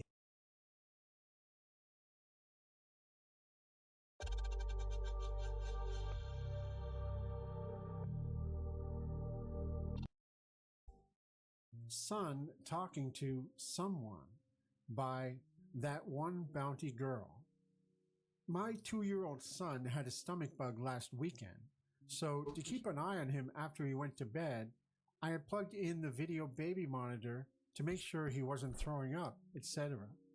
Around 11:45 p.m., I noticed the screen light up, which it does whenever it detects sound, and he was seemingly sleep-talking at first. So I listened in, and it was the usual baby gibberish. About 5 minutes later, he had his eyes open, and he was talking to someone. He was looking straight up and pointing in the direction he was talking to. He kept saying, "Go to sleep." As he's only 2, I couldn't make out everything he was saying, just a few words here and there. I swore I could hear a man's voice, but I put it down to being nearly midnight and me being tired. Plus my partner, his dad, was getting ready for bed in the room with me. Fast forward to the next morning. For some reason, I thought I would try something. My grandpa died 5 years ago, obviously before my son was born, and I was close with him, but I have never shown a photo to my son before. So I found a picture of my grandfather and asked my son who it was. He replied, Grandpa. I thought I misheard, so I asked again. Same answer. I said, where is he? My son replied, upstairs. I took him upstairs and asked where he was again. He then pointed into his room and said, he's gone. I cried. I think happy tears though. It's nice to know my grandpa is still around, and though he never met my son, and now daughter as well, that he's watching over them. Skinwalker Attacked My Friend by Crispy. I remember when I was 16, my friends and I were out. It was my friend Jay, Harley, and I. We were in this decently large park with a lake with massive grass hills surrounding it. After school, we decided to go to the park and lake area, and by this time it was dark since it was winter. We had walked up this hill with a forest line to our right and thick grass bushes behind us. Sitting down, we could see the whole city lit up, and we were just talking. I can't recall what about. Some point afterwards, my friend Jay, who was the loud type, started whistling and shouting because of the echo you could hear. When from behind us, we all heard a whistle back that was the same tone and almost the same pitch. We all looked at each other with a confused look on our faces. When my friend whistled back, after a couple of seconds, once again, we heard the same whistle from the bushes. I know it couldn't have been the echo because by the time whatever had repeated the whistle, the echo was gone. Now, stupidly, my friend decided to shout at it, provoking it, not knowing what it was, and this made my heart drop to my feet. A somewhat rough try at what he said screamed back at us faint but clear. At this point, Harley and I were debating leaving, but Jay said, nah man, come, let's check it out. Don't be wimps. So we followed it. For context, while walking to the bushes about 200 feet to the right was a passage of sorts that when you walked through it, after about a minute, it led to the main road. As Jay was walking closer to the bushes, we were straying off a bit to the exit passage, and we were telling him, come on man, let's just go. I know Harley and I were thinking the same thing, that we hadn't known him that long, and a lot of what he said sounded and probably was a load of BS. After this, I trusted him with my life. Jay started to say he saw and was seeing something, so I said to him, what do you see? And he said, like eyes. At this point, I thought he was lying, but then between him, the bushes, and the moonlit sky, I saw something dart out of the bushes at him. I thought, what the heck? Harley and I looked at each other and ran through the passage, and Jay started to scream. While running, I was picturing it in my head. It must have been at least 6 feet tall, and it was skinny with long limbs but a human-sized head. When we reached the road, we looked back, and I could feel my heart in my chest and the adrenaline flowing. We shouted for Jay. After about 5 minutes, he fell to our feet out of the dark, and we sat him up and asked what it was. He said, confused and with a dull look in his eyes, I'm not sure. We walked far away from there, and after about an hour of walking, we parted ways, not talking about what just happened. The next day, we met up, and he was covered in black and yellow bruises. Now, I still don't have any evidence except this story, but I wanted to share the story to see what you all think. Rewind by Rue31313. I'm not sure what this was. 42 years ago, when I was 8 years old, my family traveled from Michigan to Mississippi to visit relatives. It was a long drive. I remember the drive, the games to stave off boredom, the keys on my side arguments, the rest area bathroom breaks, etc.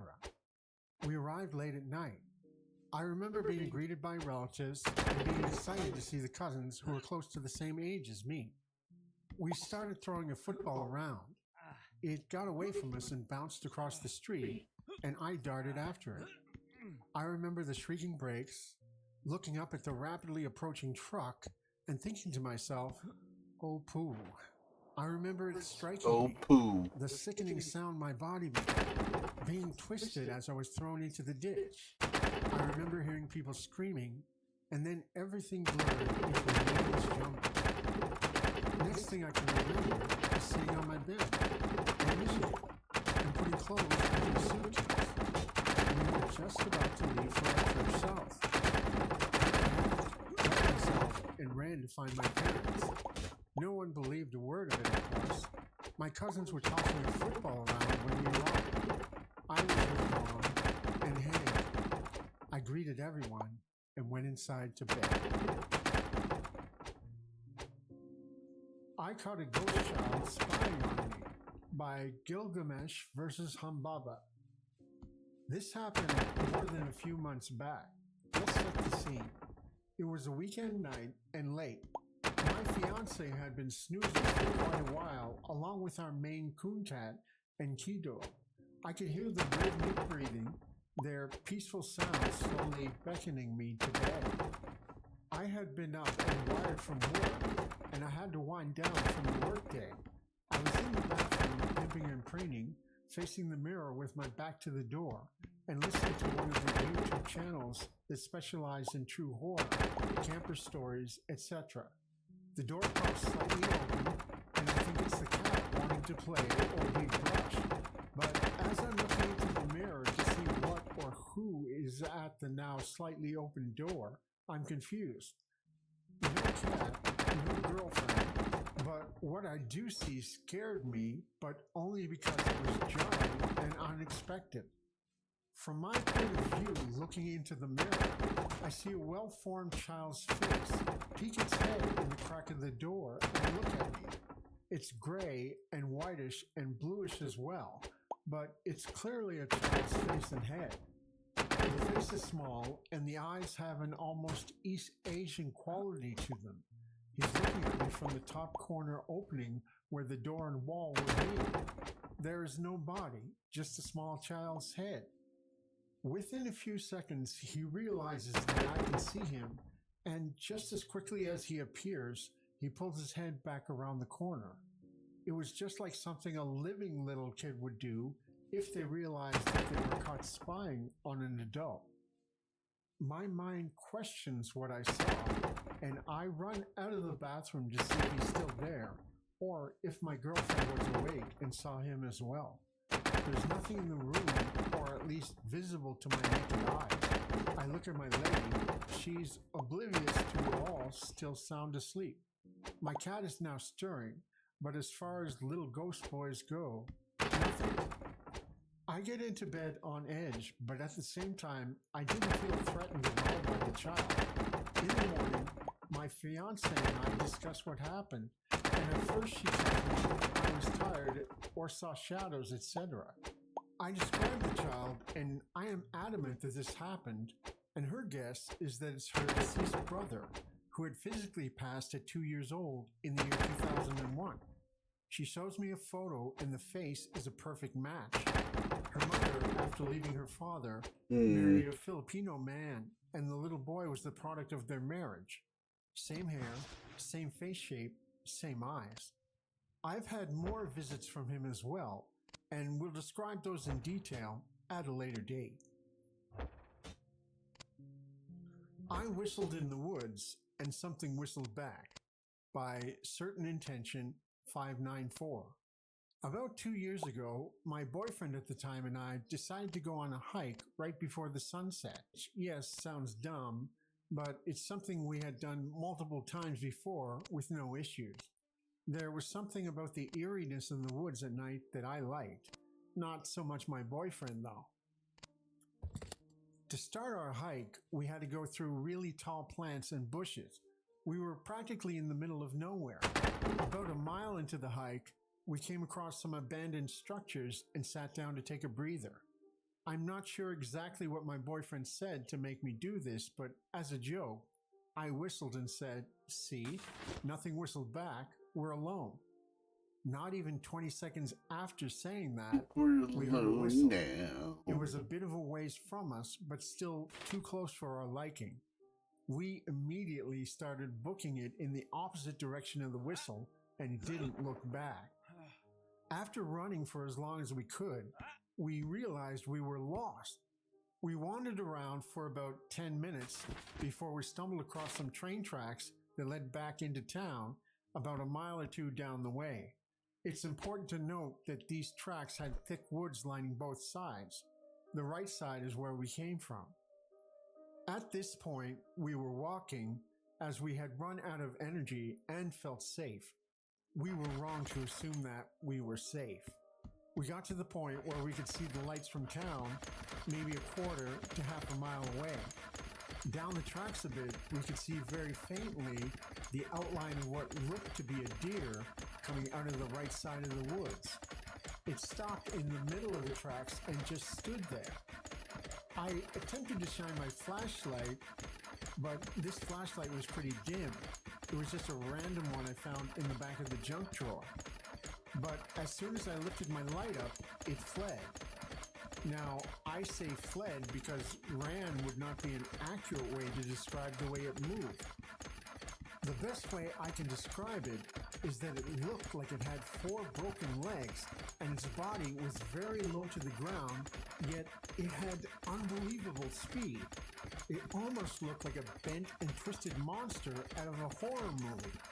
I shined my light into the woods to the left of us, as that's where it had ran, and when I did, I saw 2 glowing eyes that looked to be at least 10 feet in the air.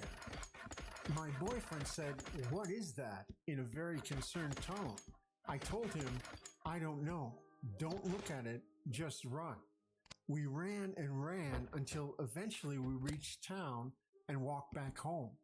This happened about 2 years ago, and I've tried to come up with logical explanation after explanation of what I saw that night, and still to this day, I can never find a solid, logical answer other than it being something paranormal. I refuse to believe what I had seen for a long time, but I know what I saw, and I know I'm not crazy, as there was another person that witnessed the same thing as me. My boyfriend never spoke of it again, and refused to speak about it when I would talk about it. I never went hiking at night after that day. The Grinch by Bushido Rockabilly. I grew up seeing shadow people, white shadow people too.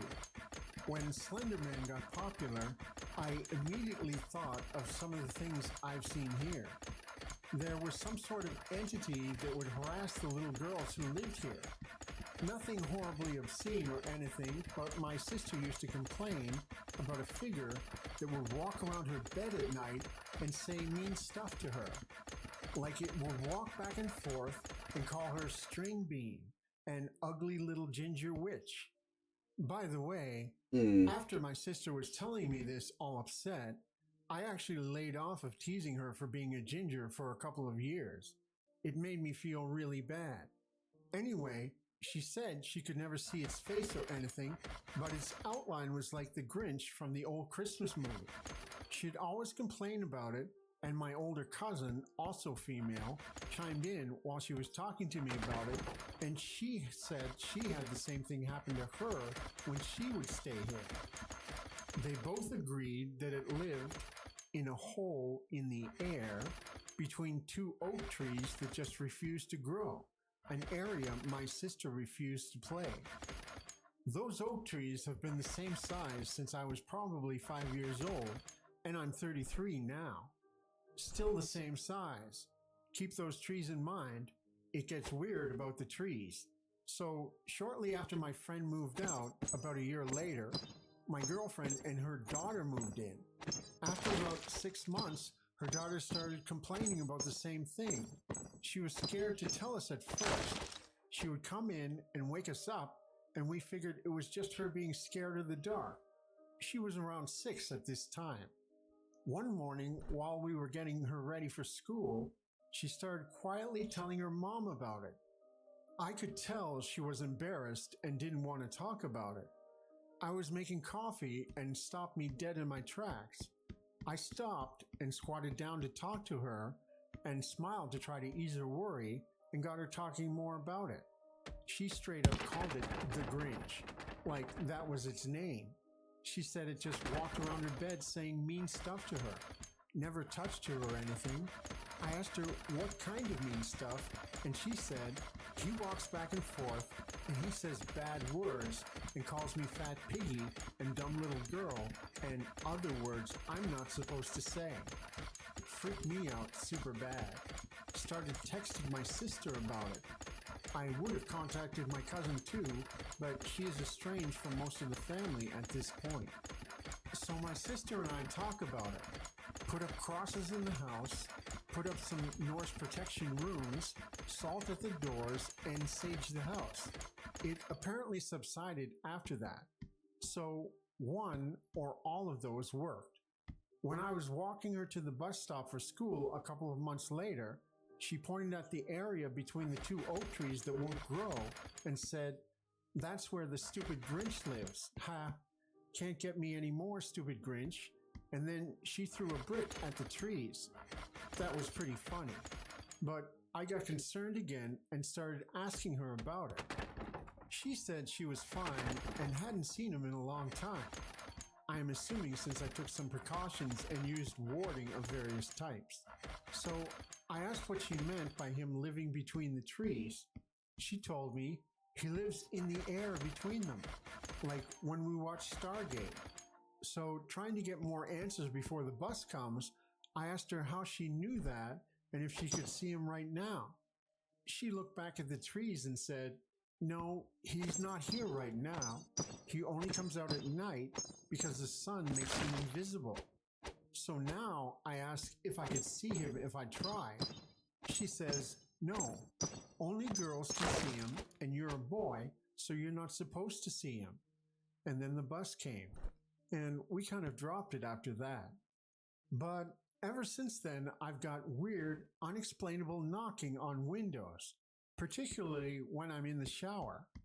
My girlfriend at the time, the girl's mom, and I split up several years ago, and I still get the window knocking and weird noises. I'm used to it now because that's just life here. It's always been weird as hell. I saw Green Man's face once when I was a kid. Weird piece of property we've got here. For further reference, my girlfriend's daughter never met my cousin and never talked to my sister about stuff like that. So it's not like the idea was planted in her head by them or anything. Later on, when talking to my sister about it, she told me that maybe it's because she's getting older, but as time goes on, she's forgotten more and more about it. She said she doesn't even remember it having the outline of the Grinch anymore. She remembers calling it that and knowing that it looked like the Grinch before, but doesn't remember the outline. She used to be able to go into detail about it, but now all she vividly remembers is the Ginger Witch part. And maybe that's due to growing up, adulting, and prioritizing memories, but she's 35 and I'm 33.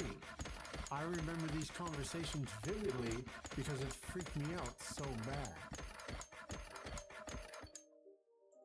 I Died and Came Back by Deleted Reddit User.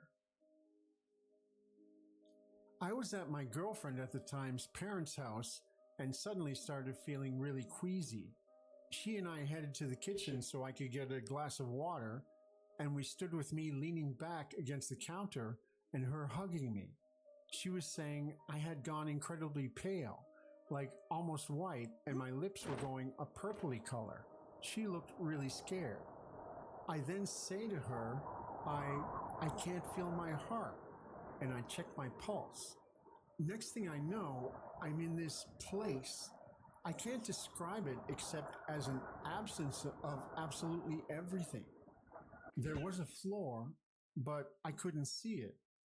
I was walking on nothing, through nothing, and surrounded by nothing. But I was there, and it was there. There were other people with me, discernible faces, clothes, and demeanors.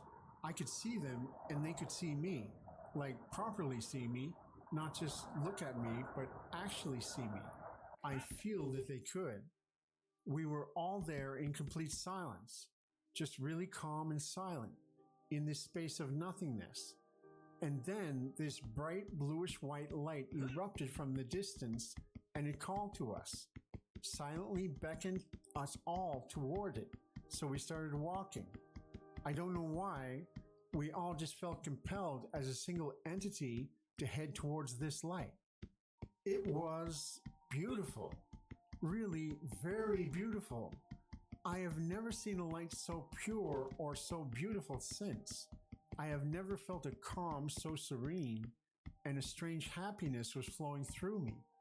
I could feel myself smiling and feeling like all was right with everything in the world. Suddenly, I started being dragged backwards, as if a fishing hook had just grasped my intestines from behind and was pulling me. I felt intense pain, and there was a rushing sound. The light got more and more That distant, wasn't as paranoid, did the normal. people, You had and to there was go what I can poop. only describe as a blood-curdling scream fading in from behind me. As this got louder, and as soon as the light faded, I woke up. I was on the floor of my girlfriend's kitchen. Her mother, a nurse, had just performed CPR on me, as I had been actually full-on dead, no pulse, no breathing, for about a minute. I felt like I was in that space for an eternity.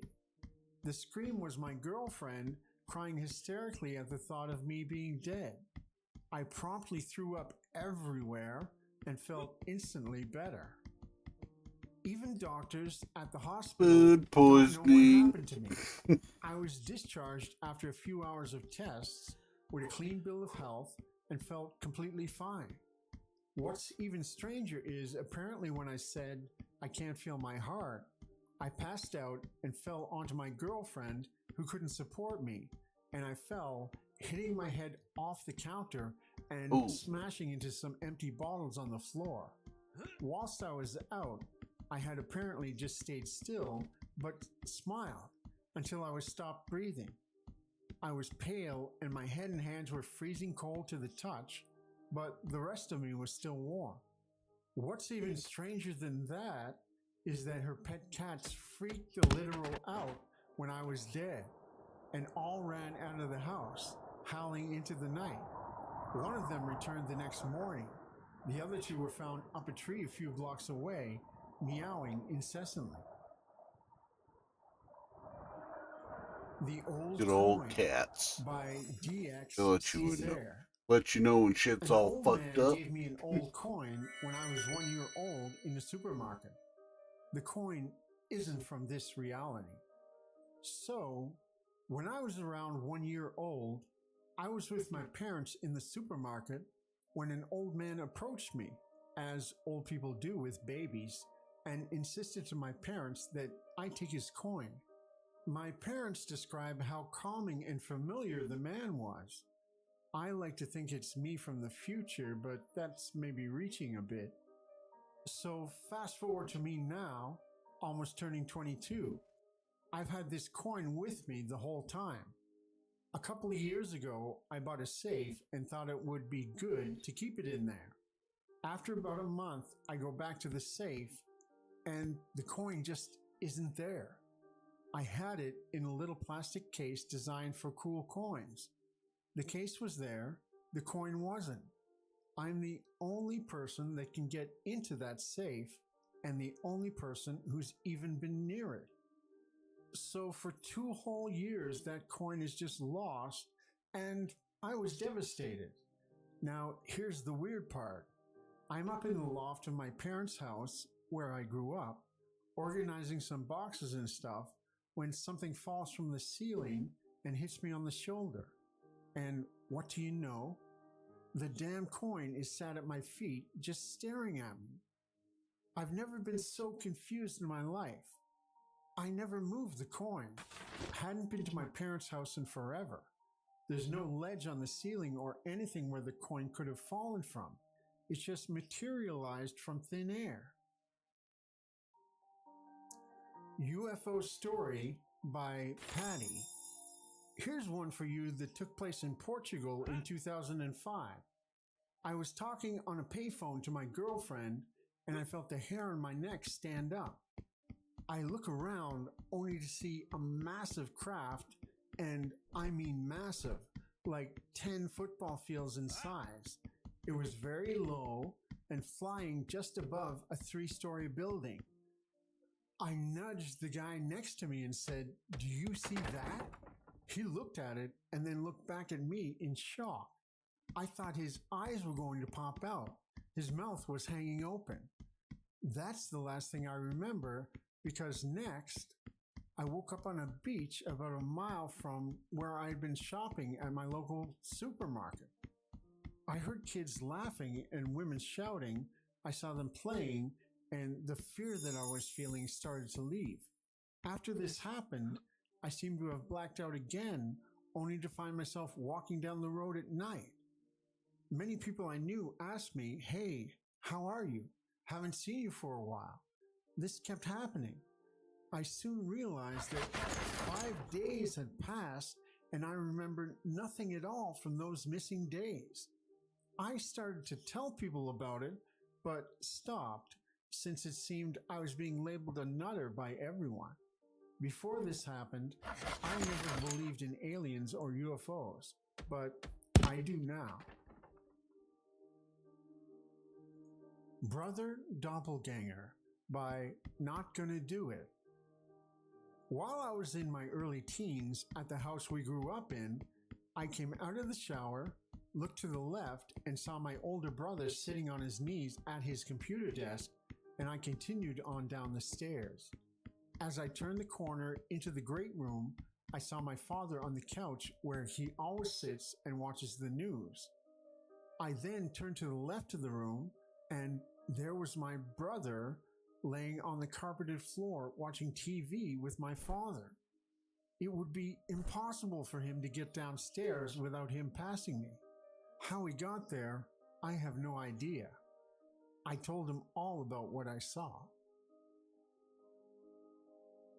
In this next segment, we're looking at some of the most classic and well-known cases of encounters with the strange, including sightings of unidentified flying objects, alien abductions, ghost stories, cryptid encounters, and other unexplained phenomena.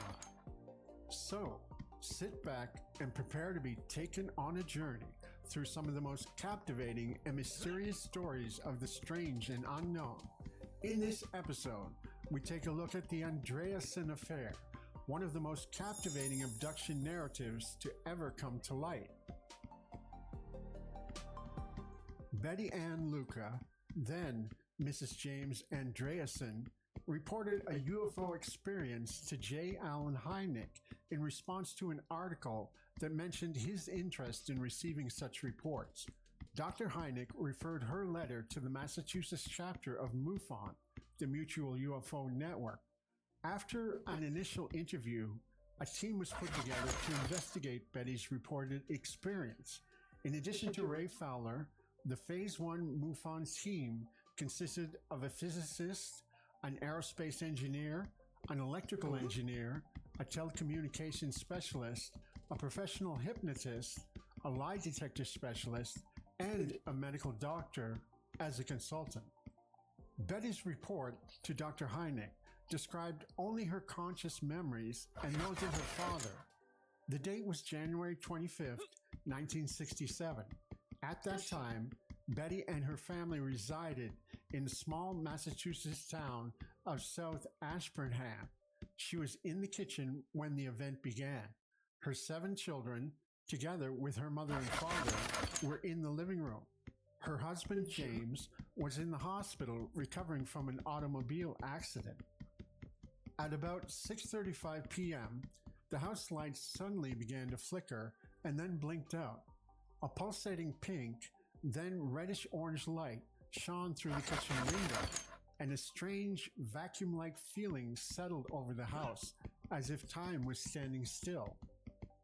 Betty told her frightened children to remain in the living room while her father checked to see where the light was coming from.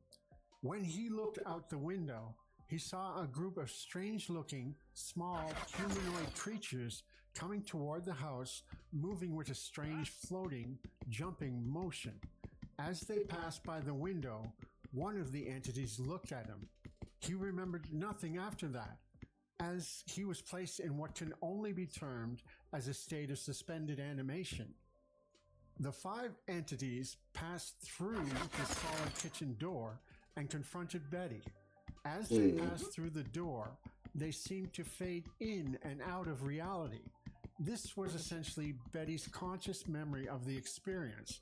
However, during 14 sessions of time regression hypnosis, both Betty and her daughter relived what they think occurred after the entities entered the house. The rest of Betty's family was placed in a state of suspended animation. The entities commanded Betty to follow them outside. Betty felt strangely compelled to go with them, but was concerned for her family. The entities then temporarily released Betty's oldest daughter, Becky, from her suspended state to assure Betty that her family would be all right. Becky relived this segment of the encounter under hypnosis. Betty floated through the solid wood kitchen door in line with 4 of the entities. One entity was left behind. Under hypnosis, Becky remembered this entity again releasing her from suspended animation to ask questions about the rooms in the house and to amuse her with floating balls of light. Outside, Betty was brought to a small oval-shaped craft on tripod landing gear, whereupon she floated into it. The craft accelerated upward and apparently entered a much larger craft. While on board, she was subjected to the effects of strange equipment before and after a physical examination. During the examination, a tiny BB-like object was removed from her nose. Attempts via hypnosis to learn how it got there were unsuccessful. Betty became terrorized during these probes, and the hypnotist refused to press the matter further. After the exam, Betty was placed into a tank of liquid and made to drink another liquid that had a tranquilizing effect. Soon after, she was removed from the tank and floated along a track into an alien place. While there, she underwent a traumatic experience during an encounter with a holographic-like portrayal of the death and rebirth of the legendary Phoenix bird. During this experience, a booming chorus of voices told Betty that she had been chosen to show something important to the world. She then was returned home to find her family still in a state of suspended animation and guarded by the entity that was left behind. Betty and her family, under mind control of the entities, were put to bed in a state of unawareness. Betty was told she would forget her experience until an appointed time. During the abduction, the entities related to Betty that humans would fear them, but they were here to help the human race. Human time is localized, and they were not bound by time. Their technology is paraphysical in nature, and man is not made of just flesh and blood. The MUFON team was able to verify a number of facts associated with the initial segment of Betty's UFO abduction experience, including the power blackout and the approximate time that the incident began. Under hypnosis, Betty related that the event occurred in 1967 on a Wednesday. She stated that her husband was in a Veterans Administration hospital and that her parents were visiting to help out. She described the weather as balmy, with traces of snow on the ground, melting and causing the neighborhood to be enshrouded with fog. Betty's husband's hospital records showed that he was in the hospital between January 23rd and March 17, 1967. A local weather station in South Ashburnham recorded a temperature of 33 to 54 degrees with mist rising from the melting snow. Betty's parents remembered the visit, and her father remembered his brief, conscious look at the entities, which he described as Halloween freaks. The local power company Well, that's confirmed not the power very failure nice to say and about attributed it to people. an open circuit breaker apparently tripped by an overloaded circuit. Unfortunately, the power company records did not give the time of the power outage. The time was established by other data. Prior to the encounter, Betty's children were watching a show on TV that featured Bozo the Clown. A check of TV records revealed that this show aired between 4:30 and 5:30 on that day. Since it was dark outside when the event began, the time of sunset was checked. This turned out to be 4:48 p.m. Under hypnosis, Betty remembered that it was around 6:35 p.m. when the lights went out. Betty's credibility was established through a character reference check, a lie detector test, and a psychiatric interview. Only the weather, television show, and the power failure could be proved as objective reality. However, Betty's and Becky's reliving of the account was consistent during an interrogation, and while having her repeat various segments of their experience while under hypnosis. Her description of the entities and her experience were also consistent with other abduction reports. Thanks for watching another episode of Strange Encounters. We'd like to thank everyone for their support, and we hope that you've all enjoyed listening to our story. Weird.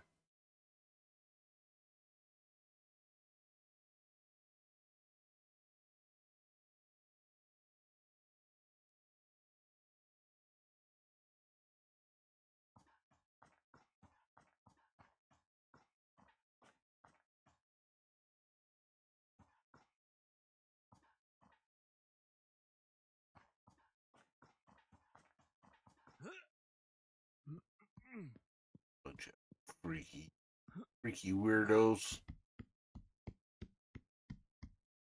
The aliens, not.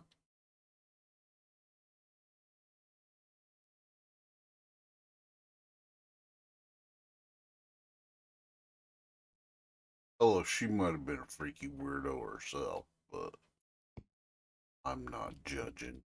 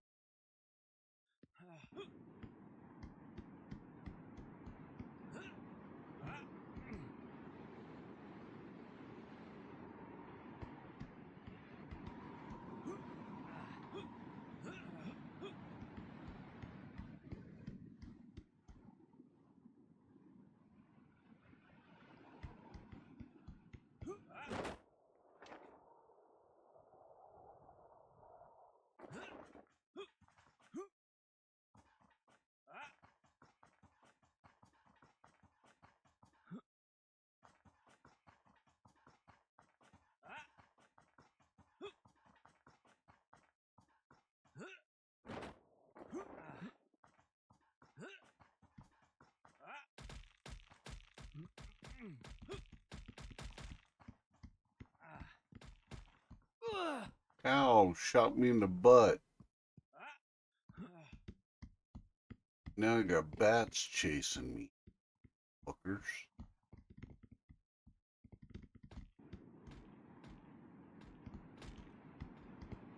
Go, little shitbags.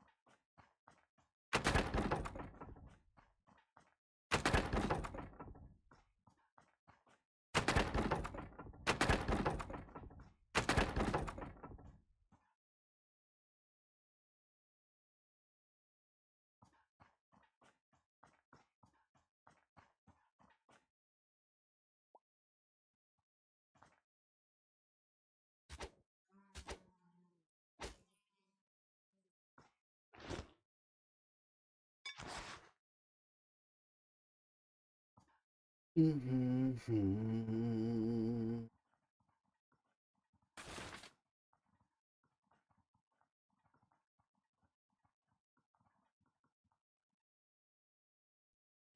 seconds. 5 seconds.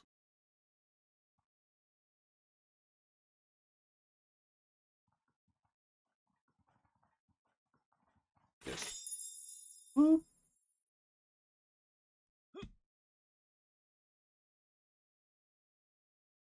Yeah.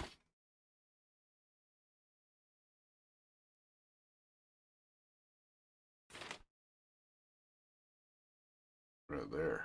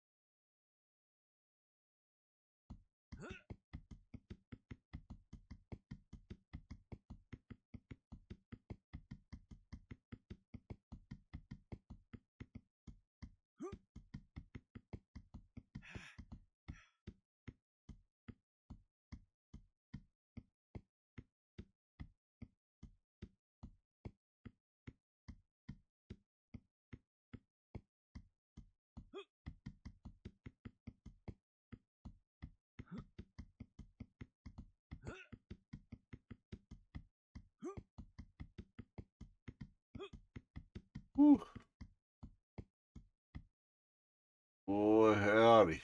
That is a lot of stuff.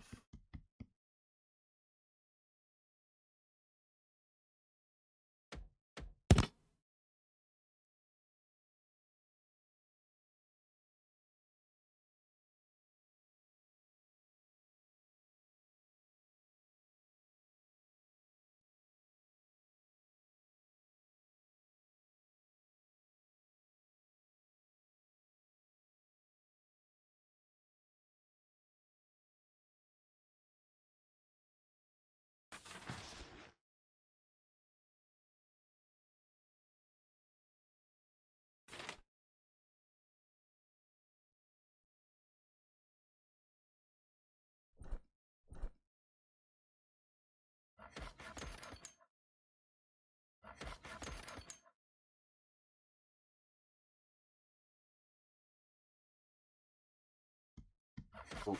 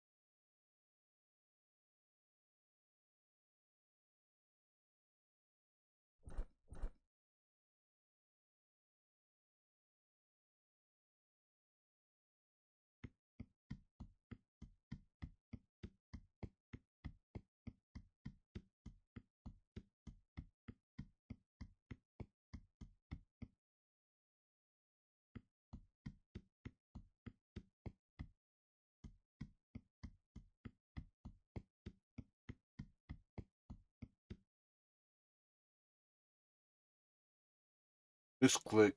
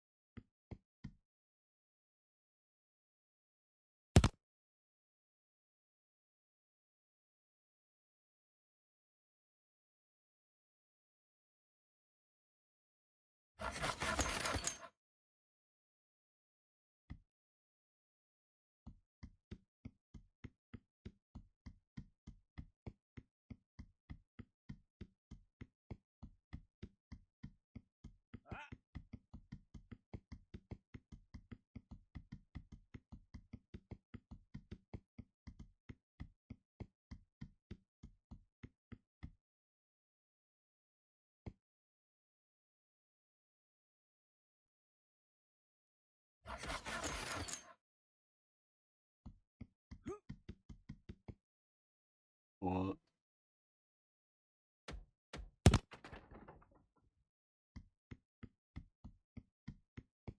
Rid of that.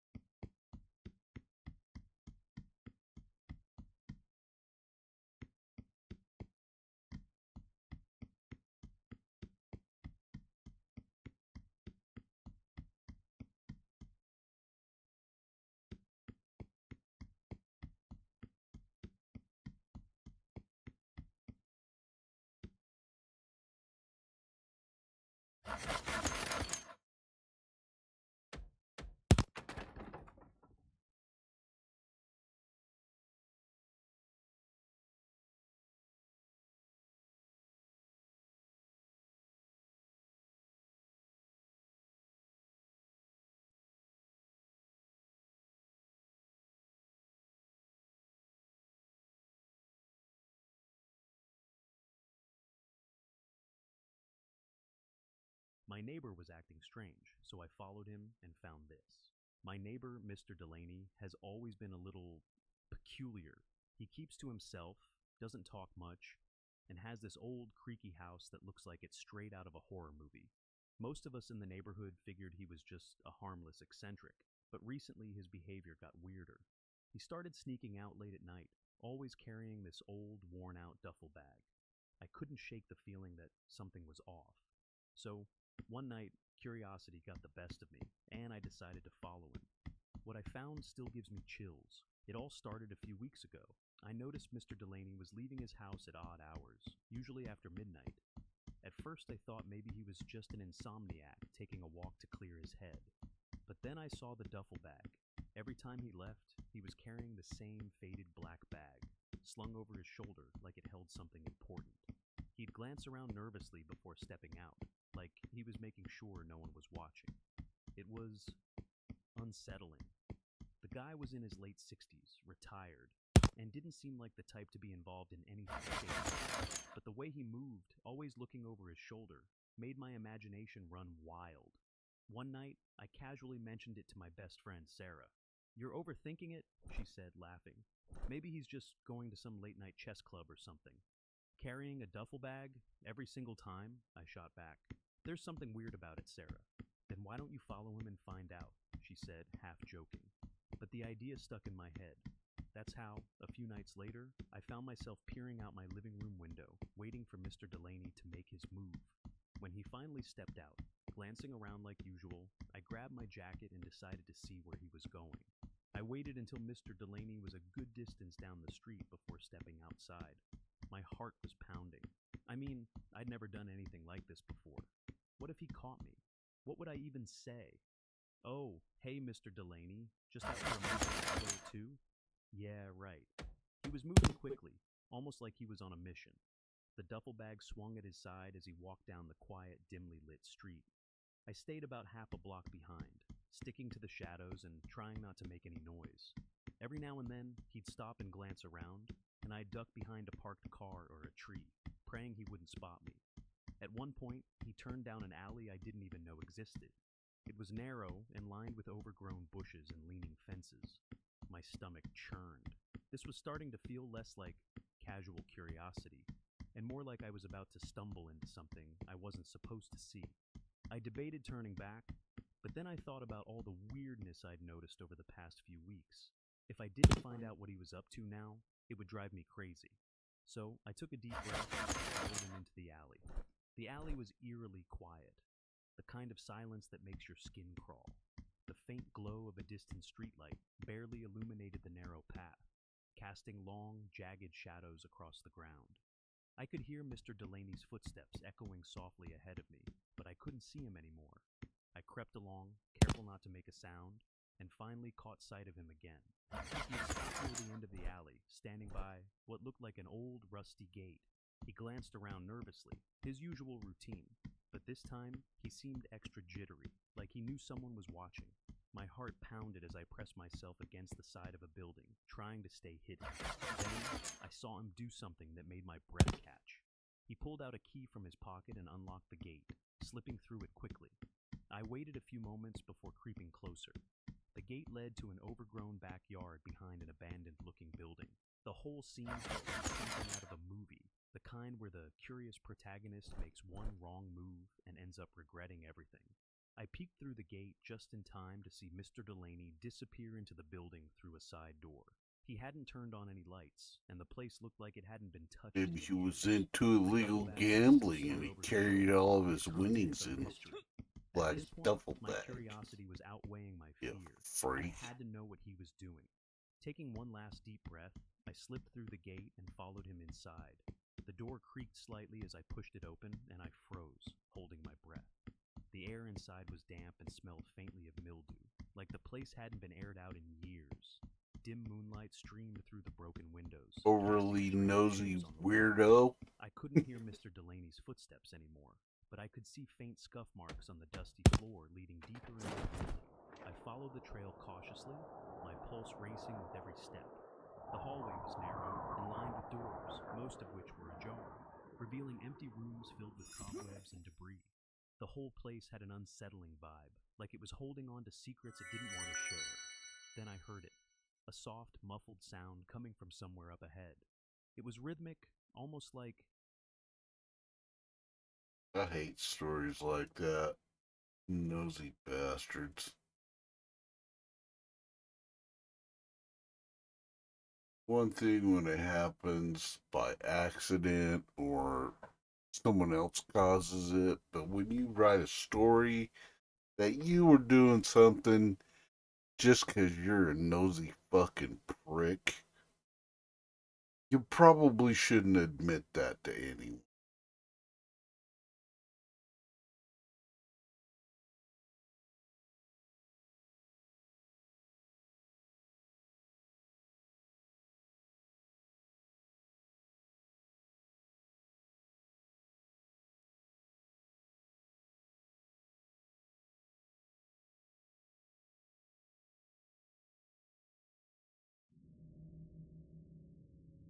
Probably not the wisest thing to do.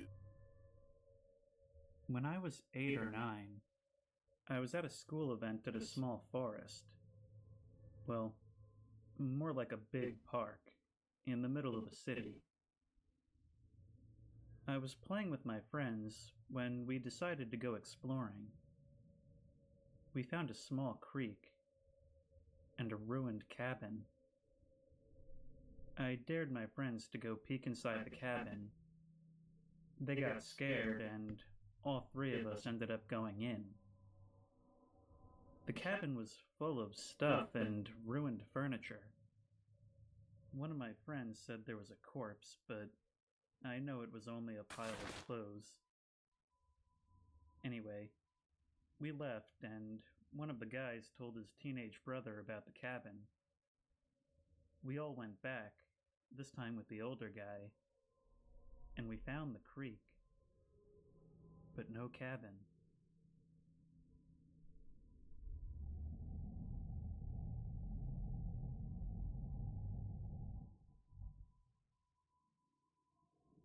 When I was 7, my family took a trip to China to pray to a dead relative.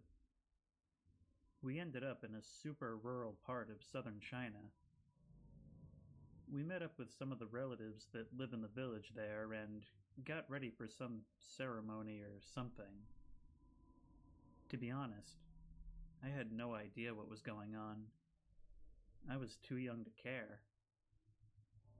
Anyway, me and my sister were bored and decided to run off into a bamboo forest that was just across from the house my relatives lived in. We both ran pretty deep into the forest. I'd say we ran about 10 minutes straight, not even knowing what we were looking for. Suddenly, I saw a little, old, seemingly abandoned shack up ahead. My sister and I decided to check it out. Next to the shack was a fenced-off pen that was about 5 feet tall. I remember I had to climb up to see what was in it. Inside the pen were 2 of the largest pigs I had ever seen in my life. They were probably as tall as I was at the time. Suddenly, my sister nudges me and points to the ground near the pig's feet. Look, do you see that? In the mud were 2 human fingers. Me and my sister looked at each other, then back at the pen. Before we could decide what to do next, a shaggy old man popped out of the shack and stared at us. Me and my sister noped so fast out of there back to the village. I don't even remember if we told our parents about it when we got back. But later that day, we had a roasted pig for the ceremony.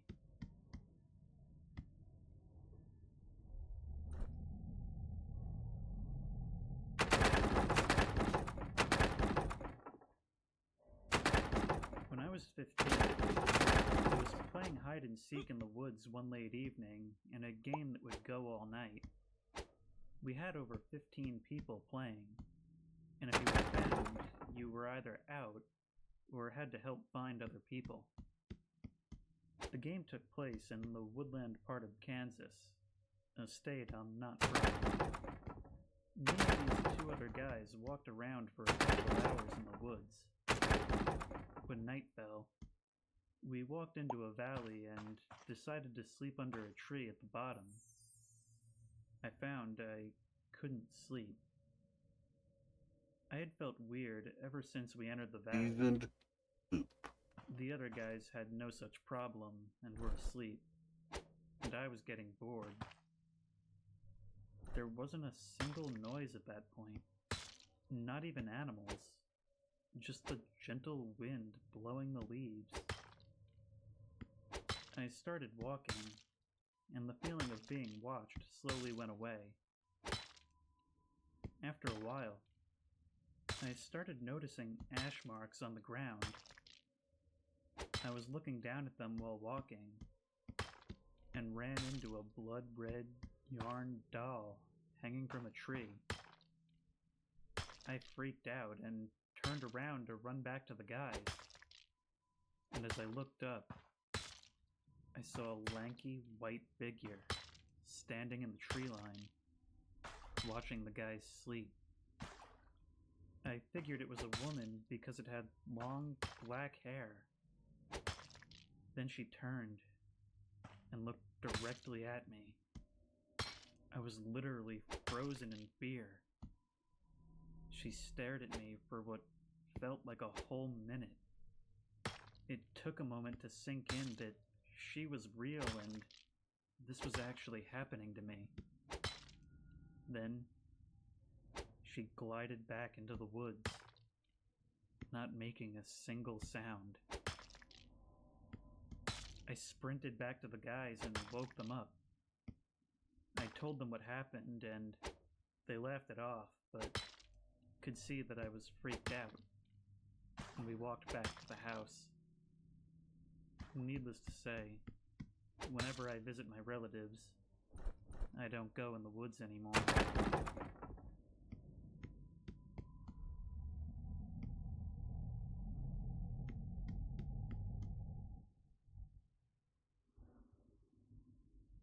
This happened in the early 2000s, when I was 12. I was camping with my family in the Adirondacks, and my sister and I went hiking up this really steep mountain in the woods. We got to the top, and we heard, "Hey kids, up here!" We looked up, and saw a very pale, thin, bald man in a tight-fitting dark suit, sitting way up in a spruce tree, much higher than anyone could get, as there were no branches down low. He looked really old and wrinkly, and he was eating this dark, bloody meat, making these nasty smacking and burping noises. His face was smeared with blood, and we were overcome by the most foul odor you can possibly imagine, like awful, rotten things. This pale man was tossing pieces of this nasty, bloody meat down as he ate. He kept commenting on how good it tasted, and asked where he could find more. He said he murdered a family just over yonder, and that we could go check if we didn't believe him. My sister burst into tears. We turned and ran for dear life down the mountain. We turned, expecting to see him chasing us, but he was still up there, just screaming after us and laughing. We got back to camp and, of course, my parents didn't believe us, but we did call the cops. This one ancient park ranger came out and drove up the mountain to check it out. He came back a while later, saying all he found was a gutted deer, probably from hunters. My sister got sick that night and puked all through the night. The next night, around the campfire, I saw the man again in a tree just past our campsite, still eating, and I could hear him chomping and smacking, even though he should have been too far away for me to hear. I started crying, and no one else saw him. I just remember the sheer horror I felt seeing that man. Nothing has ever scared me as bad as he did. I remember knowing somehow that no one could save me from him. Not my dad, not my mom, not the police. No one, if he wanted to kill me.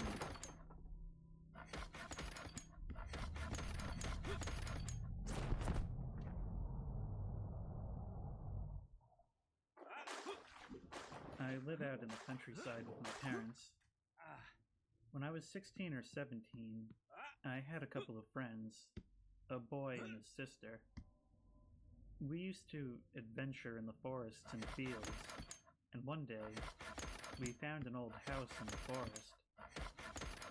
The sister told me it was abandoned, so we wandered around the yard, not having the guts to go inside. My friend accidentally threw a rock through the house's window. After that, we took a few pictures and left. The next day, we came back, and someone had fixed the windows. Yeah, I know it's not that creepy, but it gets better. A few weeks after that, I read an article on the web. It talked about murders in the village where I live. The article said that there were 2 murders at the house in 1980. The mother had suffocated 2 of her children in a well filled with icy water.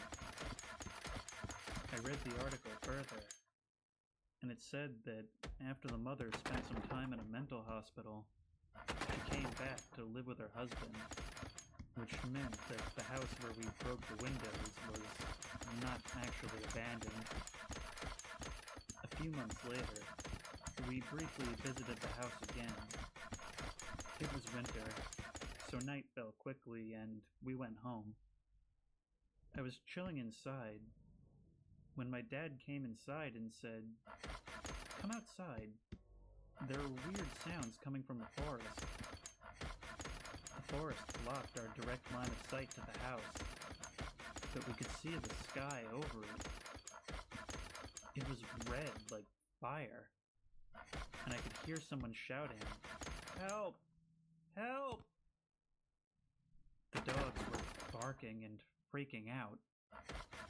By now, too much snow had fallen, and we weren't able to go investigate. God knows what was happening there.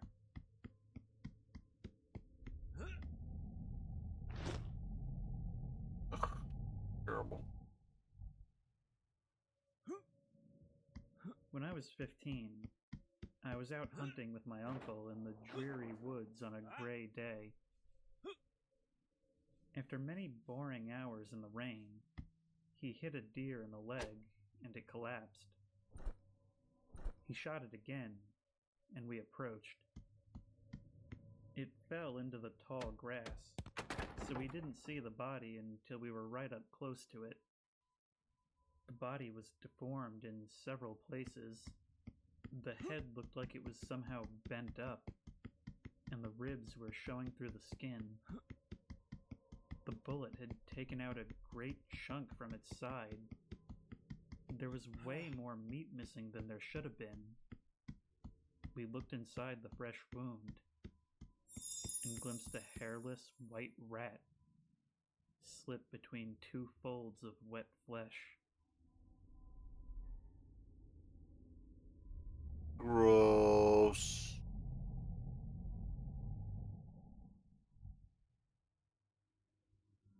Western North Carolina here.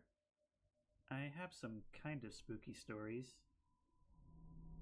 A few years ago, I was out hiking, looking for a good place to hunt. When I found a bunch of old shacks in a clearing, I started noping a little, but curiosity overcame my fear. I found lots of dirty old clothing from what looked like way back. Some of it was missing big patches. Suddenly, I heard a rustling in the woods.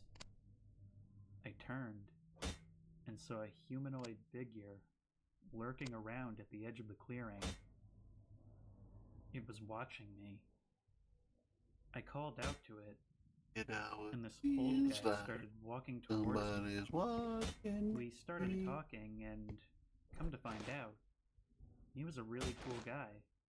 He was an old hippie who had lived out there for the past 10 years. Every once in a while, I still go talk to him. About a year after I'd first met him, I went to hang out with him, and we spent the better part of the day talking. It was getting dark, and it was 6 miles back to my house. I pretty much knew I wouldn't make it back before it was too dark to walk. I decided, screw it. If he doesn't mind, I'll just spend the night here and go home in the morning. We built a big bonfire and kept talking for a few more hours after the sunset. The fire was starting to die down, and I started to see human-looking shadows darting everywhere. He seemed to take notice, but didn't pay them any attention. I asked him if he saw them too, and he said yes. I asked him what was going on, and he told me that a lot of people died here. It used to be a Hooverville back in the day. I got kind of scared and asked how they died. He said a fire had gotten out of control, and the shacks and surrounding woods had burned up. The shadows were getting closer, and he still didn't care. They stopped moving so fast, and I was starting to be able to make out distinct hands and faces. He told me not to worry. They're groovy. His exact words. Groovy? They're I woke groovy. up in the early morning, with the sun just barely coming up. I could still see the shadows moving around. They were moving really slowly now, but there were no more faces. After saying my goodbyes, I headed home.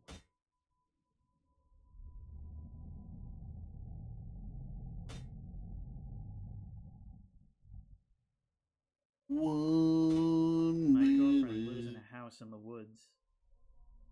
At 5 a.m., I was outside smoking a cigarette when I felt a tug at my shirt. I looked down and saw a little boy. I started to feel really weird. My breathing was a little harder. I felt cold, but not cold. It's hard to explain. Cold but not cold. The kid was staring me in the eyes for what felt like 10 seconds, and then walked off. I looked down at my cigarette. It was completely burned down to the filter, and it burned my skin badly. Shortly after, my girlfriend's roommate came home from her nursing shift, so I asked her if she could medicine me up. She looked at my burn and asked why I did this. I told her I didn't. It just burned me and I threw it down. She said I was lying, and that to get a burn that severe, I would have had to hold the ember of the cigarette on my skin for 20 seconds or more. I noped all the way home.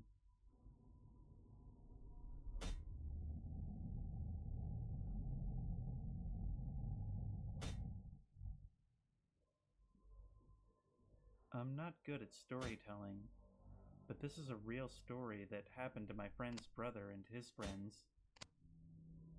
They were out camping in the northern Utah mountains, sleeping in the bed of the truck with the camper attached because it was a lot more spacious than the front seats.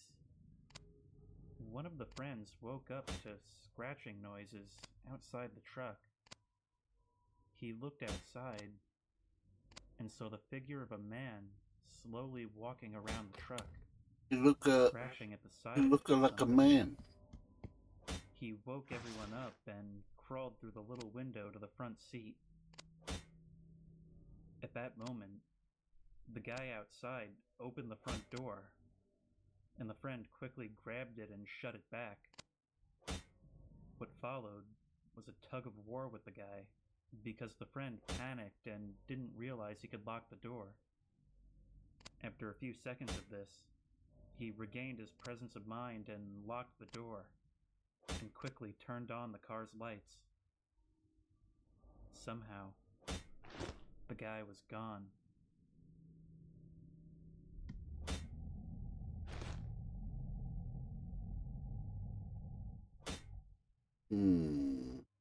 Oh. My class was on a field trip to an old war base. Siblings. That's how they The got place me. is huge and in the middle of a forest. The atmosphere there was heavy and creepy. The guide led the class through a section of the building that was lined with doors, each with a large viewing window.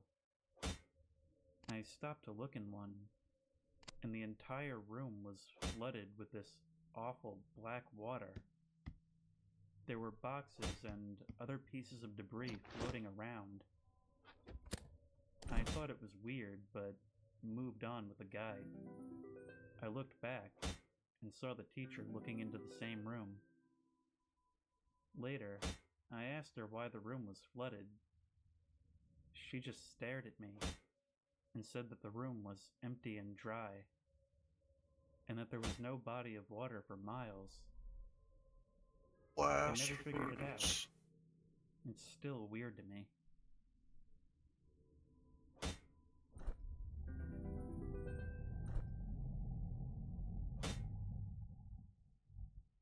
Ran it. When I was 16, Steel my friend, ingots. girlfriend, and I decided to go exploring. Pure We visited copper. this small, creepy village near our town, which was surrounded by woods.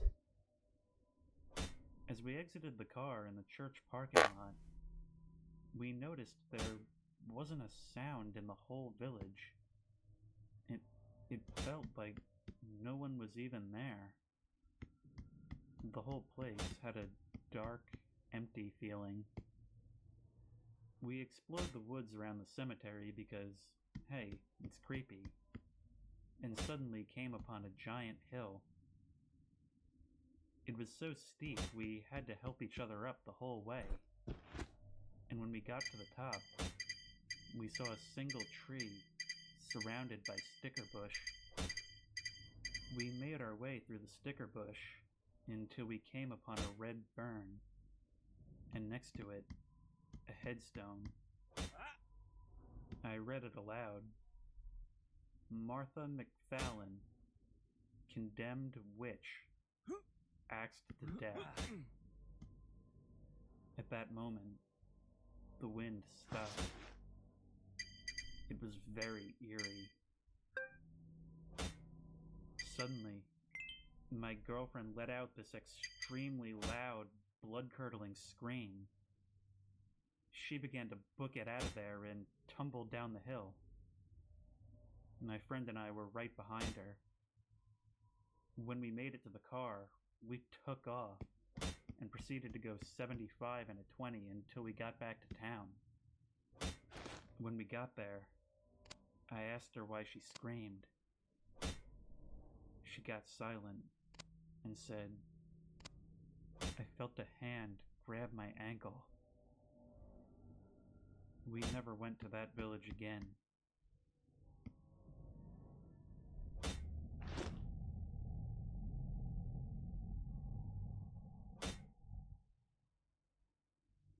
When I was a kid, I played in the woods behind my house a lot.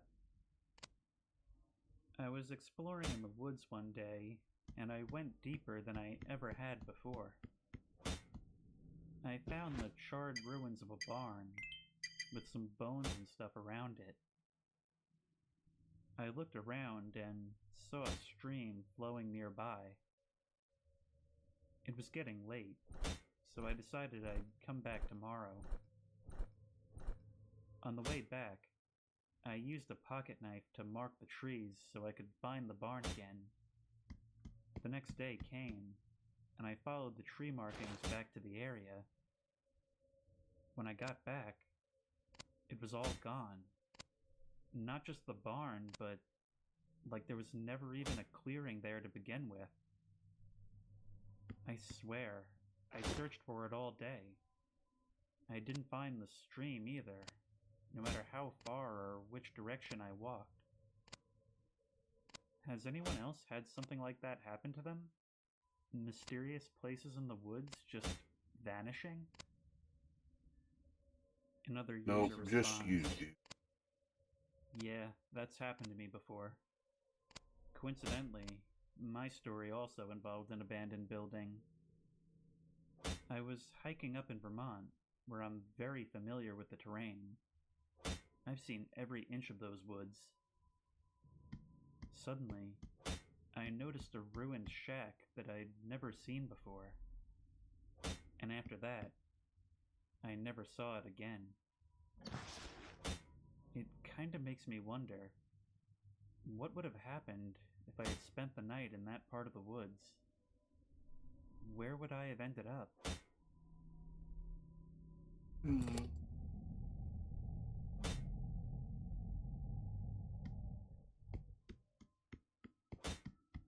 A friend of mine and I used to hang out at this haunted old church in the middle of the woods that has a lot of local history.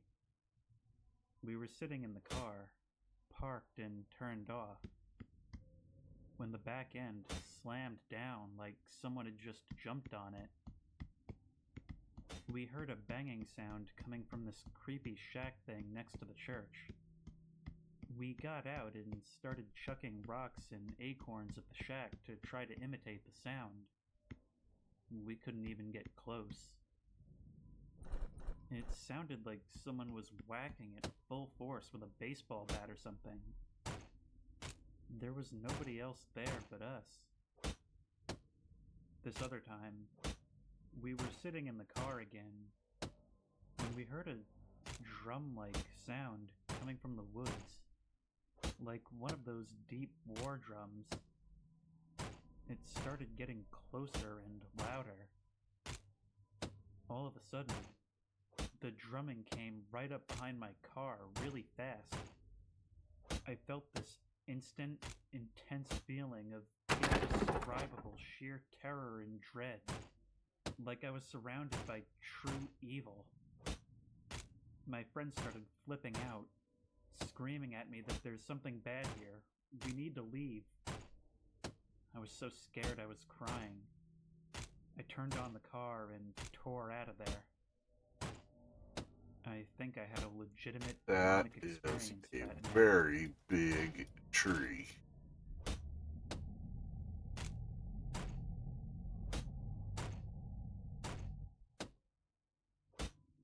When I was about 11, I'd go out exploring the woods behind my house with my best friend. We lived in the country, so we would do this basically every weekend. We would find the weirdest stuff in the deepest parts of the woods. Just things people leave behind. One week, we found an overturned refrigerator sitting in a ravine. We were curious, but there was a lock on the door. The following week, we came back and managed to break the lock off.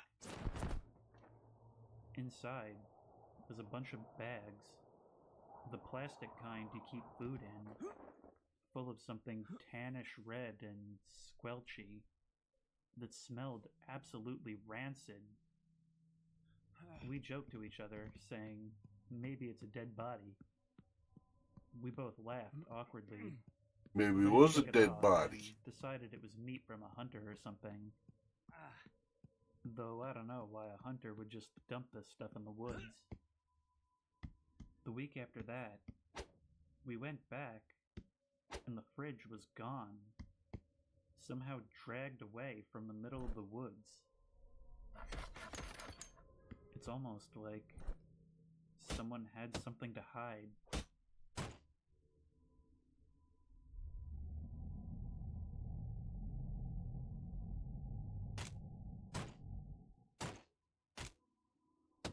I don't have a story myself, but this is a story from my brother.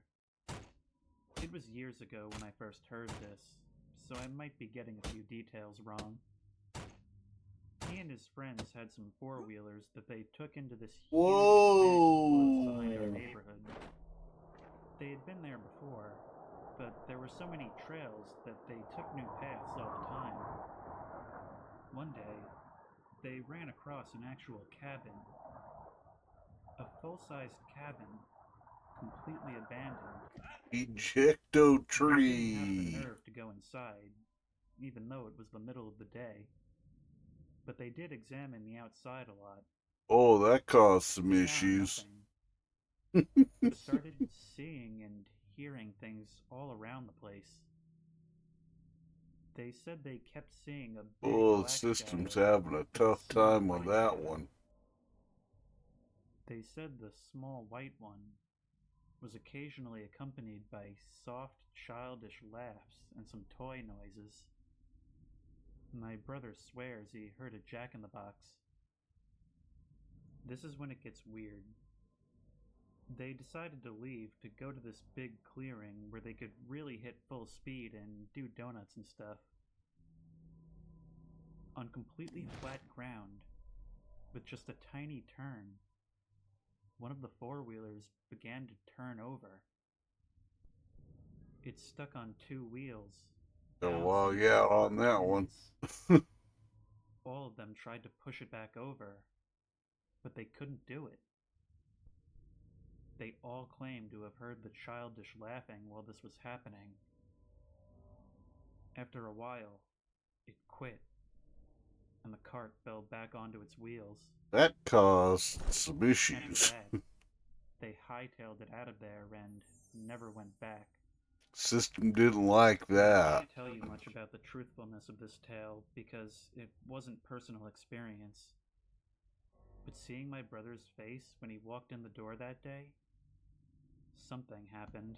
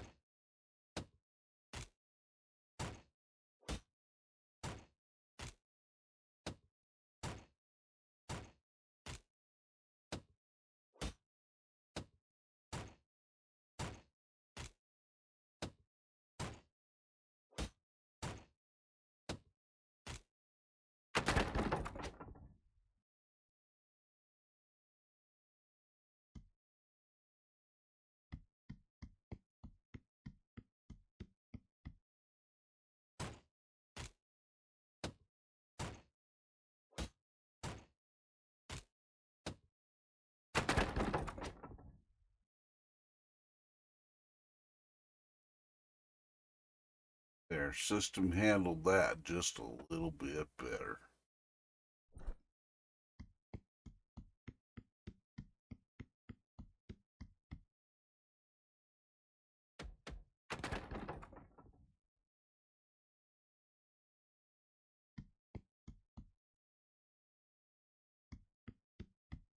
Hopefully the tree stays gone. I don't know if some of the big trees just regen every time. Hopefully they don't. Be kind of nice if you could get rid of stuff or flat top the trees like that so that they would just stay like that. That way you could like take down a tree like that and then build on top of it without shit in the middle of whatever you make. But they might pop back up. Some of the bigger stuff. Be kind of weird, but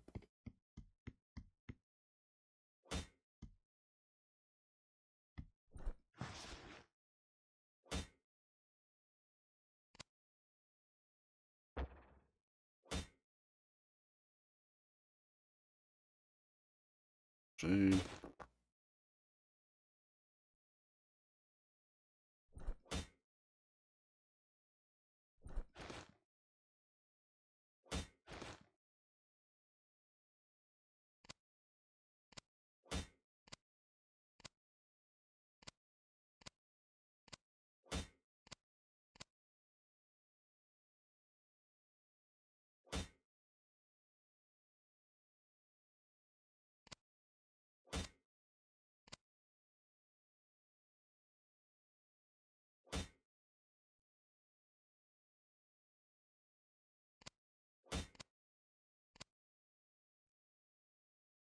I don't know.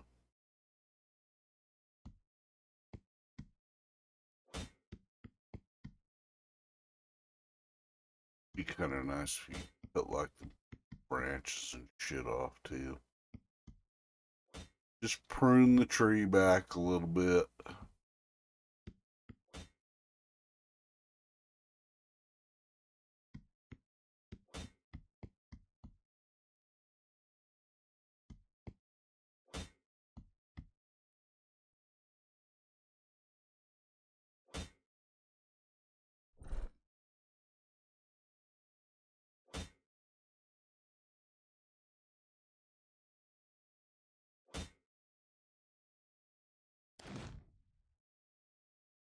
Alright, well, we are gonna call it a day right there.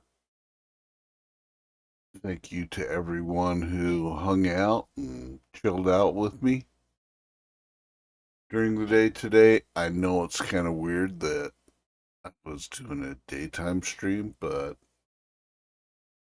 sometimes you gotta do what you gotta do to make allowances for the people in your lives. So, I will be back again tomorrow morning sometime. Not sure when. And then I'm just gonna stream all day tomorrow.